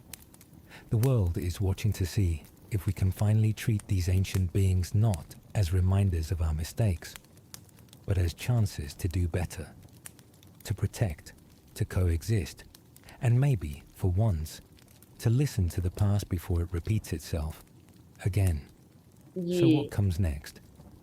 Now that the screaming, running, and chaos have quieted to a cautious truce, the world sits at a strange crossroads, with dinosaurs roaming the edges of human civilization like living reminders that history has teeth. The next era isn't about building bigger fences or hiding these creatures away. It's about finding a way to live alongside them without turning every morning commute into a survival story. Imagine cities designing green corridors, not just for deer crossings, but for the slow, lumbering passage of a migrating Stegosaurus herd under dawn light. Picture scientists, cautiously optimistic, monitoring a mosasaurus as it glides beneath coastal waters, studying its movement patterns while also making sure it doesn't turn a beach day into a headline. Or communities installing reinforced garden gates, not for thieves, but to stop a curious triceratops from trimming the hedges with its horns. But it won't all be peaceful documentaries and soft sunrise moments. There will be challenges, rogue black market traders who still see dollar signs in amber, politicians arguing about whose responsibility a dinosaur wandering into farmland is, and scientists debating the ethics of using dinosaur DNA to advance medicine.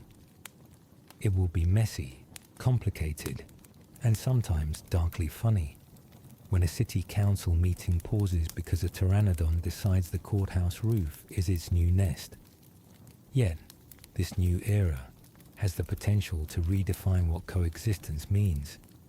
It's a chance for humanity to step into a future where the past isn't something we fear, but something we honor, carefully, respectfully, and with the understanding that sharing a world with dinosaurs requires humility we've never had to practice before.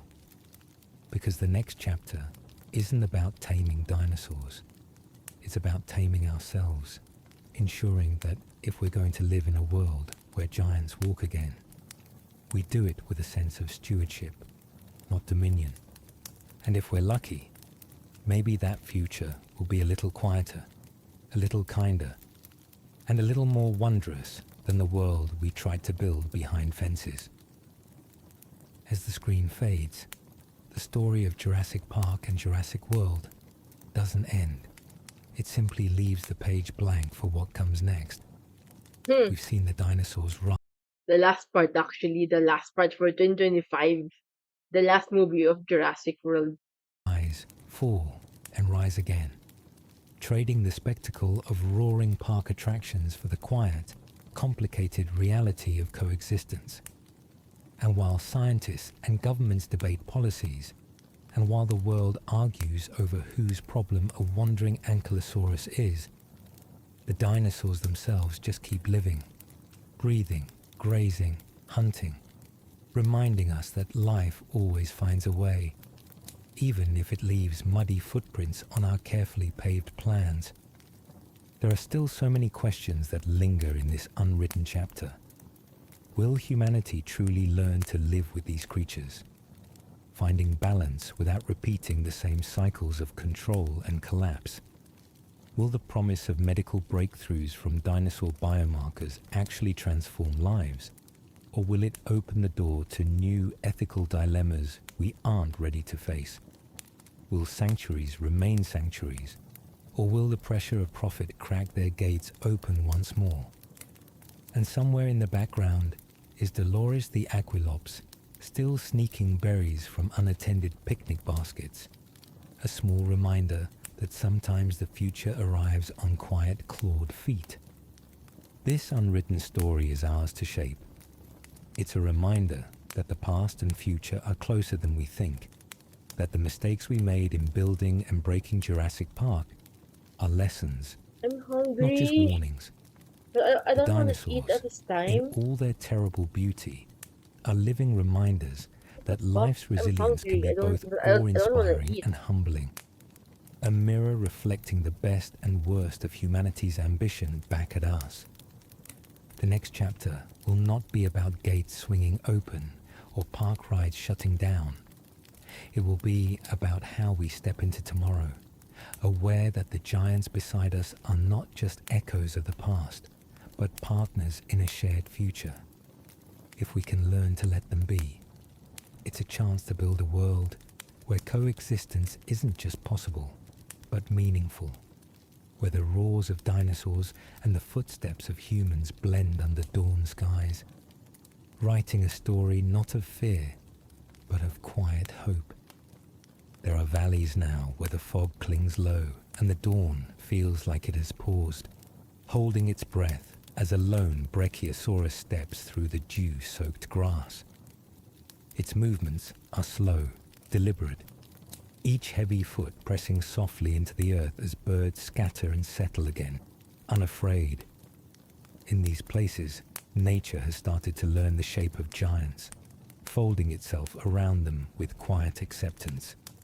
Streams bend around footprints left in the mud, and the hush of early morning is filled with the distant sound of leaves rustling against ancient skin.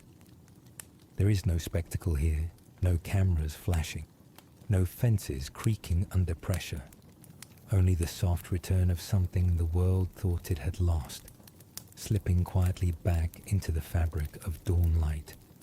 Scientists watch from a distance, clipboards in hand, seeing in these gentle mornings a possibility they barely dare to speak aloud, that dinosaurs might help heal the land we broke. Where they graze, invasive weeds vanish, and the soil beneath their feet softens, breathing again under the careful tread of creatures who once walked continents when they were whole.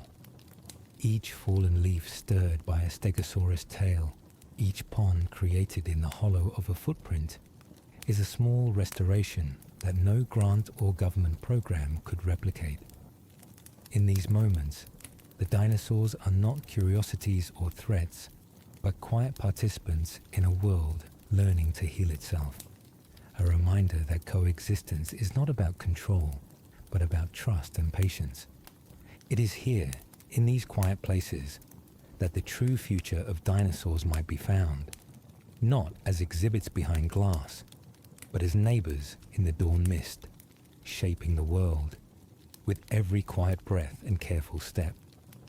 The world rewilded is not a headline, but the whisper of rain on leaves, the hush of grass swaying around a grazing triceratops, and the soft ripple of water as a herd drinks under the first light of morning.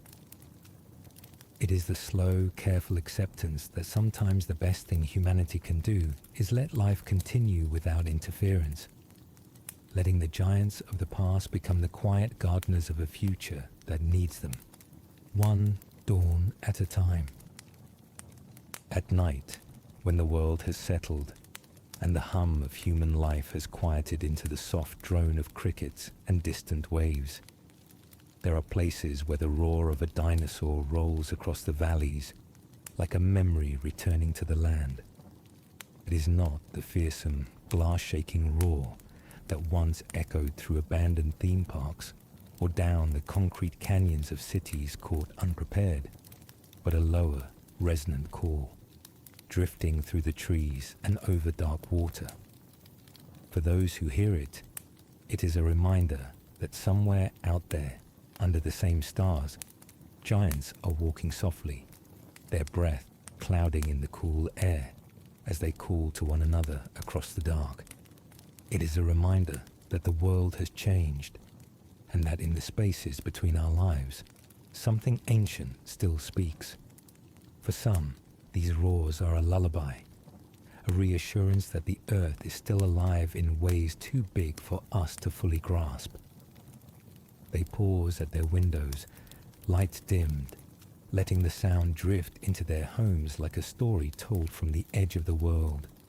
A parent might hush a curious child, telling them that it is only a dinosaur saying goodnight, while the Yes. child's eyes widen with a mixture of wonder and quiet. Remember, guys, remember chat. When a dinosaur roars or probably growl lowly, it's just saying good night, chat. Good night. Not to scare you all. Good night, chat. Fear that is quickly replaced with awe. In that moment, the roar is not a threat, but a gentle reminder that we are not alone, that we share the dawn and the dusk with creatures who do not care for our deadlines and digital noise, but who breathe the same air, walk under the same moon, and remind us what it means to simply exist. And in these moments, the world feels smaller, softer, held together by the breath of giants moving unseen through fog and trees. The echoes of roars become part of the landscape, a sound that blends with the Putang ina rustle mo of talaga, leaves Nashi. and the hush of wind through tall grass, What telling the the quiet fuck? truth that life continues Inang beyond our yan. fences and fears. They are reminders that the dinosaurs are not monsters or legends, but living beings, asking nothing from us but the space to walk and the right to call to one another in the dark. It is a sound that asks us to listen, to remember that we share this world with stories older than our cities and older than our dreams, stories that will continue as long as there is breath in the lungs of creatures who remember how to roar under the stars. In quiet corners of the world, far from the glare of headlines and the hum of city streets, there are people who rise before dawn to walk the fence lines of hidden sanctuaries, their breath clouding in the cool morning as they listen for the distant calls of creatures older than memory. These are the stewards of giants, the quiet caretakers who have chosen a life measured not in profit or spectacle, but in the slow rhythms of dinosaur footsteps and the soft rustle of undergrowth as a tail passes through. They move softly through misty clearings, eyes scanning for signs of illness or injury, hearts steady as they watch a herd of stegosauruses trudge through the dawn fog. Each step a reminder that coexistence is not an idea, but a responsibility carried in early mornings and quiet observations. They know the difference between the playful trill of a young pteranodon learning to fly and the strained cry of one caught in a storm the night before. They keep records on weather patterns and migration paths. They mend broken fences, and they leave offerings of carefully prepared food near the watering holes where an old triceratops might wander, bones aching in the damp air. Their days are filled with small moments, pausing to watch a curious compy inspect their boots, feeling the ground shake gently as a brachiosaurus moves to a new feeding grove, whispering words of calm when a frightened juvenile raptor backs away, eyes bright with caution. These moments are not grand or loud, but they are the quiet threads that hold together the promise of a world learning to live with the past. To be a steward of giants is to understand that care is not about control, but about respect. It is about learning the patience to let a dinosaur choose its own path, while ensuring that path is safe enough to walk. It is about standing watch in the cold rain, flashlight low, as a herd moves through a sanctuary under the pale glow of dawn, ensuring that no poacher's drone interrupts the slow dance of creatures who simply wish to exist. It is about knowing that the work will never be finished, that each day is another small offering to a future where dinosaurs and humans share the dawn without fear. In the hush of those mornings, under skies just beginning to turn blue, the stewards of giants remind the world that care can be quiet, that protection can be gentle, and that sometimes the greatest work we do is simply to let life continue, one soft breath at a time. Across the world, quiet sanctuaries have taken root like seeds scattered in the wind, each one a small promise that humanity can learn to share the dawn with giants. Hidden in misty valleys, along rugged coastlines, and deep within reclaimed forests, these places offer dinosaurs a chance to live without the constant threat of fences failing or headlines flashing. In these sanctuaries, dawn breaks softly as herds of stegosauruses graze in the low light, their breath clouding in the cool morning while birds sing above them, unconcerned by the ancient shapes moving below. Here, the world feels softer, the weight of the past blending into the promise of quiet coexistence. Caretakers in these sanctuaries walk paths lined with soft earth, carrying buckets of carefully prepared feed or scanning the horizon for the sweeping wings of a pteranodon returning to its nesting cliffs. They watch over eggs hidden in the underbrush, monitor the health of old Triceratops bulls who wade into ponds at sunrise, and record the slow, deliberate migrations of herds as they follow the seasons through land that has learned to welcome them.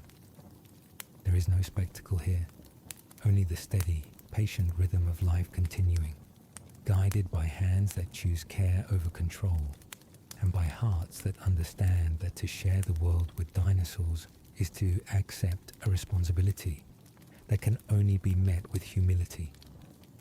These sanctuaries are not perfect, and the world around them still hums with the noise of cities and the press of human expansion. But within their boundaries, a different story is being written. A story where dinosaurs are not attractions or threats, but neighbors under the same sky. A story told in the rustle of leaves as a juvenile raptor passes through tall grass, in the splash of water as a brachiosaurus lowers its head to drink, and in the soft, patient work of people who believe that coexistence is not a fantasy, but a choice made every morning as the sun rises. These sanctuaries remind the world that the future can be a place where the footsteps of giants are not feared, but welcomed as part of a world that is learning, slowly and beautifully, how to heal. There is a generation now that has never known a world without dinosaurs. For these children, the distant shape of a brachiosaurus moving through morning fog is as normal as the sound of rain on a window, and the call of a pteranodon at dawn is just another part of the world's waking breath. They grow up learning which tracks in the mud mean it's safe to keep walking, and which mean it's time to turn back.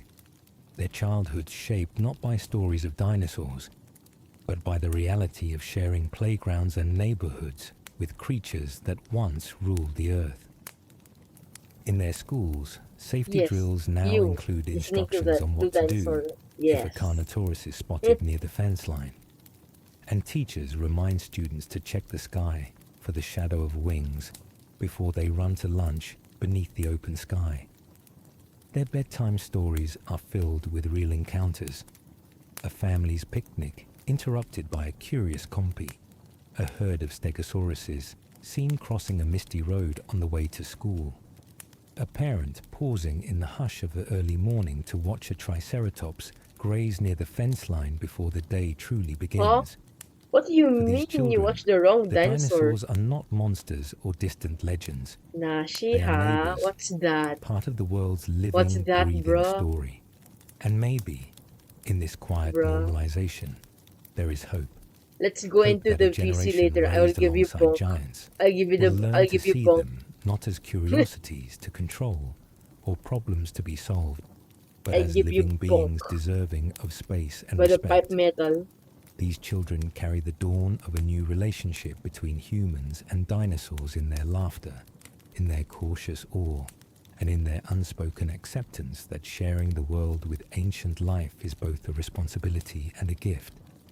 As they grow, they may teach the world that the best way to honor these creatures is not with fear or fences, but with the quiet courage to let them live, to let them walk under the same sky, and to let their calls echo softly in a world learning, at last, how to listen.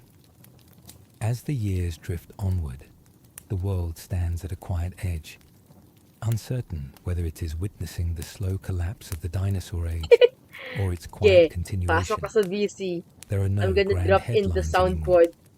No Metal viral pipe. videos of a T-Rex stomping through a golf course or a raptor sprinting across a suburban street to break the internet for a day.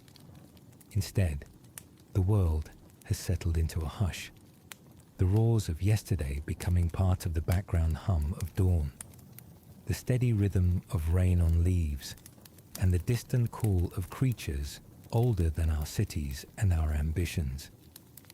Some see this as the beginning of the end, a soft extinction unfolding one empty nest at a time, as diseases, shifting climates, and the press of human sprawl slowly take back the spaces dinosaurs tried to reclaim. A fallen giant in a misty valley, a silent nest where hatchlings will never call, a waterhole left undisturbed because the herd that once drank there has vanished. Each is a quiet reminder that nature's patience can also be unforgiving. It is a tragedy wrapped not in chaos, but in the rustle of leaves and the soft calls of creatures searching for others that will not answer. A chapter closing with the gentle certainty of seasons turning. Yet, there are those who see small victories written in dawn light and soft earth. A herd of Parasaurolopheuses moving through the fog, their silhouettes quiet and beautiful. A clutch of pteranodon chicks testing their wings against the sunrise. A lone raptor teaching its young to hunt beneath a sky slowly warming today. May update na? These moments Maybe it's whisper the that Manila perhaps the server. age of I'm not dinosaurs sure. is not ending, but evolving. Learning to share a world it did not choose with creatures who once resurrected it for spectacle and profit, only to discover the quiet responsibility that comes with living alongside giants. The future may not roar loudly, but perhaps it doesn't need to. Sometimes it is enough for dawn to rise and for a giant to walk softly beneath it, reminding us that life, We're almost even done. ancient One more life, minute. finds a way to continue, quietly, persistently, beautifully. And so, as the world quiets and the soft hum of dawn rolls in, we're left with the comforting thought that somewhere out there, Oh a shit. dinosaur is 21 probably eating gigabyte. someone's I don't know. unattended garden, while the owner debates calling animal control or just going back to bed. Because in the end, the story of dinosaurs isn't about Hala, di fences mo na or i-update? viral headlines, That's not but gonna about work. the quiet, sometimes messy, sometimes darkly funny truth that life goes on, even if it leaves giant muddy footprints on your freshly paved driveway. As you drift into sleep, let that thought walk alongside you, that under the same sky, giants still breathe, reminding us that coexistence is never perfect, but it's real, it's ongoing, and sometimes it's just a triceratops trimming your hedges without asking. Yay! New surf. Oy! Putik. Gentle Fresh Fabcon. May gentle bang. Shut up.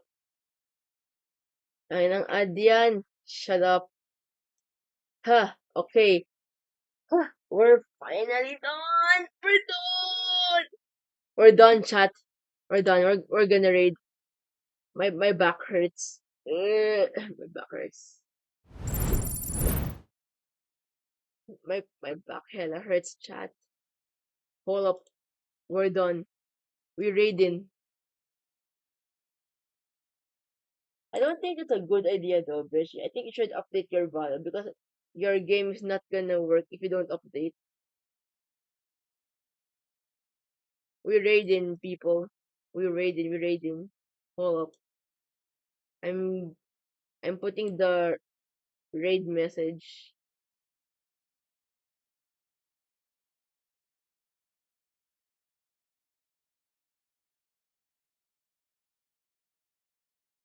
I wanna lay down for a bit and then probably play Valo or something. I don't know, bro. Okay. Let's raid! Let's raid! Let's raid! Let's raid! Let's go, let's go, let's go. Okay. I'm gonna go to my creator dashboard first. And then we will raid Shiro Zavala. He's playing League. Oh, oh, stream manager. Ah, no, no, no. It's not raid. It's where's the fuck? It's home. No, no, no. Where's that thing? Like overview, research. Hold up. What the fuck? Where is the raid message? I am so lost. Wait, chat. I'm lost. Wait, where is not video producing earnings discovery? Is it a stream manager? What the fuck? I'm so lost, chat. It always works naman. Di ko lang na-update sa lapi ko na lang ilang weeks. Oh, okay. What the fuck? Where is the raid? Oh my god, I'm so lost, chat. Hold up, hold up, hold up. Stream summary, maybe? Nah, bro. Achievements.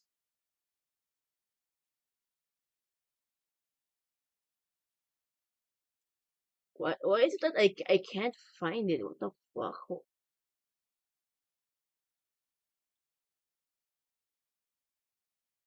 Wait, chat. I'm so lost.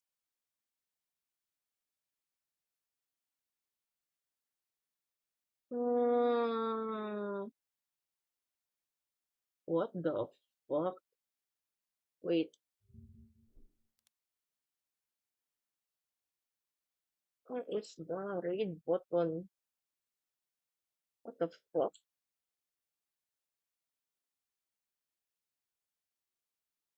Oh, stream manager. Oh, tama naman ako. Create a dashboard and then stream manager and then okay, what the oh, hold up chat. Stream manager and then oh man, what the fuck? I am so sabog.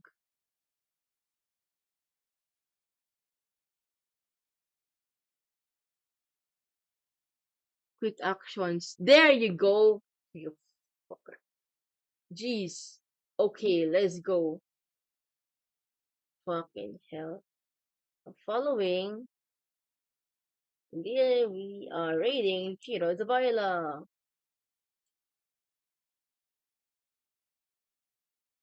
They are playing League of Legends. Okay.